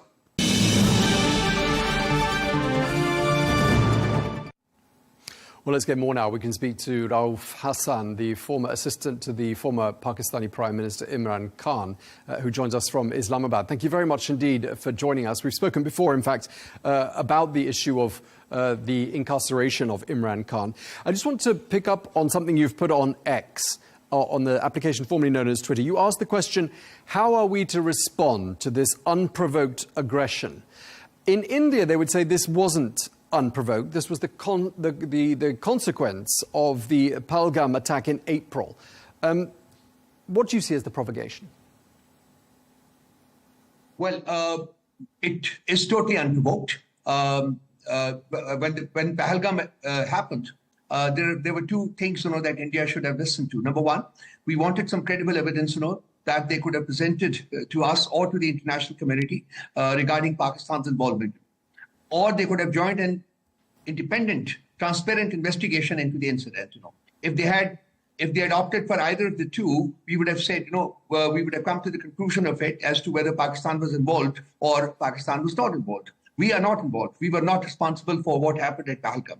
But India, totally unprovoked, they refused to provide credible evidence with regard to Pakistan's involvement in this incident, and they also refused to join an independent investigation into the incident, so that the truth could unravel.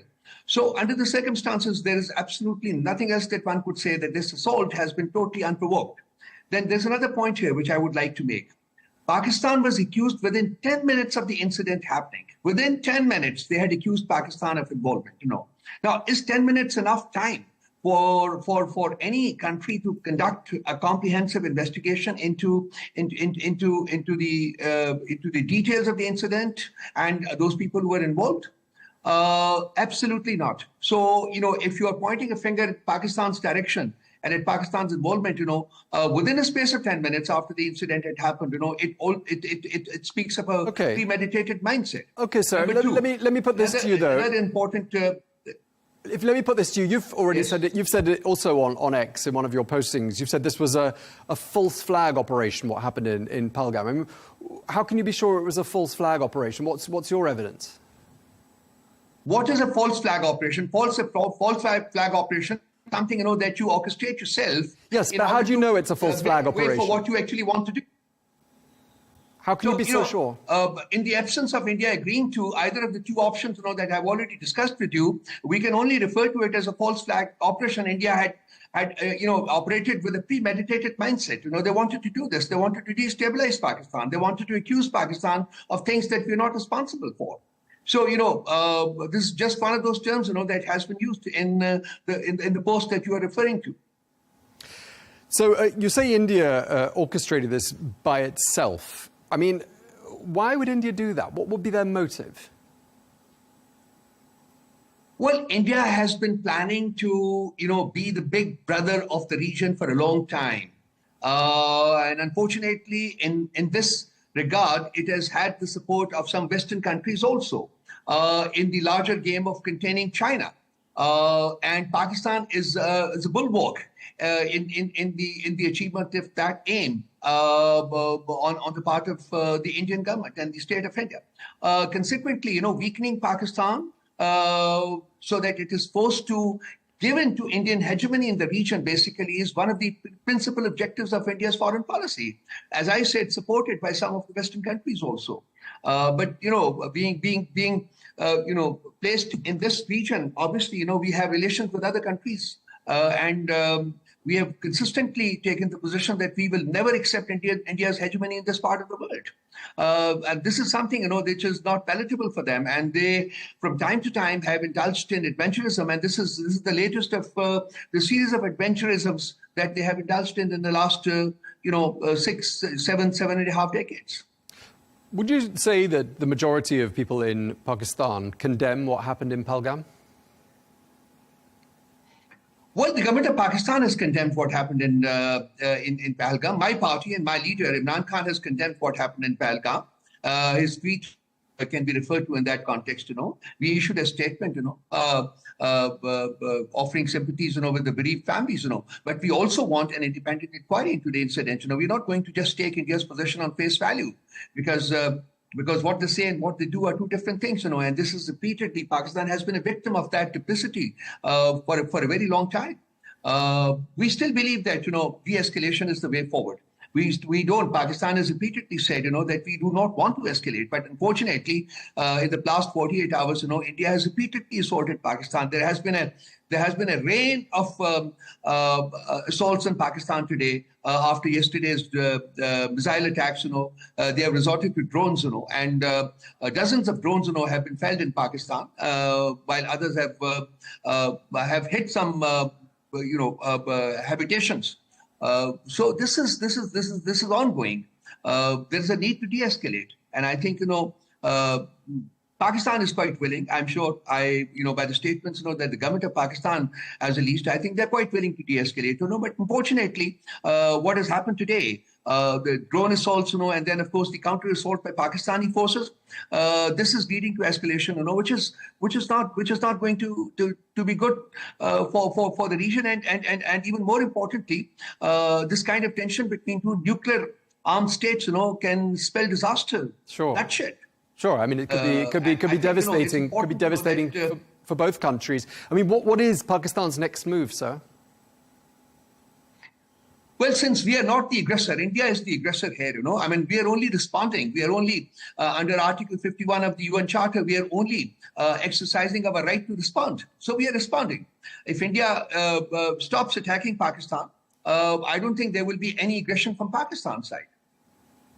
But with regards to these militant groups that exist inside Pakistan, I mean, they clearly exist because your Prime Minister, Imran Khan, he tried to bring those groups under control, perhaps with limited success. So we can't deny the existence of these groups, can we? Well, Pakistan has gone through multiple phases, and I think at this moment in time, as you and I talk, the existence of these groups, virtually is a story of the past, I think we have moved beyond that state. I don't think any of these groups now exist in Pakistan, as an organized whole.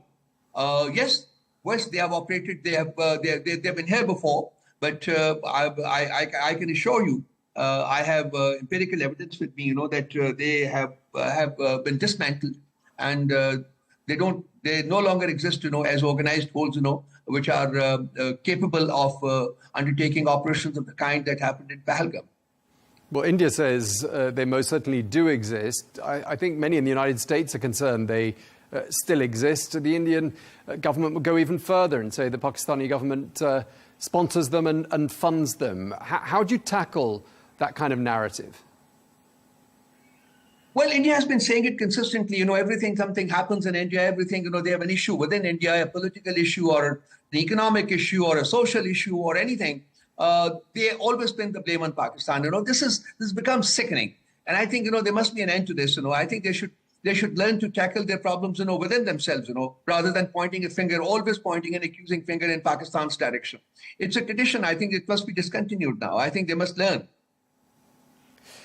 Okay, you've also suggested online in the last 24 hours or so that the Prime Minister of Pakistan is being rather conspicuously silent in the last day or so. And I'm just wondering what you meant by that and what you think he should be doing and saying differently. Well, you see, there are two kinds of war which are fought. Like the one that we're fighting at this moment in time. One is the war that is fought by the armed forces of the country, and the other is the war of optics, basically, and that is where leadership plays a very important role. Like when it happened in 2019 and Prime Minister Imran was leading the charge, he was all there as a leader. He led the charge. He led the people of Pakistan, and when he made that declaration, that we're not going to think of retaliating, we shall retaliate, and he did it.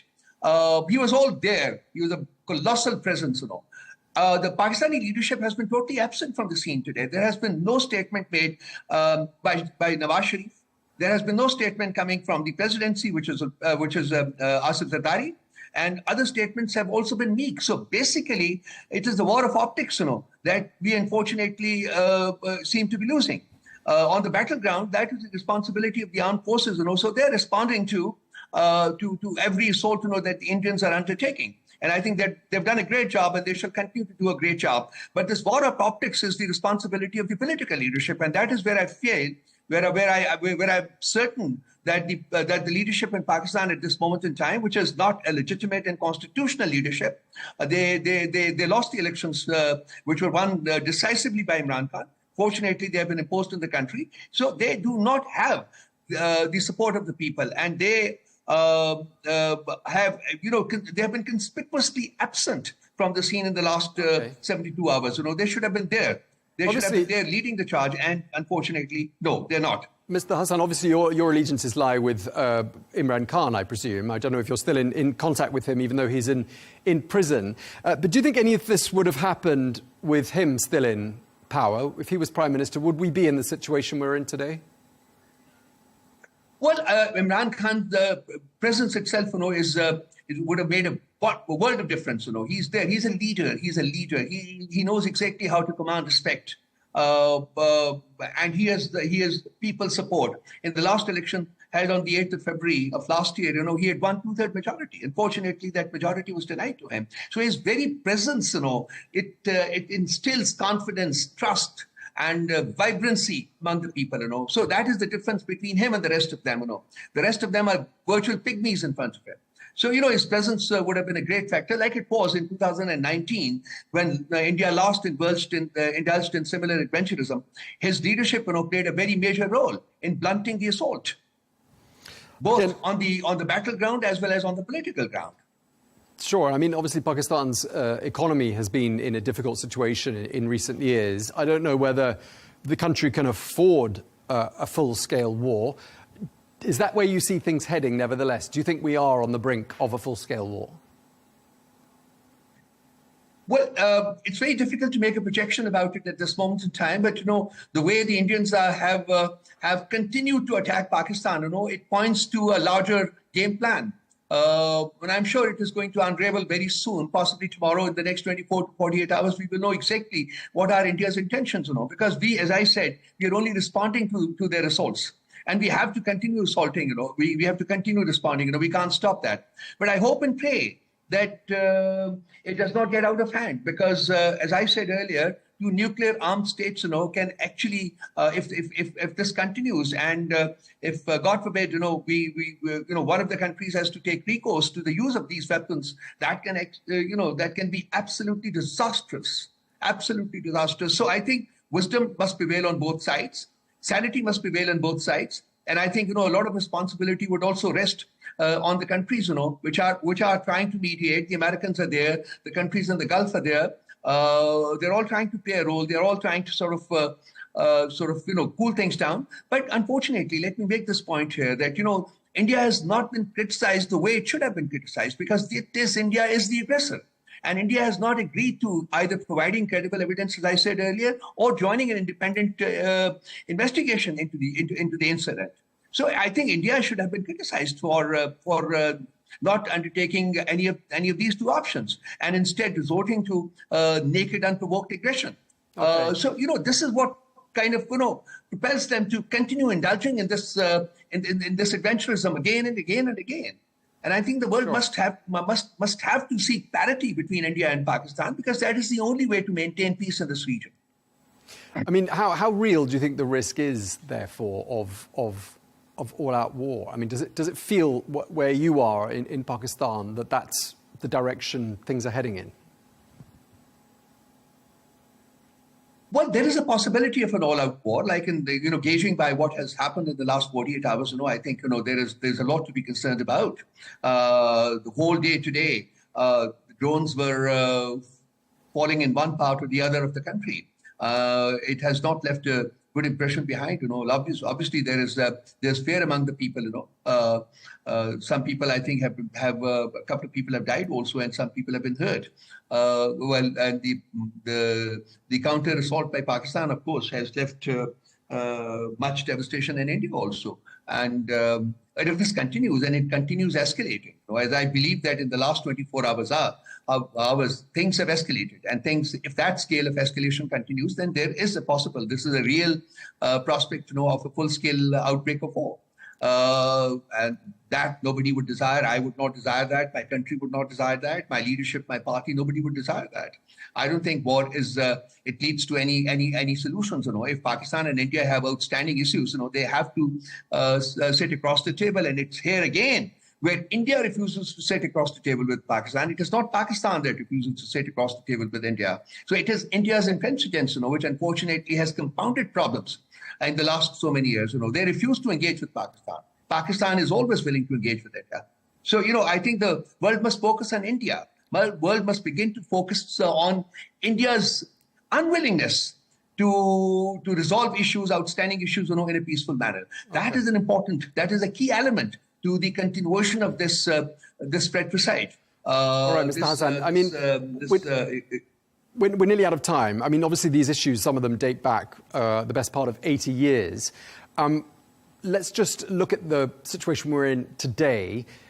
30 seconds, if you will. What's your message to India? What would you like to tell the leadership in India? Simple. Sit across the table and talk to Pakistan. You will ultimately have to talk to Pakistan. You can't finish Pakistan. Okay. Sit across the table. Let sanity take over. All right, and talk it out. Okay, well, we're going to leave it there. Thank you very much indeed. We really appreciate your analysis and your comment. Rauf Hassan, thank you very much indeed for your time today. My pleasure. Thank you.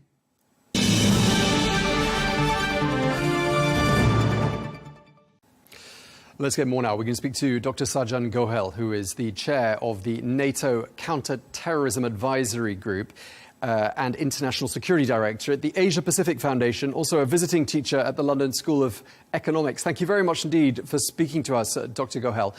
Let's start by talking about what happened in April in Pahalgam, which triggered the latest tensions we have before us.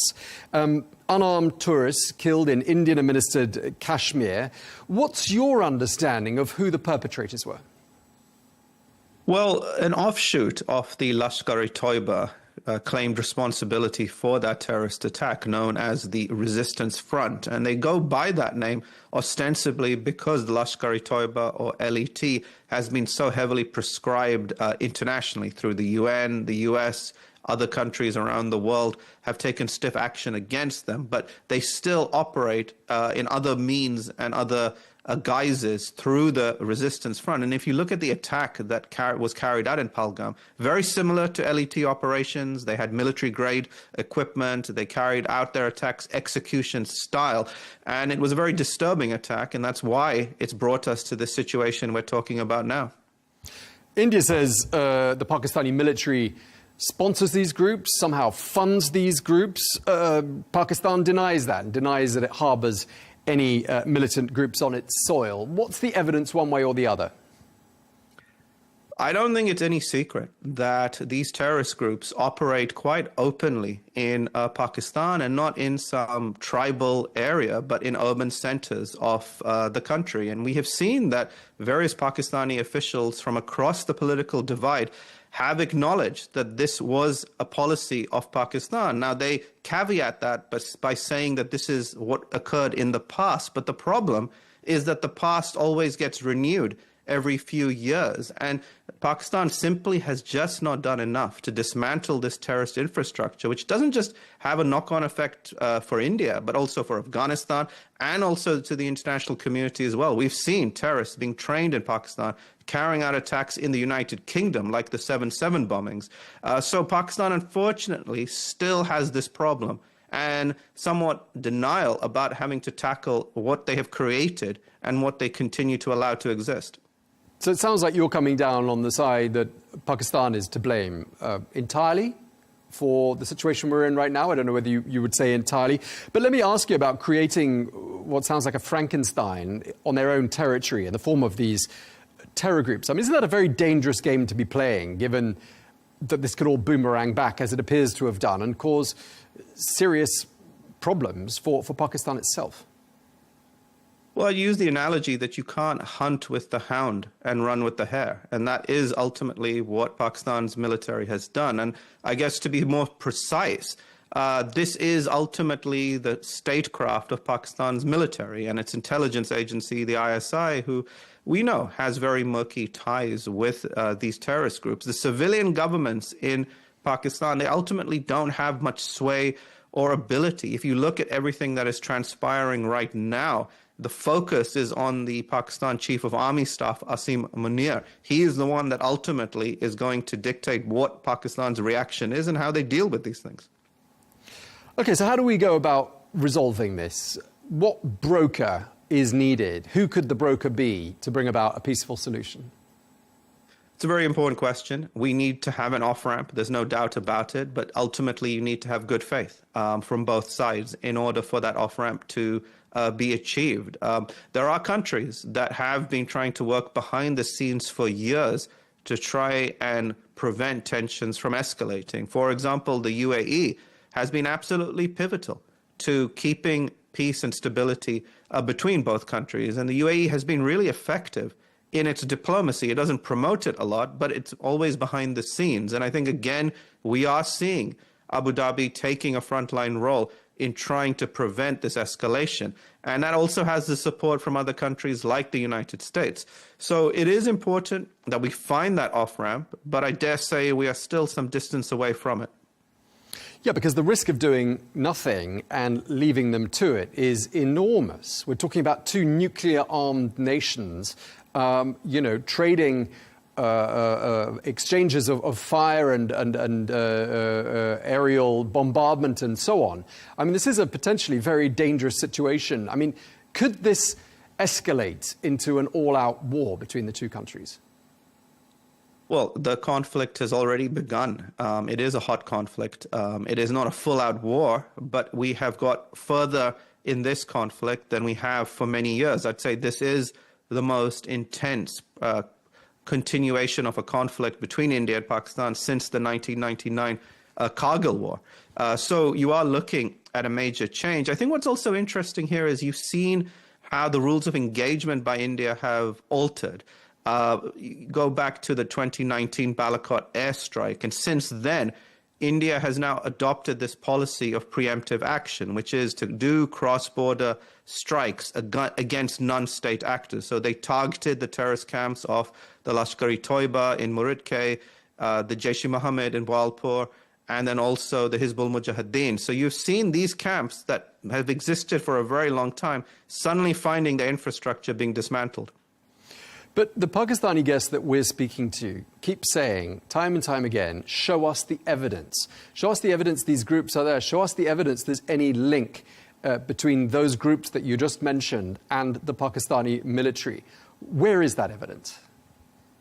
Well, so for example, Pakistan was on the grey list of the Financial Action Task Force for many years, predominantly because it was failing to deal with these terrorist groups. If you look at the Mumbai siege attacks in 2008, where you had a dozen terrorists from the Lashkar-e-Toiba carrying out marauding attacks across Mumbai, targeting railway stations, hotels, a Jewish cultural center.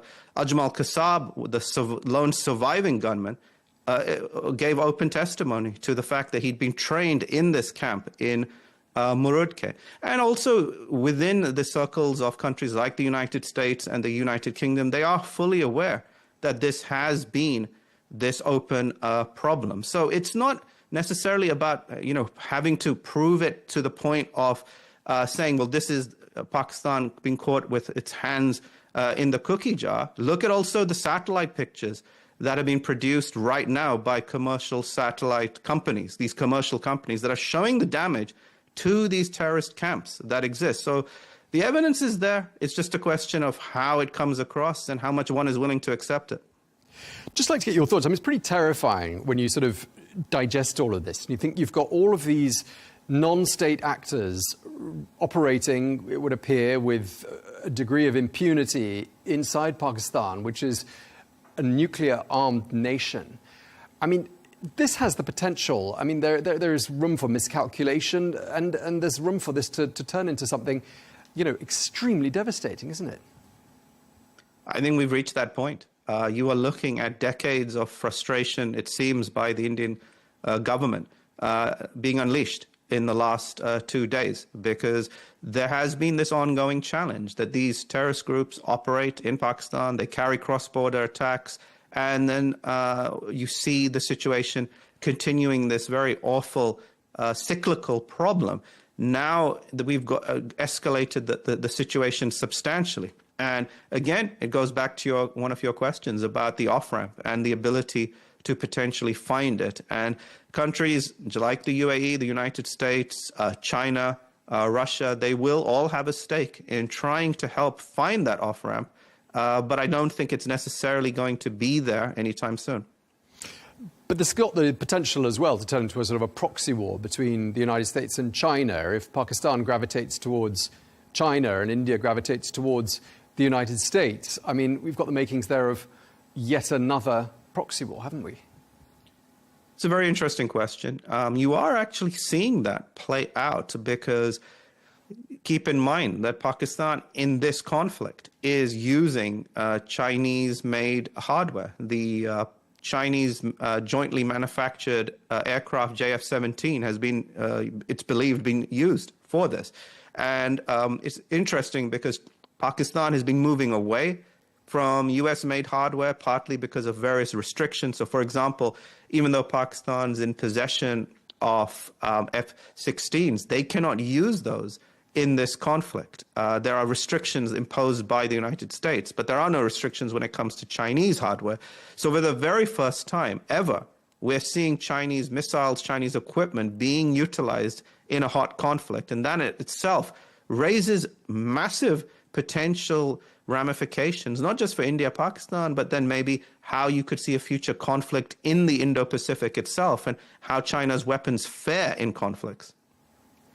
I mean, when you look at a lot of the issues between India and Pakistan, I mean, many of them date back to partition. We're talking 78 years. And they're issues that could have and should have really been resolved a long time ago, perhaps when heads were cooler. One of the grievances obviously relates to water that comes from the Himalayas and obviously provides sustenance for agriculture in Pakistan as well as in India. The 1960 Indus Waters Treaty. India's effectively withdrawn from that or suspended that treaty. And it appears that India is using water as a weapon of war. Is India allowed to do that? Well, keep in mind that, yes, India has suspended its role in the Indus Water System Treaty. At the moment, that hasn't led to anything substantial. I think it is part of the dynamics of this ongoing conflict between India and Pakistan. And the fact that, interestingly, that treaty continued despite all the wars that India and Pakistan fought from 47 to 65 to 71 to 1999. The treaty stayed in existence. The fact that India suspended its role is in many ways, it's a diplomatic move to put pressure on Pakistan. It's also a strategic move to say that potentially, if India wanted to, it could try and do activities that would impact the flow of the water. But keep in mind that that is not that easy. It's not like there's a tap that you just switch off. It's something that would take years for India to actually be able to execute. Right. I mean, anyone who's seen the River Indus would know it's an enormous body of water, all that water cascading down from the Himalayas. I mean, what would India even do with it?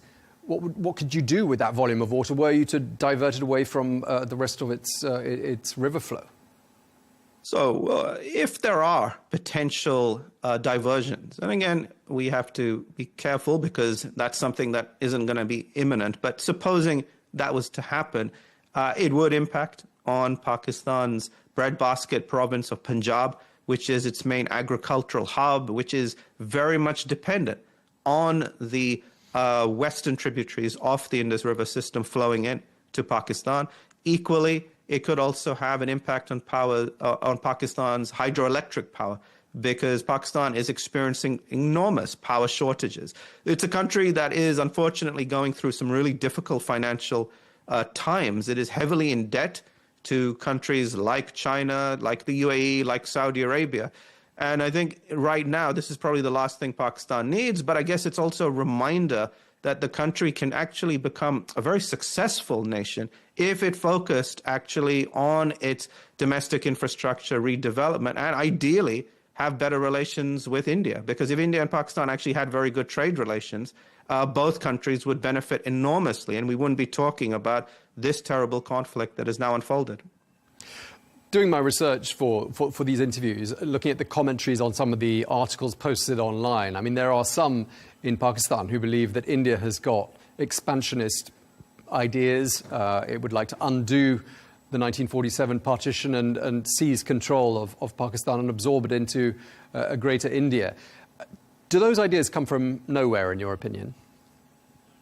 I think that in this dynamic of social media, you find a lot of very interesting theories and also conspiracy theories that tend to do the rounds and flow. I think that India in itself is a country of, 1.4 billion. I think it has its own challenges enough to deal with, let alone having to consider taking on hundreds of millions of other individuals. Certainly, India has global ambitions to be a recognized international power, but that hasn't actually stemmed from actually changing the borders with countries. Yes, there is a conflict with Pakistan, and there are disputes that exist, and also with China as well. But you don't see that rhetoric actually being translated into actual policy, in the sense that the conflicts are conflicts. They're not part of an ideological agenda. I think that tends to get spun a lot within social media more than actually having any substantive value. Just to wrap up, Dr. Gohel, I mean, obviously we're talking about a potentially very dangerous situation, and left unresolved by the rest of the world, it could get even more dangerous. What are your predictions? Where do you see this heading? Well, I think we have to keep an eye on the next 24 hours because we're going to have to look at it in increments.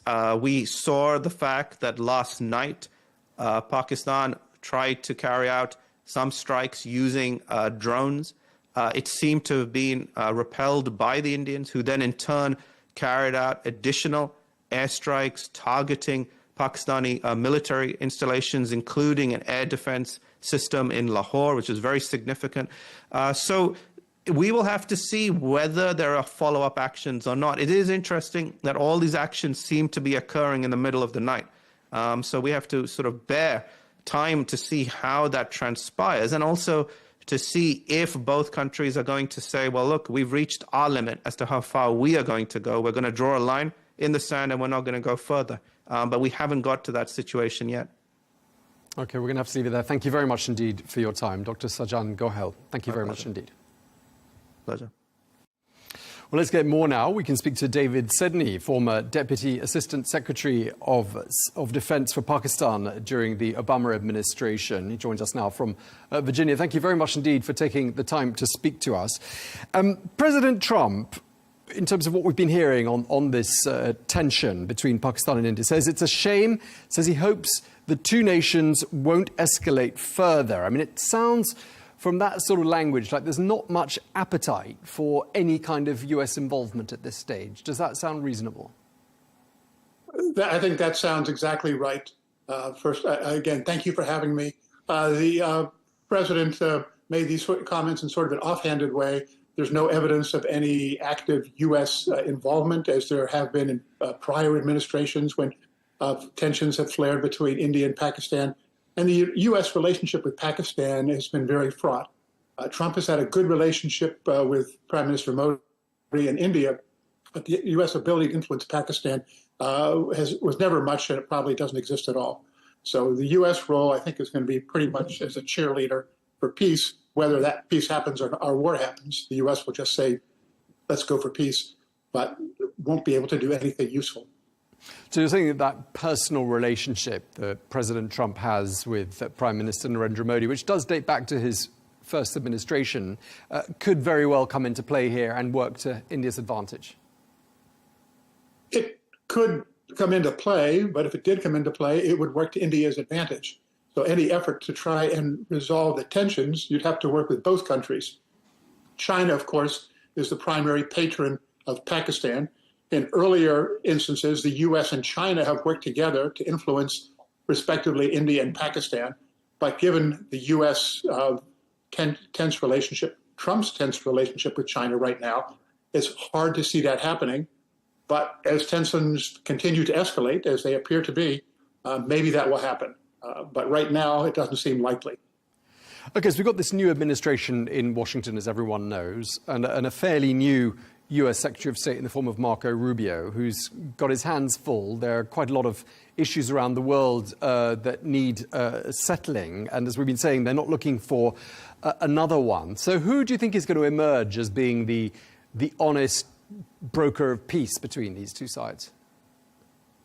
That is difficult to say. The Gulf states, particularly Oman, which is currently brokering talks between the U.S. and India, and recently brokered a truce between the U.S. and the Houthis in Yemen.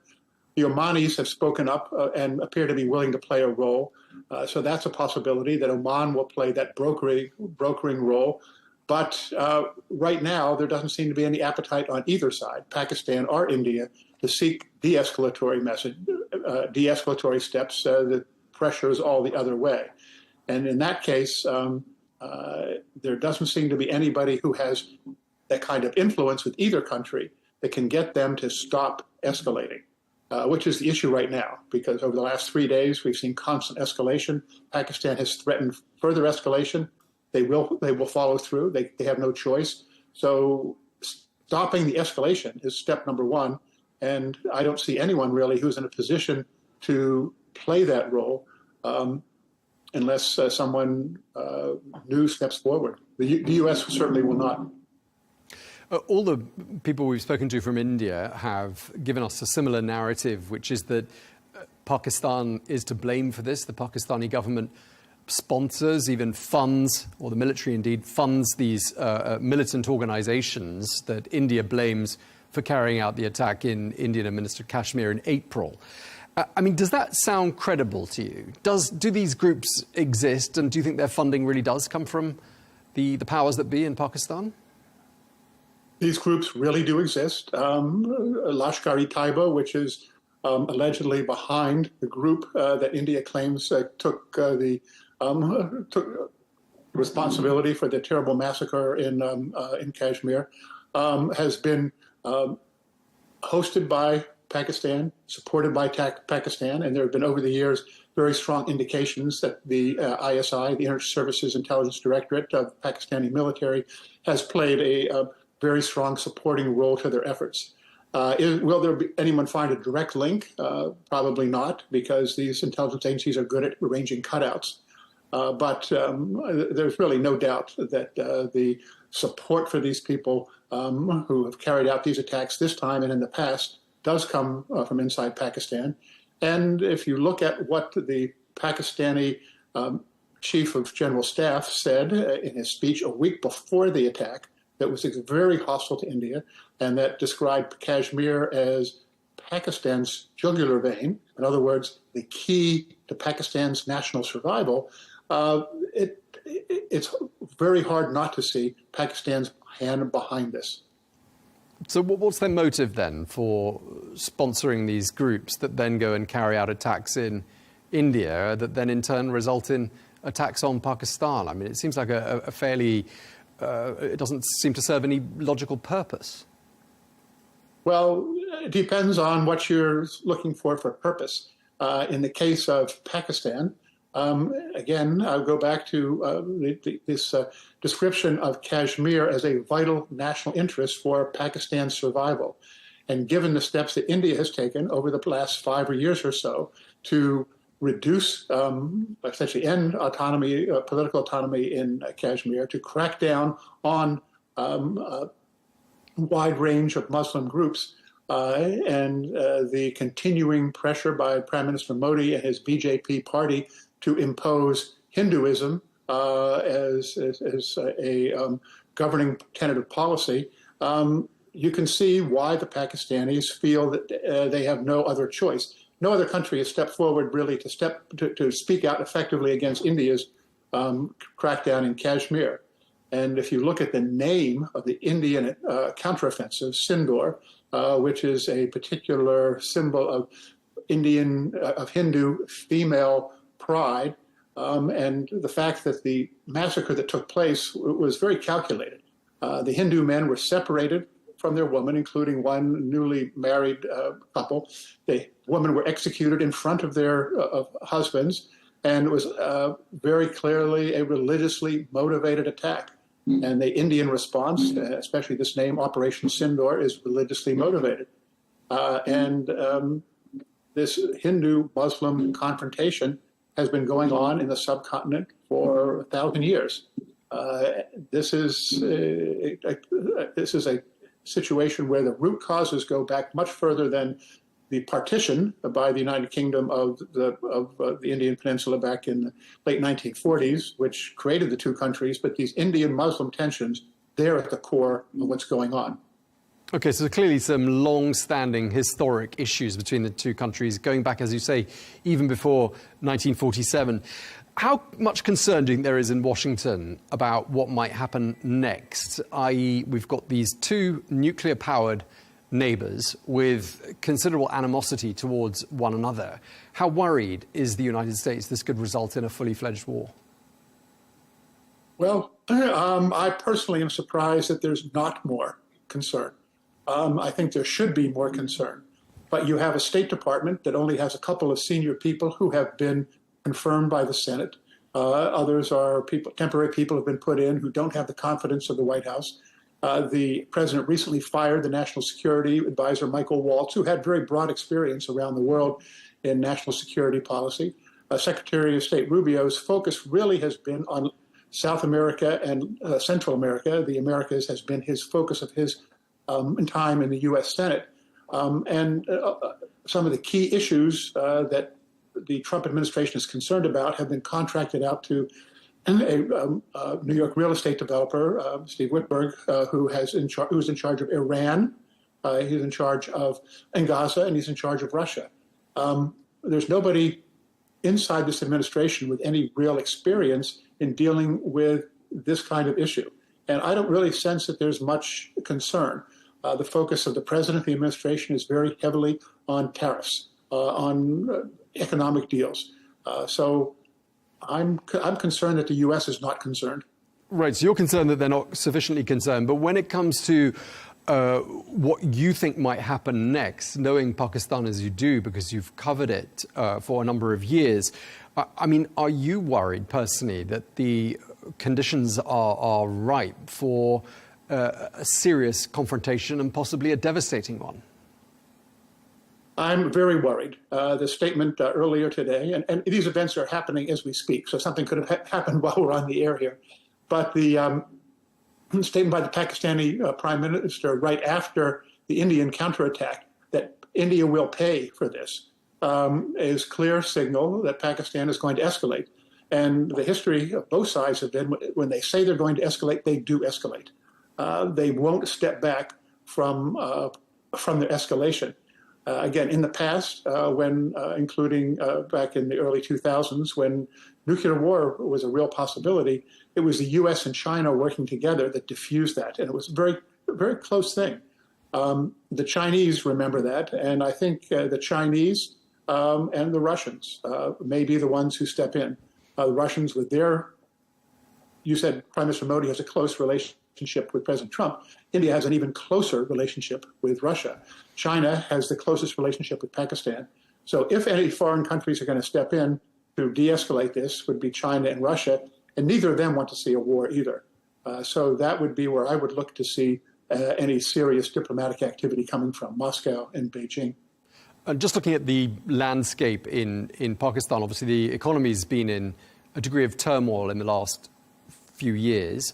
Politically, there's been some turmoil and some large protests about the jailing of the popular former Prime Minister Imran Khan.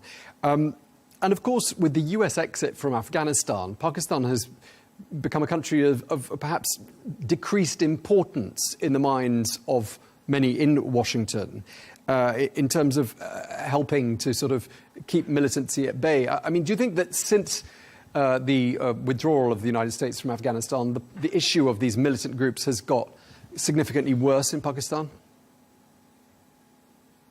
The issue of the militants groups has definitely become less important in the United States as the perceived threat from those groups to the United States has decreased. And the U.S. interest in Pakistan has decreased, but not just because of that, but also because the United States has found Pakistan to be difficult to deal with, a country that is not very responsive to U.S. concerns in a number of areas, and of course the growing role of China, which is seen as the dominant foreign player in Pakistan. So for all of those reasons, the United States has pulled back from Pakistan, and the United States has very little leverage with Pakistan. Right. So, I mean, if Pakistan sort of leans towards China, India turns to the United States, I mean, this risks, doesn't it, becoming a tug of war between Washington and Beijing? I mean, does it then become a proxy war, do you think? I don't think you would say it's a proxy war. Prime Minister Modi has been very successful in having a good relationship with President Trump, but also having an excellent relationship with President Putin. So this really quadrilateral situation with China, Russia, India, and the U.S. is the prism through which I look at that. And so it's not it's not just the U.S. and China and India. It's the U.S., Russia, China, and India. And China and Russia have very close relations. And again, that's why I would expect any diplomatic initiative to come from there and not the U.S. I just don't think the U.S. has the tools and it doesn't have the interest to play that role at the present time. Okay, and just lastly, sir, I mean, where do you see this heading to from here? I see continued escalation. I see the prospect of a nuclear exchange is growing every hour. And that's why I think it's likely that China and Russia will try and step in, but whether they will be effective remains to be seen. I think this is by far the most dangerous situation in the world right now, and I really don't know what will happen in the next few hours, much less the next few days. Okay, well, thank you very much indeed for sharing that with us. Really appreciate your analysis. David Sedney, thank you very much indeed. Thank you.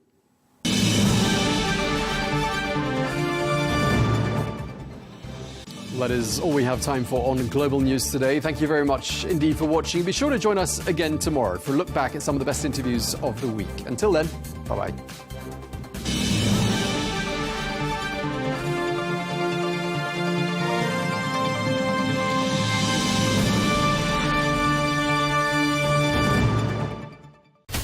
From the White House to Gaza, Kyiv to Beijing, elections, economics and the environment compete with conflicts and other complex issues for our attention. In an age of fake news, deep fake and artificial intelligence, they've got to have a vote and a say. It's important to look beyond the loudest voice to understand the truth. From newsmakers to groundbreakers, my campaign is going very well. Presidents, prime ministers, princes and peacemakers, and cultural tastemakers. As Arabs, as Middle Eastern, we're too emotional. Join me on the Riz Khan Show for empowering conversation.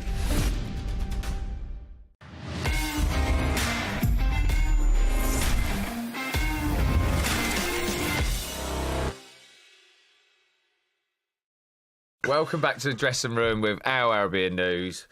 Back to Chelsea and what you boys were saying. I see it as like when we were there, it was the work rate of everyone. But I think every team should have that. Every team should be able to work. Every team should be able to put that effort in and work for each other. No matter if you're... I get it that if you're a winger and you stay up a bit more, but like I always felt like when there was Robin or there was Duff or there was you'd put the effort in if you needed to. Do you know what I mean? You can't just let... You can't leave three up front and one up front. You still put the effort and one, like... Say if there was one defender and left you three up, you'd have to help out. Do you know what I mean? It was just the work rate of everyone, which I think seems to be missing sometimes when you see it, the effort, sometimes. Yeah, but just think about it. We all played in football clubs and fans think that, right? So fans, probably the Southampton fans are probably thinking the lads are not making an effort, right? Because it's body language and you think them boys will go from Monday to Friday, Bridgie, and their manager, if any manager's worth his salts, will be trying to drive them in training. But what is it when they step on the white line, that whether they are trying or they can't push themselves to that, you know, that next level as a team, as a group? Or I think it comes... It comes from up there, I'd say. All up there. It's mental. Discipline of when it's going... Because you've got to step... If you're going to be a footballer, you're going to be on a football pitch and it's going to be a horrible place. You're going to be 3-0 down, crowd are going to be in there. Have you got the discipline to blank out all the noise and go, right, I'm not playing well, I've lost the ball, but I'm going to work hard for my teammates? And who's driving that? Well, working hard is a non-negotiable, isn't it? Like, you can't come on the field and think it's going to just work for you. I'm a great believer in making your own luck. Yeah. So whether you get an opportunity in the 90th minute, but you've worked hard the whole 90 minutes, and you get that one opportunity in the 91st minute, say. Yeah. And you deserve it. You deserve that goal. Yeah. And that's that one chance you had, and like you might be playing for a team that's not struggling, but not the greatest teams. But the least you can give is work rate. But that's the. But you know what it is? You still got to compliment. A manager still got to compliment work rate as well. Yeah. I know it's a non-negotiable, but you've got to congratulate it as well. Yeah. The reason why I'm saying that, because sometimes I was listening to Amorim. He's obviously Man United lost to Brentford. Yeah. We were just talking about. Yeah. But Diallo, obviously... Ahmad Diallo, He's a great talent, isn't he? Yeah. Ahmad Diallo. And he scores a goal and everything. And he had a decent game. But one of the people was asking, one of the reporters was asking Amorim after the game, says, that Diallo, really good for you. And what kind of talent is he? Yeah. And he's basically just gone into him and says, well, he could have worked harder when defending because he wasn't doing his job, and then I think he could have it put us in a bad situation. So there's things to improve.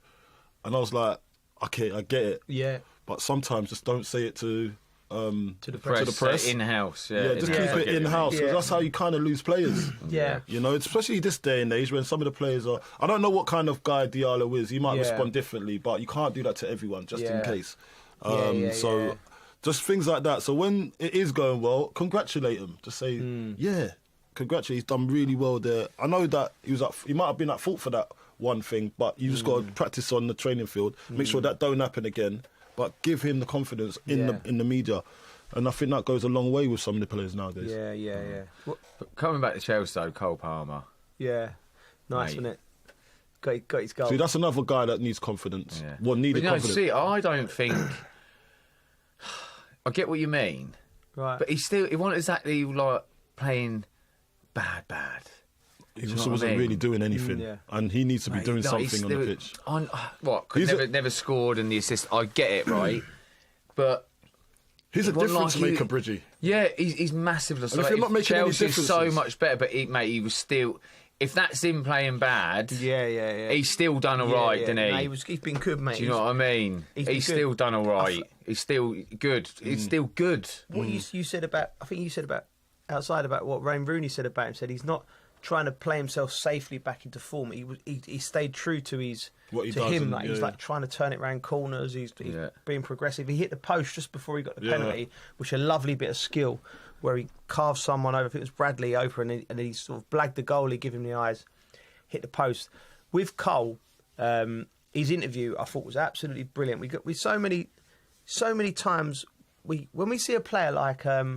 You know, you can play with a maverick on the ball, like Jack Grealish, and then he talks, and everyone knows, that's quality, you know, because he's just talking his mind. Cole's got that as well, isn't he? Like, he's just like, people love watching him. The fans respond to him. Like, not once did I hear a murmur because he's had a barren spell. Not once of the Chelsea fans. Chelsea fans are quite intelligent with footballers, and they know that he's trying to do his thing. No once did they turn on him. And I think him coming out and saying like all the nonsense people saying on social media, something we didn't have to contend with, I think that's honest. I just think he's come out and gone, well, I don't know the exact quote. It was like, do you remember? It was like, I haven't scored in it, so people can giving me jip on social media, basically. You know, But the thing is, as a player, he needs to. Yeah, he's obviously reading it. Do you know what I mean? Like, and it's getting to him, and that probably puts him. It might not be reading it, mate. It can be anything from someone just sending it. Someone to him. sends it to you. They might read it. But that might I don't read a lot of stuff, but someone mention it to you. I see this, or sometimes it's unavoidable. It's unavoidable. But I don't think it. It might affect you. It might affect you a little. It should, if you're human, it affects you. Yeah. Did you read look at Cristiano Ronaldo? Yeah. He's been under pressure for all his life. People saying good things or bad things, but he's world's best. Yeah. So it's never good. You could be the world's best player and still get criticised. Yeah. Do you know what I mean? It's mad. So, you just got to get on with it, you know. And I think it does affect some of these boys. It's just normal behaviour. It's normal human. Did you read the papers when you played? I think, I wouldn't say I just sat and read them all the time, but I think you'll read bits, but I'm also think that you know if you've played a bad game. Yeah. Well, I didn't. No, I think you know, mate. You have a feeling, don't you? You know. I fooled myself quite a lot. If you've had a bad game. I think there's sometimes if things have been said and I don't think it's justified, but I know if I've had a bad game, so it's not like you can really say, is it? You just like... Yeah, but if you've had a bad game. So this is what it is with Cole Palmer, right? He's a difference maker in a game, and he's not making any difference. People automatically say he's not scored a goal. There's been no assists. What does he do? Do you know what I mean? He's not just a number 8 midfielder. He's a 10. He's a 10. He's the one that makes that whole Chelsea thing supposed to. Mate, it's a team game. There's going to be times where you don't score, you don't get assists, and someone else chips in. Yeah. Well, so there was that time, he still played well. He has gone through a time where...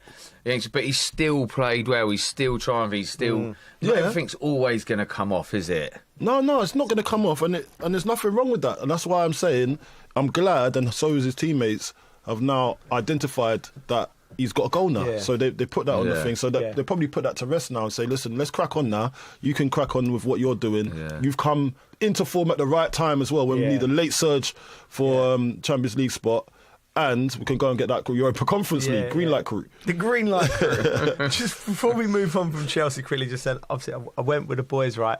And as I parked my car, I was going to go on my bike with the kids to Chelsea, but he didn't eat his vegetables, Max.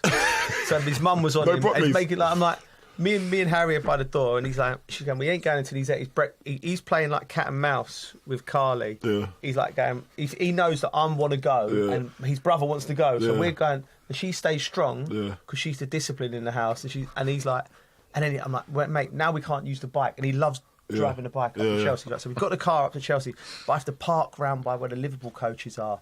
Right, it's the only way I found a little park space. As we've left the game, I've come out, and we're there, and you walk down from the King's Road to the Fulham Road, and all the Scousers are coming out, and they're going to their game, and they're it's a funny vibe because they won the league, so they're partying, they're having fun, but there's a little bit of anger. It's heavily police game, right? And there was a bit of tension, there was shouting between the two fans, and this one fella, this Liverpool fan, he's like growling at this Chelsea fan, and it's getting a bit close to the boys, right?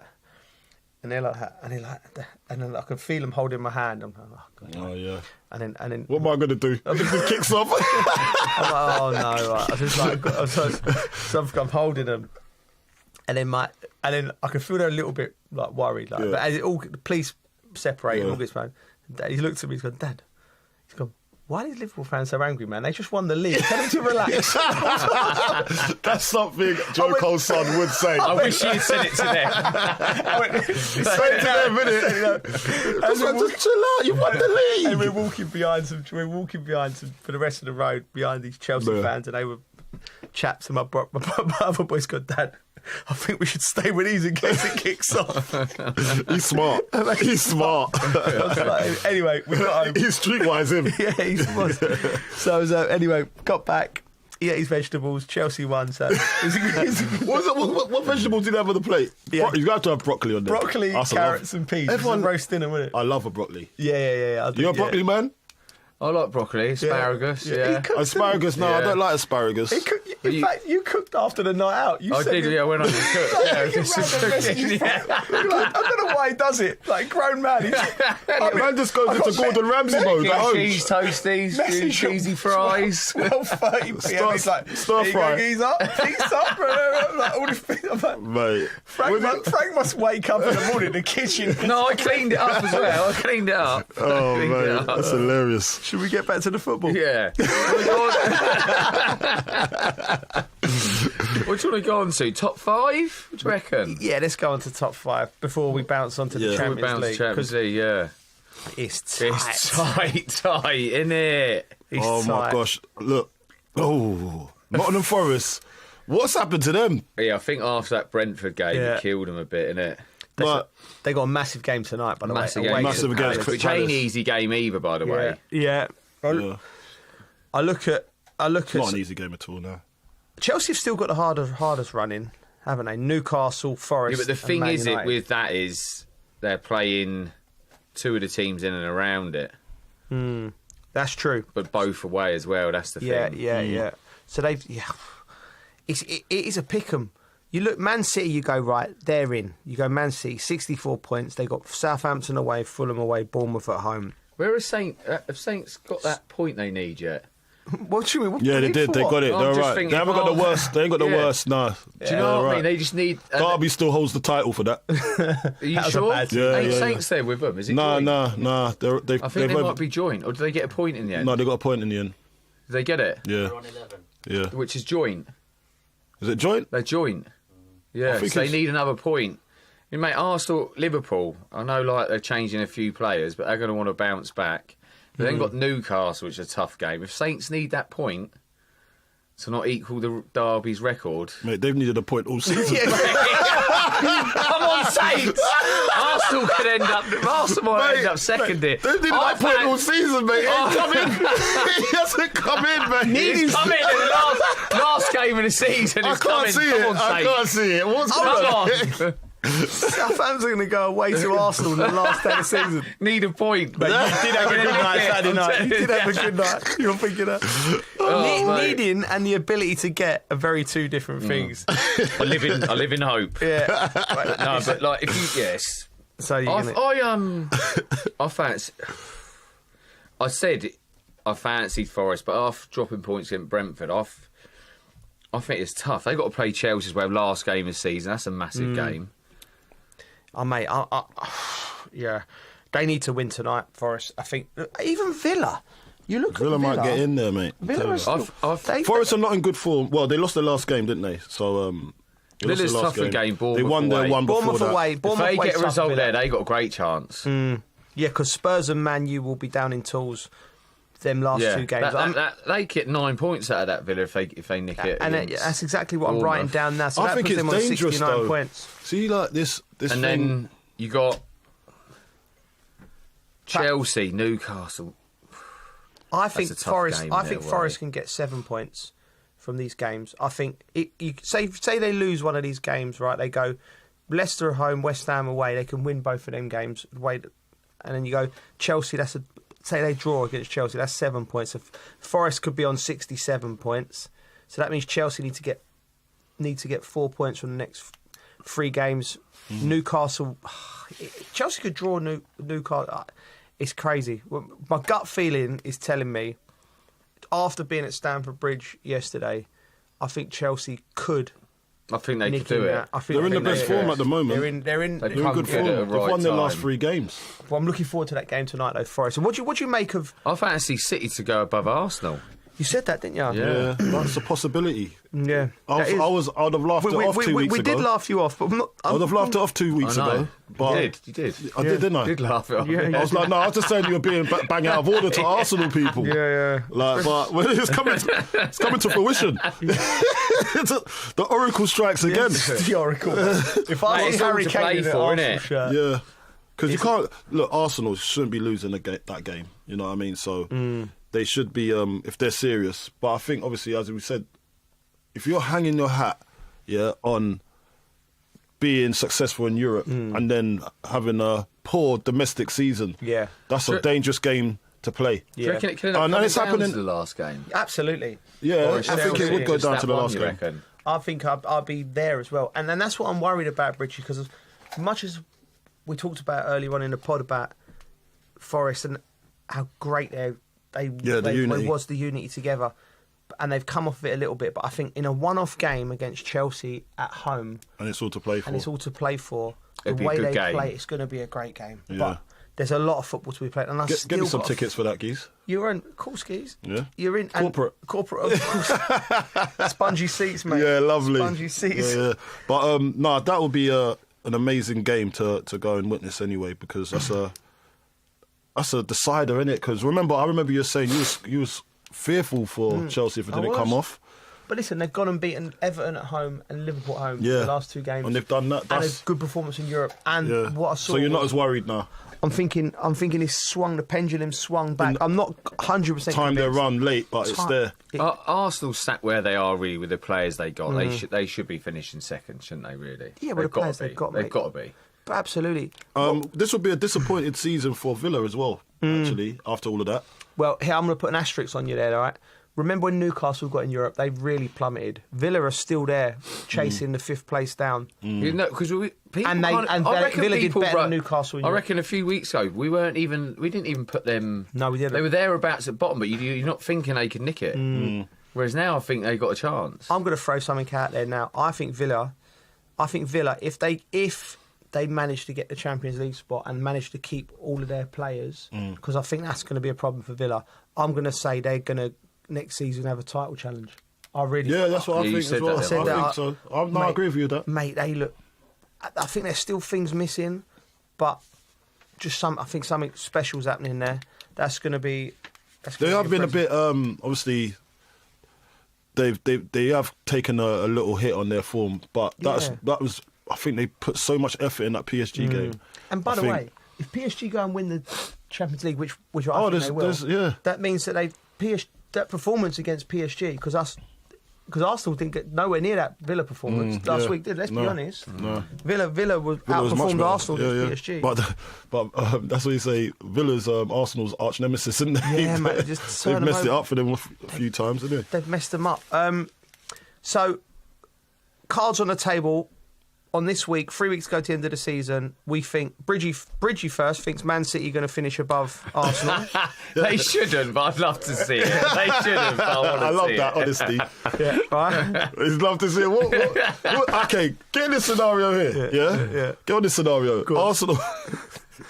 Arsenal don't win the league. Well, they haven't won the league, obviously, and come third in the Premier League.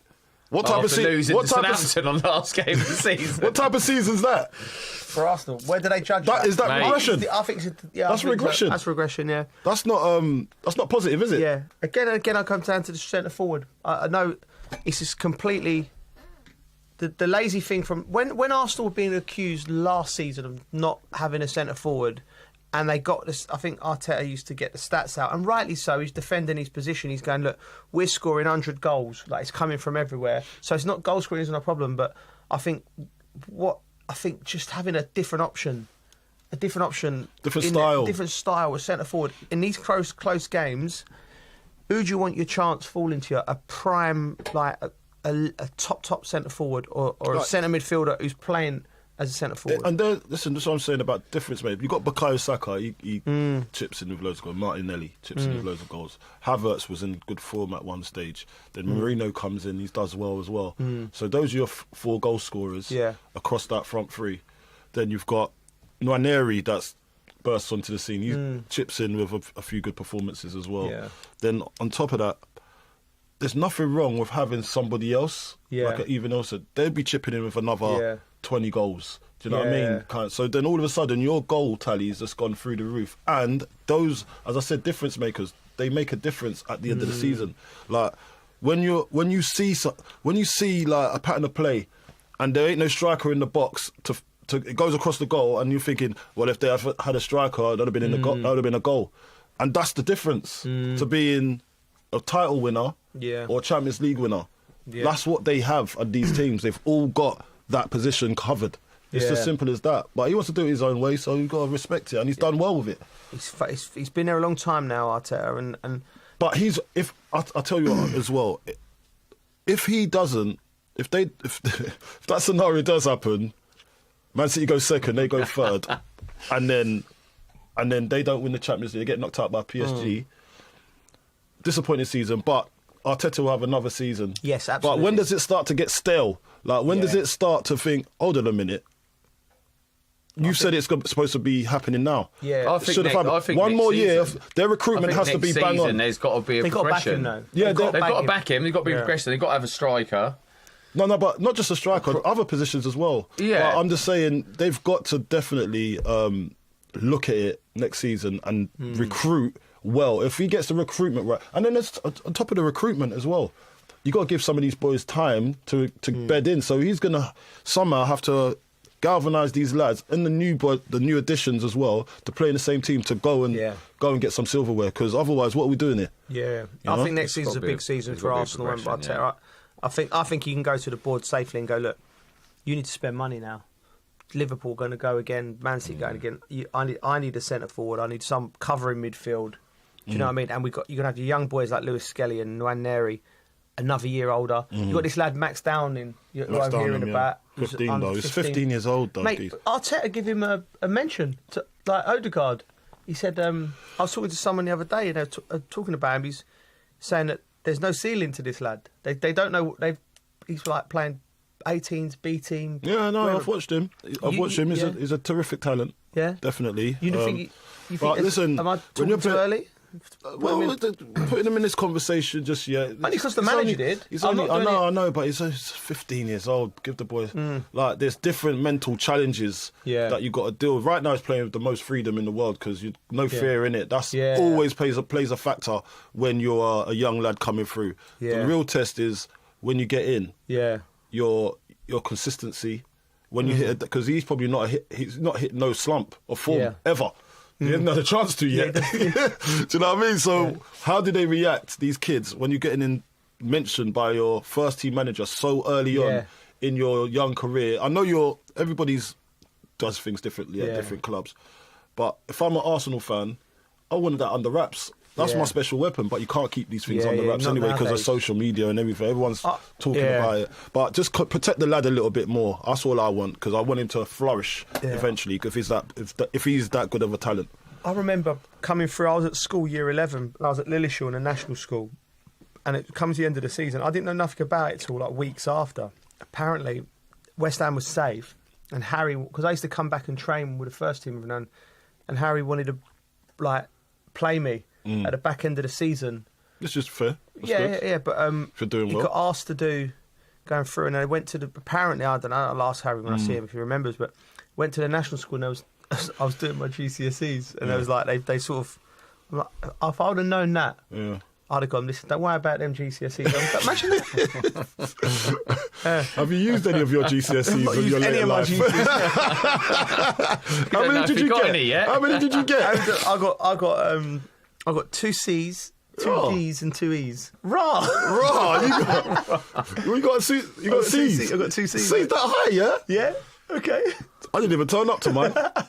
I don't even remember what I got now, to be honest. I'd love to know what I got. I didn't even really... What did you get? I got 9 of mine. What? I got 9 of mine. 9 what? I got a B.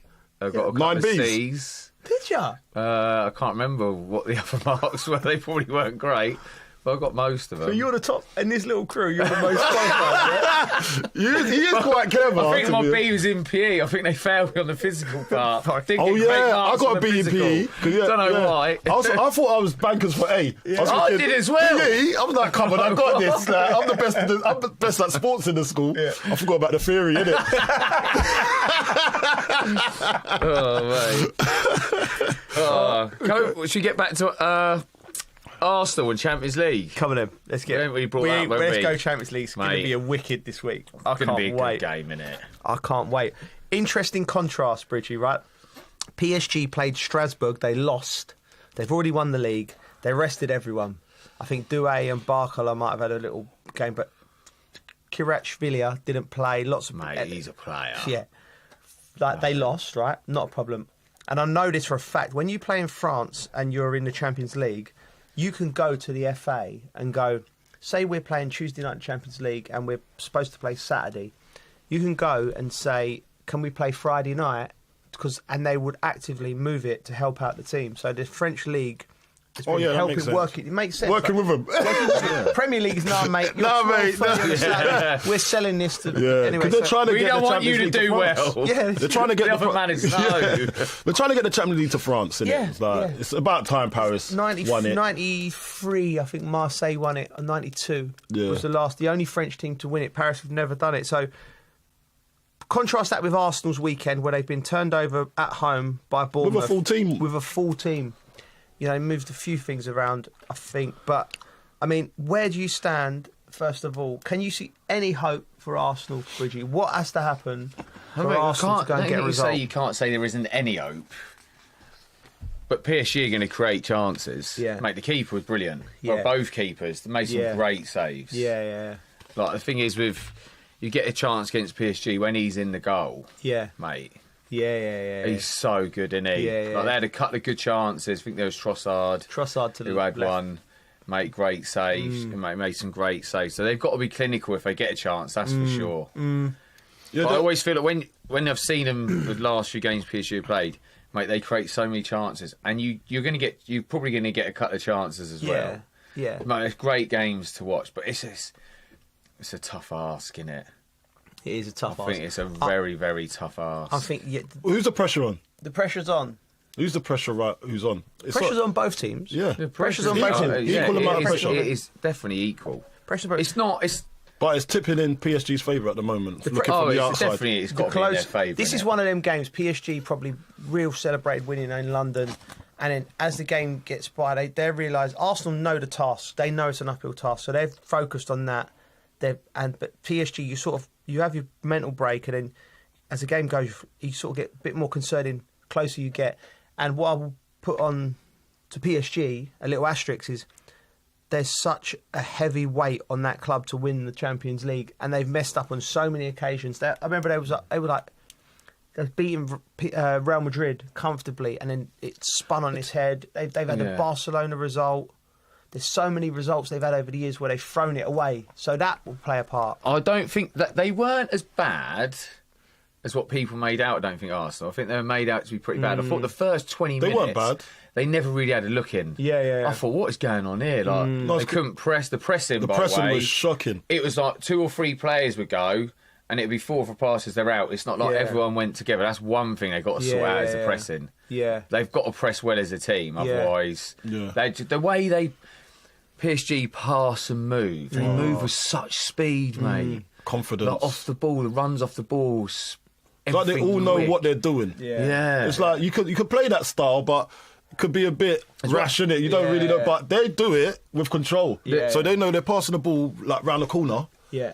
And then they know they've done this a few times because they've been doing it in the league. Deck's going to be massive for him, like the runs he can make forward with the ball and drive. Breaking the lines. And through balls. That's one thing I didn't think Arsenal did enough was people need to make runs in behind a bit more for a through ball, I think, because there's too many times Saka will do that. Passed around. I think Saka will be on it this game. Yeah. I think Saka will be on it. I think Martinelli made that little bending running behind, little through ball. They need more of that. I can see it. What do you think he does then? Because Partey coming back into the midfield, I think that's going to be set. It's going to be Rice, Partey and Odegaard. He'll probably go with them. That's strong. And I think... Odegaard's not playing too well at the moment either. I think he's got decisions to make. Because he's a captain though, so he plays. So it is what it is. You're not going to drop your captain. You've got to be brave. I'm just trying to think. You'll go Kiviol, is he fit? Lewis Skelly, Gabriel.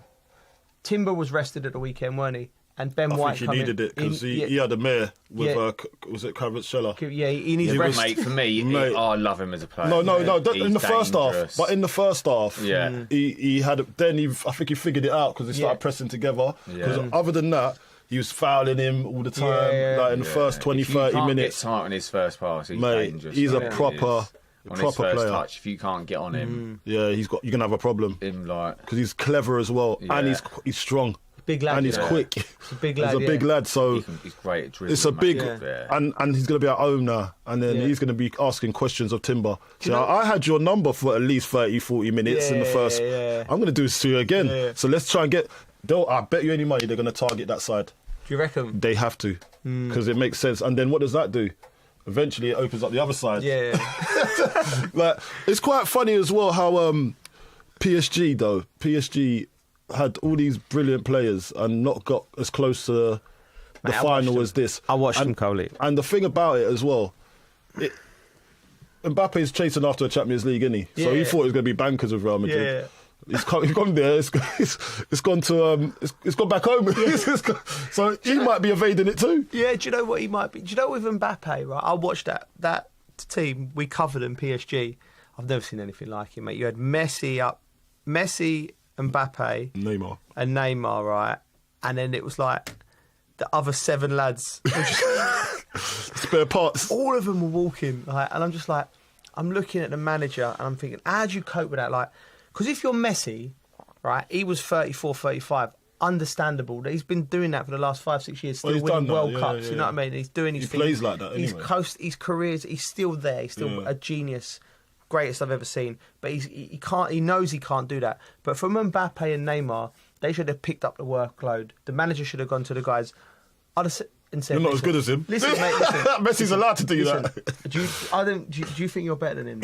Do you? Like, I don't see it. I don't see it because I don't see it. So you've got to carry him a little bit because he's a difference maker. When you're 34, you're going to hopefully be in a team where lads will allowed to do that. You a little bit. But you're prime of your career. You can still run. I'd have gone to them. If you both want to play at the same time and put this band together, this super band. There's got to be some negotiations here. And if I see at any moment one of you not running back, I'm going to take one of you up and put another midfielder in. That's why Suarez was so good with Messi, mate, because he understood the load. He says, "Do you know what? You stay still. I'll do the running. I don't mind it. You're world's best player." Mate, so there's no ego. Like when you got a friend on the pitch. That's what I was talking about. Wisart and Mbeumo. They kind of get it. They're like, "I want you to score." No, I want you to score. So okay, we do it together then. Yeah. That's what needs to be done, and that's what needed to be done with Mbappe and that crew there. But at the same time, now you look at it, it's PSG are looking way better than when he was there. Yeah. Not just him, but the others as well, because they've got a team that actually works and functions together. Yeah. You see them running together, even when they're defending. Like, they defend well as well. So there was moments in that Arsenal game when they was defending really well, like compact, and they was fighting for each other. And that just shows you the spirit that they have, and that comes from humility. Yeah, it does. It does. I mean, I'd love to have played with Messi. He'd do all his running. I'll do your running for you. Yeah, I'll get his breakfast. What do you want, Leo? What do you want, Leo? It's all right, I'll be there. Oh, yeah. Can you put 2 on the plate for me? Can you put 2 on the plate for me? It just makes everyone around him better. Do you know what I mean? What Absolutely player. brilliant. I don't think Arsenal can win it. I back PSG from early on in the competition, but I think Arsenal will turn up and make as long as they turn up and make the fans proud. I think, really give it a go. I don't go there and go out with a whimper and let the season go out. I want drama, Coley. You want drama? I love it. Yeah. It's better, innit? It's not my team. Have a right old go. Yeah, have a right old go. Like, just rock it a bit, man. Talking about drama, the other game, Inter Barcelona, Inter are taking a 3-3 draw back to the San Siro. Mate, that was just beautiful football. I mean, the shout these people have been saying, it's made them fall back in love with football, watching Lamine Yamal and doing his thing. Incredible game, wasn't it, Bridgie? Oh, brilliant game. Great for everyone to watch, innit? It just open for the same again, basically. Yeah. But, mate, he's some talent, isn't he? Yeah.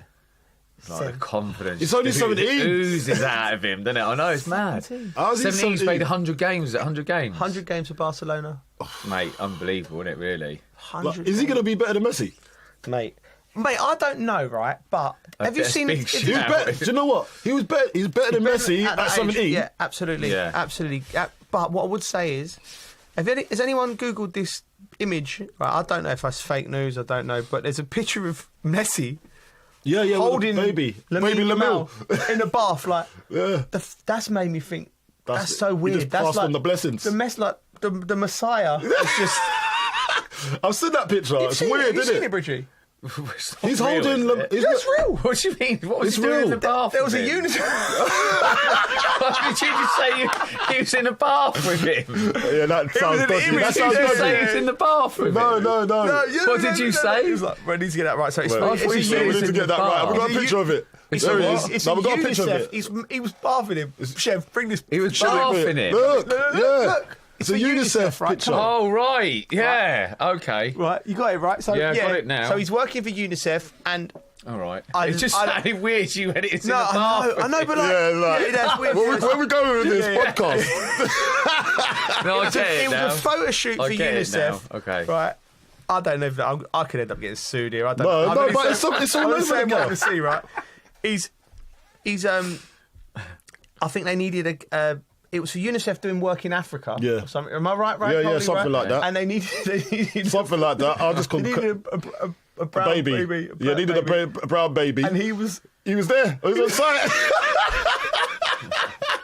to emphasise. It was the closest one around at the time. Yeah, Imagine that you got the greatest player of all time and then the next greatest player of the next that's generation. unbelievable. And their paths have crossed. Yeah. I don't know if There's it's true. something in it, isn't there? Is this another Eric Crumble? Have you ever seen that? So it's like passing the torch, isn't it? Passing the torch. Passing the torch. Say, listen, I like you as a kid. Yeah. I'm going to give you some football talent. Yeah. I bless the water. Bathe in my success and my talents. When you first said it, I'm just like in my but it doesn't sound right because you needed to see the picture. Yeah. Weird. I don't even know. That's just a weird scenario. Now, So imagine that I just think that's weird. That makes me feel the world's like. Yeah. Works in mysterious ways, mate. Right. Yeah. You touched any baby bath water before? Who have you blessed? What are you saying with that game? Jar blessed. What are you saying on that game? Who you reckon will make that? I think could go either way. That could go either way. I backed. Yeah, it's one of them. Inter Innit? Milan. You can never like. Yeah. Inter. It's probably going to be Inter. I think Inter at home. I think they're both great teams. Both teams very just different. made for him to just go and light up the stage? Oh, mate. But what did I say about Inter before? though. Like somehow they've been lucky to get to this point. Yeah. So it looks like things are going in their way.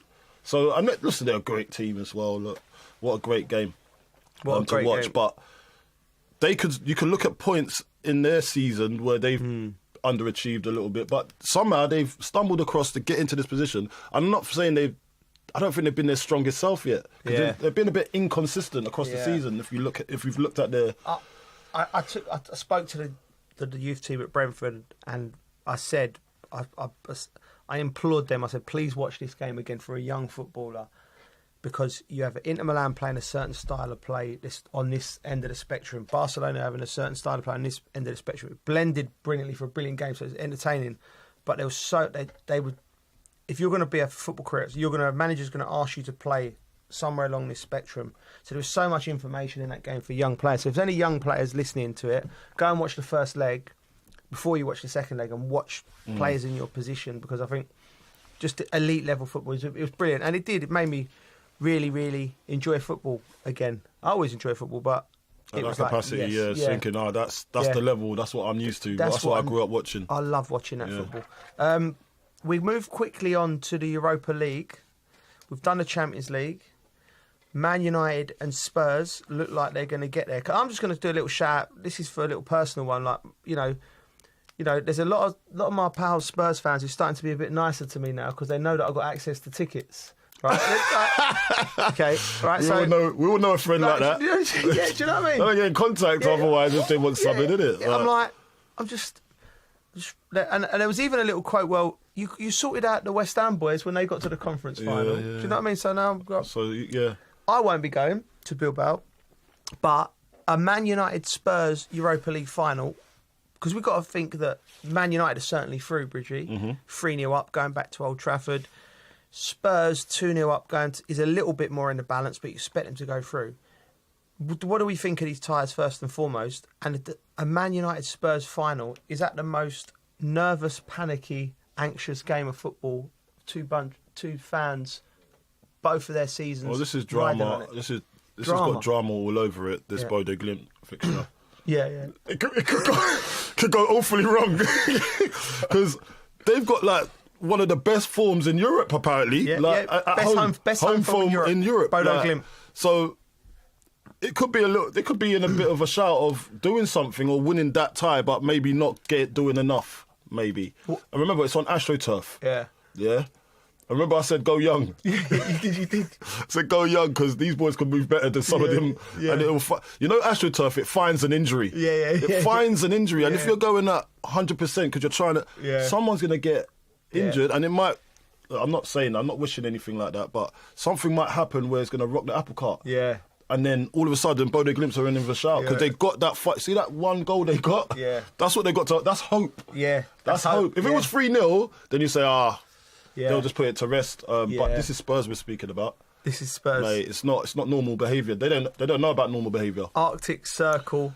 How bad must it be, the Arctic Circle, mate, if you've got a better home record than Real Madrid? What are you doing to people? What is your welcome? What are you doing to people over there? I want some Spurs fans to send in the whole footage. The footage from the moment you step into the Arctic Circle. How bad can this place be, where teams like Real Madrid and Lazio are just going, I can't play football there. I want an image of the pitch, the food, the coldness. Oh, mate, it must be all sorts going on over there. Listen, I'm genuinely, I'm looking forward to that game as well. Yeah, like you said, I think everyone is as well, because there's going to be drama in there. Flip of a coin, what happens area? Or you fancy Spurs to nick it? Listen, Spurs should. They can't blow it. They cannot. They can't. That is ammo. That is ammo forever.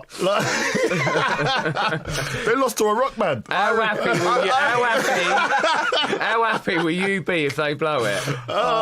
It's poor for me. On a scale of 1 to 10, go Cole. How happy will you be? You'll be buzzing. I can think there'll be songs rolling about Bodo Glimt. Mate, Spurs fans won't even be able to look at a polar bear ever again. They got to go and see it out. They got to see it out, but it ain't as easy as what people think. Maybe they can't. They got to see it out. Surely, okay. Hopefully. I think that's all we got time for. Oh, is it? Yeah, I think we're done. That way. Man United, Bilbao. Man United, Bilbao. Oh, they got to see it out. Come on. Yeah, they will. Again, you never know. Yeah. Now they've got to. 3-0 win, come on. 3-0 win. Gotta be. Right. Yeah, curtains. That's all we've got time for. Thanks for listening to The Dressing Room with Our Arabiya News. We have to take care of our people, and we're going to take care of our people first. For in-depth analysis and all the latest developments across the globe, make sure you join us every weekday. President Trump is trying to negotiate a ceasefire. With so much happening, so much information, and so much noise, International law will have no part in his administration. It can be hard to keep track. Tariffs will just fuel inflation. We're going to fight these tariffs. But you can count on us to tell you what you need to know. We stand by your side. Join me, Tom Burges Watson, for Global News Today, right here on Al Arabiya News.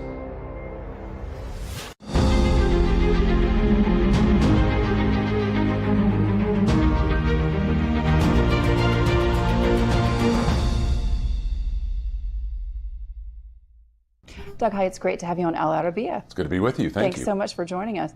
I want to get a sense from you of how you see Washington today. Where are we? I'd use the words nervous and anxiety, and real high anxiety in Washington, just because there's so much uncertainty. And what we remembered from the Trump years that we had forgotten for 4 years under Biden was that there was a constant churning of news. Quite often, you would forget on Thursday what you were talking about on Monday. That's really true now, but it's even more so. With a relentlessness from this administration on executive orders and things in a way that we just haven't seen done before. And as you know, when I worked at the Republican National Committee and in House Republican leadership, we talked about Barack Obama's imperial presidency because he was signing a lot of executive orders. Trump has blown by that at record speed, and it's why people are really struggling to keep up. That's obviously by design as well. Walk me through how the Republicans en masse are viewing this, because there is discomfort in the party. Well, there's the public versus the private. The public is overwhelmingly public comments from members of Congress, senators, united behind the president, really loath to say anything negative about what they're doing. Sometimes maybe something that an aide or a cabinet member does. Signalgate is a good example of that because it wasn't about Donald Trump. So you could make your criticism, say, look, I'm being an objective person here, but you're not criticizing Donald Trump. Privately, there are a lot of concerns about what DOGE is, what its impact is, and what those impacts will be in specific districts and states. And so when you start talking about things like research universities, if you represent one of those universities or you're impacted by it in any way, you're talking about obviously important medical research. You're also talking about jobs in your district and neighboring districts. Yeah. Walk me through the signal crisis, because as you say, one after another, things are happening at a rapid pace. It's a blitzkrieg, essentially, coming from the White House. And at the same point, this is an administration that's been able to stay on message. Donald Trump actually is a very disciplined messenger when he chooses to be. And one of the things that we know about Trump is if things go off track, if the conversation is not where he wants it to be, he's a matador.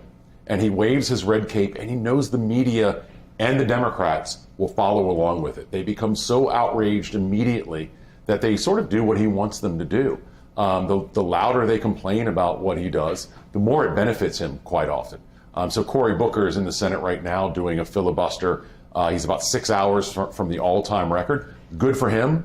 It's not really necessarily going to accomplish anything for Democrats. It sort of makes them feel good and hopeful without any real tangible results. Well, the reality is nobody's watching. And nobody's watching. And nobody's watching for two reasons. One, a lot of political news just gets tuned out or doesn't reach to that level of anything that really is about Donald Trump. And two, it's April 1st in an off year. And so we're going to have special elections that are happening right now in Florida and Wisconsin. Washington, D.C. will overinterpret, overanalyze those. And the impact of today to 16, 18 months from now on a real election day, zero. So the signal crisis essentially guaranteed to make the Democrats and anyone who opposes Donald Trump basically apoplectic. And yet the Democrats as a party haven't been able to make it stick. Why? Well, I think partly because this was not about Donald Trump.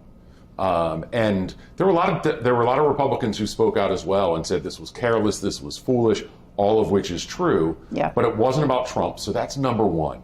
And number two, there's so much other news that really impacts everyday life for everyday Americans constantly, that while things like this were a flashpoint, because there was very little dissension within Trump world, there was some, but not much, Trump was able to move past this. And, voters are focused on what impacts them. And that's one of the key lessons I think Democrats are trying to grapple with, is they've talked on all these issues that most voters don't really care about. So every time I would watch a college football game during the fall, let's say North Carolina versus Georgia Tech, I'm watching that game, 2 swing states. Every commercial break, Kamala Harris cares about they, them, Donald Trump cares about you. That was a really important message for Trump. It's one of the reasons that he won. In your mind, are we going to see any kind of blowback because he didn't fire anybody? Only if we see more. And that's always the risk in any kind of situation like that. What do we know? What's the full impact? What actually happened? Yeah. And if we hear that there are more examples of this, then there could be a problem. And that certainly would be, again, staff and cabinet officials, national security advisors, not the president himself. And that's one of the interesting things here is we know Donald Trump's reputation is he's somebody who loves to say, "You're fired." He hasn't said that yet. Yeah. Tell me this, when we think about that, behind closed doors chatter, particularly on the Republican side, what can the Republicans in Congress and the Senate, House of Representatives actually do to push back on the administration? What are the levers? Because he's signing executive orders. Yeah, on the executive orders, very little, unless a member of Congress can demonstrate why it's in Trump's best interest. It's also why, though, you're seeing a lot more communication between a member of Congress and a cabinet official, an agency official. If you've got some concerns about Medicare or the FDA, the CDC, Department of Education, research universities, as I mentioned before, you're making those communications very clear to that cabinet official, that administration official who may impact. You're also having a lot more conversations with those people who are directly impacted because you're hearing from them a lot more. Yeah. Do you think that that's going to translate to the messaging to the White House? To some extent, yes. I mean, does Donald Trump care if somebody's district is up in arms? Look, he cares about bad headlines like anybody else does. And so I think one of the things we saw this week that's been interesting is the administration admitted a mistake. That's how big of a mistake it was to send somebody to El Salvador who did not belong there, did not deserve to be deported. This White House does not like admitting mistakes of any kind. So to admit something says they know it was a really big goof. We saw that with Signalgate as well. That was somebody else's fault. And this is where the administration, I think, is very sensitive. A bad headline, especially if it's about Donald Trump or can be tied to Trump, it's going to be very dangerous for him. Talk to me about those headlines and the people who write them. Mm-hmm. This is an administration who, they've been very clear from the very beginning that they're going to listen to other outlets, not just what they term the mainstream media. We've seen a lot of changes in the White House press room. When you take a step back and think about this, I mean, you and I have been dealing with the Washington press corps for years. I've been a part of it myself. Is this worrying to you?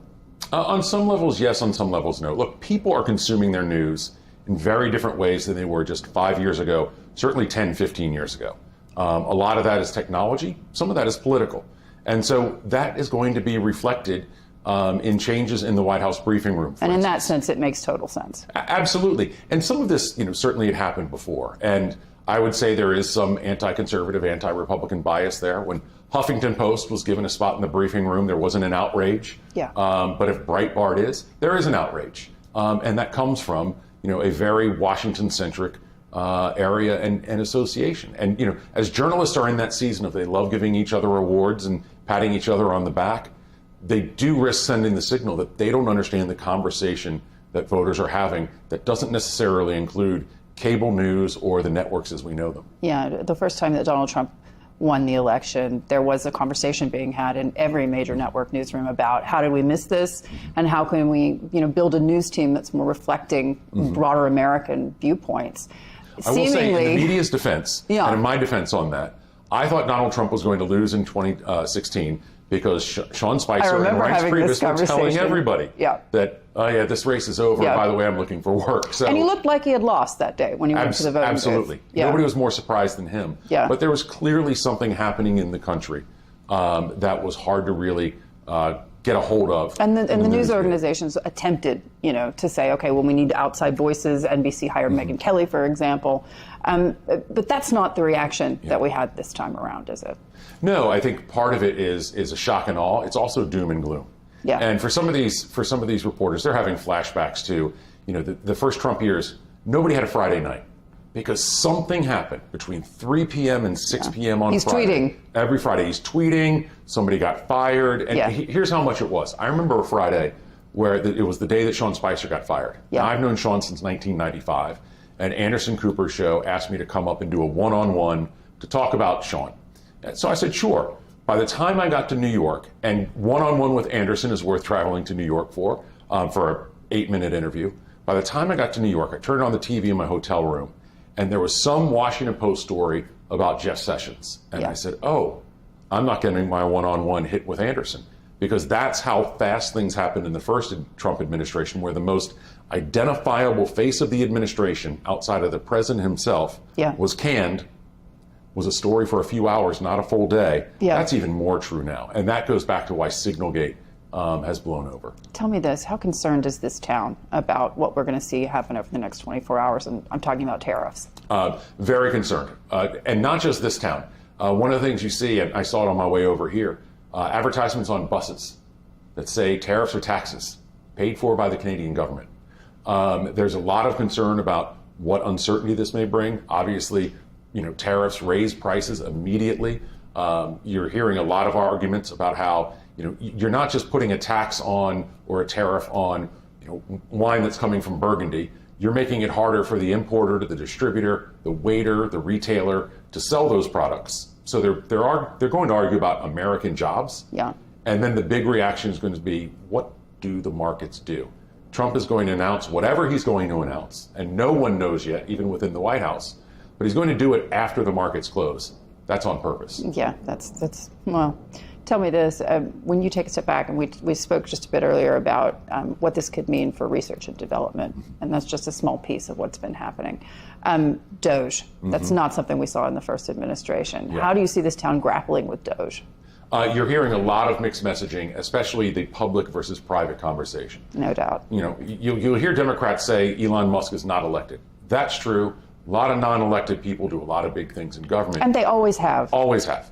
This is obviously a much bigger scale of it. We're seeing him host rallies. Yeah, because he's out in front. Absolutely. They're not hiding it. But they're not hiding him. But there's also concern within the administration. If you're the head of the Veterans Affairs Department, you may have an issue there. And we hear about these conversations that cabinet officials are having, whether it's in a cabinet meeting or privately. Members of Congress are feeling the same thing because they're hearing from their constituents that, if you're going to close the Social Security Administration office in my district, I have a problem. And that may be a blue district, that may be a red district, but ultimately is a problem for that member of Congress and their voters, who are going to have real problems. Senior citizens are not necessarily the most tech savvy or the most mobile to go to, offices outside of their home. So this is one of those things that becomes an issue. No doubt. And what do Capitol Hill folks do about Elon Musk? I mean, is there anything they can do other than to raise that concern at their peril to the president? Right. Well, that's where they raise their concern, especially privately, and want to work with administration officials throughout this process to lessen the damage. A lot of this is going to happen. So hoping that you don't get affected by it, hope is never a strategy. Yeah. But communicating directly with your constituents on how these impacts are going to happen. And that's a two-way conversation. That's not a member of Congress telling constituents. It's both of them having a real dialogue and then relaying that to the administration. Walk me through how you see the impact of at least Trump so far when it comes to foreign policy. Because the Trump administration has said, just as they did in the first term, that his first trip outside of the United States is going to be to Saudi Arabia. Yeah. Well, look, Donald Trump, again, he can be consistent when he wants to be. He doesn't always choose to be. They didn't like it the first time around. No, they didn't. But now, look, Republicans are fully bought in on Donald Trump. The people who aren't are real outliers. And there's clearly nervousness from our allies in Europe. And we've seen how they've reacted and proactively come here. I think Keir Starmer did a very good job when he came here, with a lot of questions about Starmer really being new on the job and having to face Trump. But there's real unease, and there's unease about what happens in Ukraine. There's unease about what that means for NATO. And sure, most Republicans, and overwhelmingly so, will, and even Democrats will tell you, yeah, it's important for Germany and France to spend more. We've been footing a lot of these bills. How we get there is important, and threatening the fabric of NATO is where questions really remain. What about the energy picture? Because right now when you have oil between 70 and 80, that's not really a problem for Donald Trump. He's not talking about declaring war on OPEC at this point. But do you anticipate this to come up, at least when he's finished with everything else? Well, he's going to Saudi Arabia first on purpose. Clearly, energy is going to be a part of that conversation. You know, we never talk about, or we never hear about, you know, American energy independence anymore. Trump's word is dominance. That's how Donald Trump communicates. Yeah. But there are a lot of questions moving forward about energy, you know, energy usage and what we're going to be able to do. Yeah. So America, yeah, we've got real concerns. The good news is we're not where Germany is right now, and some of the European countries that really stepped back and have caused themselves, you know, a lot of long-term damage. Russia. Talk to me about how that's playing in Washington, because certainly if you just judge by what you see on the networks or what you read in the New York Times, it's not playing very well. No, and again, I think this is where you really see a difference between the public versus private conversation. So yesterday, Congressman Don Bacon from Nebraska, a real swing district, you know, spoke out and said, I'm going to stand by Ukraine, I'm going to stand by our allies, and Russia is an evil empire. You don't hear that conversation from Republicans, certainly in the way, not just when Ronald Reagan was president. You know, the speechwriter of the evil empire, Tony Dolan, who used to come to this place all the time, just passed away. That rhetoric doesn't exist in the Republican Party by and large anymore. Yeah. But most Republicans are not going to be critical on Donald Trump on something that is seen as sort of Trump-specific. And when it comes to Russia, that's a big part of that. And how Donald Trump is able to navigate in these waters, these are very shark-infested waters for Trump. And what he's able to do and how he's able to, has he fully formed a plan and only he knows about it that comes out perfectly? Is it the art of the deal? Does he even need one? I mean, that's the question. On some level, yes, of course. Well, if we all recognize, and that's Republicans and Democrats, even if they don't want to say it, that the United States can't afford to continue funding this when it comes to funding European defense as well as Ukraine's defense. The question becomes, how do you end it? Right. Look, and clearly Trump also wants to move with more of a focus towards Asia. I don't think there's any doubt about that. Ukraine remains a flashpoint. And I think for a lot of Republicans privately, especially if they're on the Foreign Affairs Committee and Armed Services, they're very mindful of what they're hearing from Poland and countries near Ukraine, that if you're not going to spend the money in Ukraine, and most voters don't understand here in the country that it's not planes full of cash that are going to Ukraine. It's American wheat. It's American arms on American flights. So it's not just sending cash over. That would be one of the more foolish things that we could do. But Poland's very clear. Moldova is very clear. If this isn't one, we very well could be next. And I, having been to Poland a few times in the past few years, that atmosphere is very real. If they see you're an American, they're going to come up to you, point out their anti-Putin mural, and there are a ton of them, and tell you how important they are for ultimately the future of Europe. Do you think that that's totally lost on this White House? I don't think it's totally lost, but clearly Donald Trump has other issues that he's focused on as well. And Trump and Russia are one of those things that nobody's really been able to get to the bottom of. If we go back to 2016, there was talk about the collusion with Russia. That Trump After the meeting in Helsinki, I was there. Yeah. And Trump has called it a hoax. He's right. And the argument from people who weren't necessarily Trump fans is this campaign, and remember it was a campaign of like 6 or 7 people at that point, they wouldn't know how to do this even if they wanted to. So no, none of that was real. But there are still very real questions about what is his relationship with Putin, because everything he seems to say falls in line with exactly where Putin wants Trump to be. So again, either he has this art of the deal, grand strategy that nobody knows, or there's real concern, there's real reason to be nervous. Tell me this, you have these conversations more regularly than I do, and you're sitting at the bar at Cafe Milano, you're sitting with the folks that matter. When you think about what happens next with regards to China, do people actually believe today that the United States would defend Taiwan? Really? By and large, no. And it's something that I think we hear more and more. And our efforts around Ukraine, I think, speak to that as well.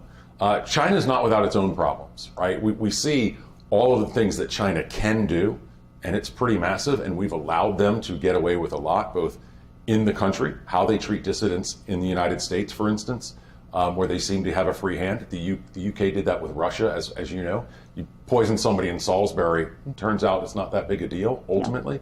But China has its own problems as well. And so I would say that a lot of the people who are sort of almost fatalist to, well, the next century is going to be the Asian century and China is going to be the big winner, China's got a lot that it's got to take care of as well. Speaking of undue influence and taking your eye off the ball, that's certainly something that the United States has done for decades in the Arctic. Mm-hmm. And, you know, despite the rhetoric, Donald Trump is not going to invade Greenland. Right. What do you think is going to happen next in that conversation? Because at the end of the day, this is about security. It's about securing the United States and its interests, and something has to be done. No, absolutely. And I think what we've seen so often is the Trump rhetoric on this. Obviously, the Danes are furious. People in Greenland wouldn't meet with JD or Usha Vance when they came, to the point that they didn't even really go in the country. They just stayed on the base. Security is paramount. The Arctic has obviously been ignored for a long time. And that's part of the next, not generation, but probably 4 generations of, you know, as we have to prep for potential global conflicts. But picking at an ally that really hasn't done anything to us, again, I think sort of phrase some of that NATO framework that has been the most successful alliance in global history. And it's very easy to forget, you know, with everything that's going on, obviously, you know, in Israel and Palestine and Gaza, Ukraine, nobody's talking about Sudan, for instance, South Sudan and the conflicts there. We are still in this unprecedented era of global peace and prosperity. That doesn't mean much to you if you live 30 miles outside of Pittsburgh and you're not happy with, you know, your situation in life. That's where political leaders need to step in and I think really shore up those things that have worked as we try and prepare for what the future may bring. Tell me this. As you mentioned, a lot of things are not on the radar. One of them, perhaps, is Jerome Powell, the Fed. Mm-hmm. When do you anticipate President Trump is going to move on the Fed? I have no anticipation on that because it could be happening while we're talking, and it could be 6 months from now. Yeah. This is one of the things that Donald Trump does on purpose. He is intentionally unpredictable. And sometimes you can try and see patterns in that, but it sometimes also is like looking at one of those paintings that you have to stare intensely at to see that it's a ship in a lighthouse. And if you don't do it the right way, you'll never see it. But there's no telling. And you do know that Trump has that card to pull whenever he wants to. Donald Trump has suggested that he might be involved in a third term. He might run. Mm-hmm. There are questions of the legality around that. In your mind, what does that say to those in the Republican Party who were hopeful? I think the ones who including J.D. Vance. Absolutely. Look, the ones who are hopeful will, I think, eventually start to talk about, you know, Donald Trump, you have been a great leader, and we are so appreciative. And it is time now to follow the constitutional processes. And again, this is, as I was sort of referencing about NATO, you know, our Constitution is and should be sacrosanct. Yeah. You remember a whole lot of conservative Republicans walk around, members of Congress and senators, with a Constitution in their pocket. The 22nd Amendment is part of that. It's very clear. And as Donald Trump doesn't say a whole lot, right? He doesn't tell you what he's thinking necessarily. Oh, there are ways. The only ways that could happen would be so extremely detrimental to our country that you would say it's absolutely impossible. But I woke up on a day called January 6th and decided to go for a walk around the Capitol in the morning, just in case things got a little dicey in the afternoon. And by that I meant people planking and waving signs like they did when Ruth Bader Ginsburg died. Obviously not what we then saw. So where does that leave the Democrats? In total chaos? Democrats are in total chaos, I would argue, in part because of their own making. Yeah. If we go back... I think it's entirely of their own making. Come on. Well, but also a self-created one since the election. If we go back to the actual election results, the unpopular vice president of an unpopular incumbent president lost by 1.4% in an economy that's not viewed positively. So the election was a completely normal one. What happened is what's supposed to happen. But it was Donald Trump, so Democrats can't handle that. And they're now doing serious soul searching in a way that would make you think that Donald Trump not only got more than 50%, which he didn't, but somehow got 55 or 60%, that Donald Trump had this overwhelming win that causes Democrats to rethink everything of who they are. And I would tell them that if they really want to be smart about it, you just need to learn a few lessons. Joe Biden didn't do anything about the border. Neither did Kamala Harris. She never really went there. And who was actually running the country? No one seems to be even asking that. And we're going to learn that as more books are coming out, clearly. So, have a president who people have confidence in that they can be vertical. They may like, they may not like, but can be vertical. Fix the situation at the border. Inflation is obviously a difficult issue, but talk about it and show that you get it. And fourth, don't go down these rabbit holes that the rest of the country is just not in. And when you go down those rabbit holes, you say to the rest of the country, I have no idea what your life is like. So if you're using terms like birthing parents or the they, them, and you're pronouncing things to death, and anybody who doesn't subscribe to that is then somehow evil, you're not just losing voters who are going to be against you anyways or lean that wrong direction for you. You're losing people that you could otherwise communicate to, because that Trump they, them ad, I think, was that powerful. And it was consistent with Trump's messaging from 2016. I remember Trump in a speech said, there's all these Hillary Clinton signs. And he would do this with his hands and say, Hillary, I'm with her. And he said, but I'm with you. Yeah. That's a very powerful message. It's a very simple message. So he then just took something that Kamala Harris said, where she went far, far, far to the left on, paying for transgender surgeries for prisoners, which is a conversation 99% of voters aren't having. Yes. And if they do, they're going to be very negative on that. And said, this is not what I care about. I care about what you're going through in your everyday life when you go to the grocery store and you're upset and you see the images of people spilling over the border at will, and I'm going to fix that. With an unpopular president, unpopular vice president, the election's closer than it should have been. Yeah, they've got and 4 Democrats years. should know that. They've got 4 years to figure this out. Do you think they can? Sure. And look, these things come in cycles, right? When I was at the Republican National Committee, Republicans were, we had a president who was at 70% approval rating in Obama. Time magazine ran the Republican elephant logo on its cover. It said endangered species. 16, 18 months later, we picked up 63 seats in the House, several Senate seats. Democrats probably aren't going to do that, but if you're betting it's a very small margin in the House, they should take the House back over. They just have to figure out who they are and be normal. Yeah. What is the Republican Party today without Donald Trump? Is there one? I don't think I don't think there is one per se, in that it's going to be about Donald Trump for a long time. Before Trump came along, think of how many Republicans would talk about the Reagan legacy. Yeah. And they talked about Reagan over and over again.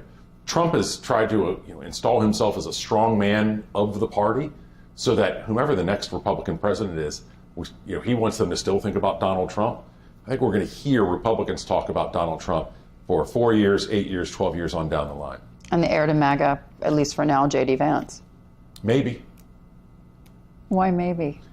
What's to say it's going to be the vice president? Why may somebody else who's been a loyal MAGA lieutenant not run? Somebody who has the Trump name. Yeah. Tell me this, and you get a feeling for this, obviously, being here. How has this changed Washington, this second wave of Trump administration folks? Because they're not the same people. I don't think anybody knows yet. We're still 2 months into this. And as everybody is struggling to keep up, Republicans and Democrats, on what's happening on a daily basis. And that's weekends as well. So if you work at a law firm here, you're having to prepare memos on Saturdays and Sundays because Donald Trump signed 1 or 4 executive orders. So it's very hard to even, see the forest at this point. You're not even looking at trees, you're looking at individual leaves.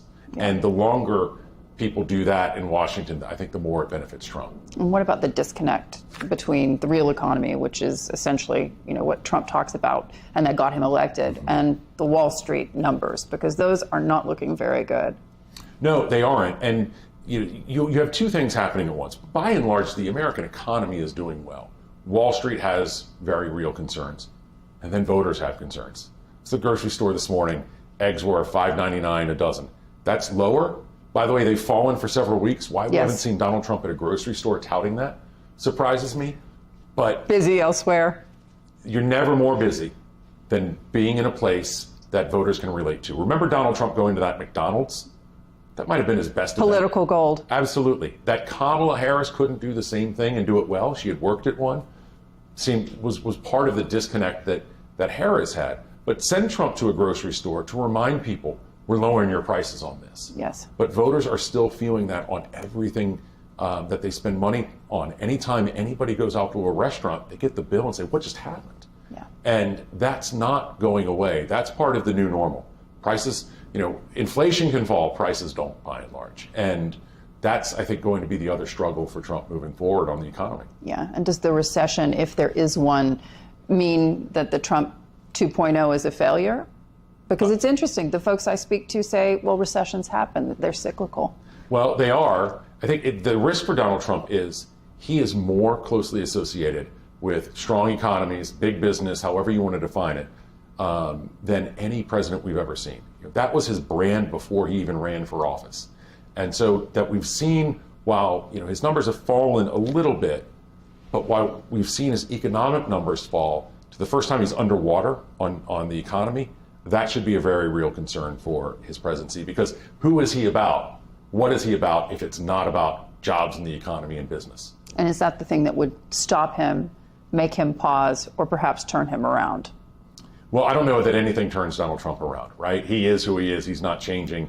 But that is what cost Democrats the presidency.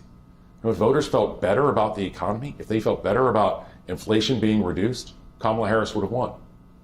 Doug, hi, it's great to have you on Arabiya. Thank you.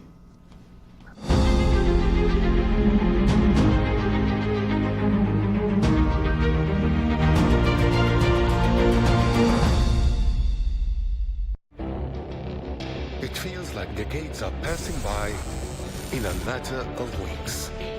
Seismic shifts in the world order. Never, ever will be part of America. With so much happening and so much noise. Whether it's political upheaval, Canada has been ripping us off for years. economic shifts or social movements, And no one wins from tariffs. I think America can be more friendly to the rest of the world. For in-depth analysis and all the latest developments across the globe. To have an inclusive policy together. The meetings with Hamas gave me some hope. We're in another nuclear arms race. The most important developments straight to your screen. Welcome to the dressing room. I'm on my own. I need backup. And an insightful look at the issues shaping our world today. It was not going to happen, that war.